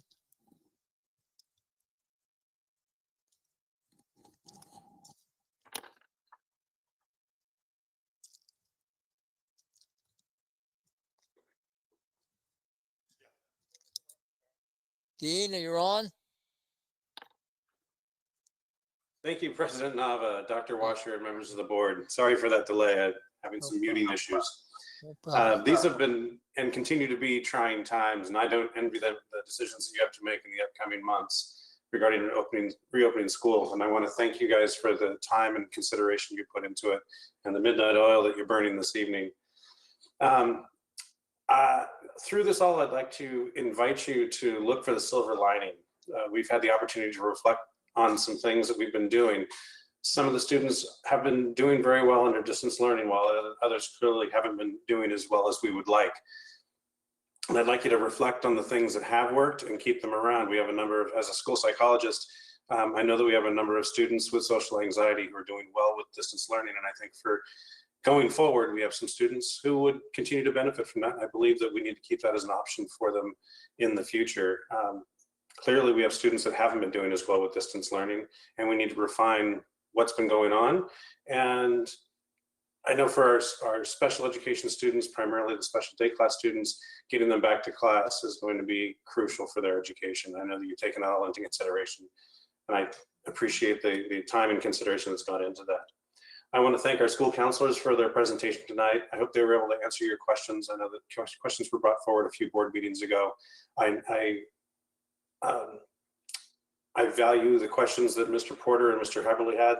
Thank you for your questions about the breadth of services, and I hope that they're able to get those answers to you about the number of students that are being served in very short order. Because I'm proud of their work, and I still have a concern, I would like to further advocate for our counselors and school psychologists. I recently sat in on a Medi-Cal collaborative, and 2 mini grants from the Medi-Cal collaborative were granted for supplemental counseling services, utilizing the social emotional learning program called Why Try. We continue to contract with the SAFE program. These are services that our counselors and psychologists are capable of implementing. We currently don't have sufficient staffing to implement these programs district-wide, but we're qualified to do it. And I hope that the district would consider using our own employees and expertise before looking outside of our district in serving our students. We may have to hire, and I know this is not the time to do that, but we may have to hire additional staff, and I've talked to you about that in the past, to be able to make those needs more broadly implemented. Lastly, regarding upcoming budgetary concerns, there was a comment at the last board meeting and again tonight by Mr. Knackstead regarding exploring the golden handshake. If this does come to fruition, I think it would be a very valuable thing. I have been contacted by a few LPPA members who are interested in this cost saving measure. If it does become available, our unit would definitely be interested in taking advantage of that and helping the district out with your financial woes as they come forward. Thank you very, very much. It's as Deborah Ladwood said, it's almost the morning time. Thank you very much for your time and drive home safely. Thank you, Dean. Comments from the superintendent? No further comments, Mr. Nava. Thank you. Comments, board advisory committee reports. Any board members has any advisory committee report? Okay, I need a motion to adjourn. I moved to adjourn. I need a second. Second by Mr. Haberly, Mr. Freitas, Ms. McFarland, Mr. Porter, Mr. Knacksack. Aye. Mr. Nava, aye. Motion carries to adjourn 7-0. Good night, board member. Night.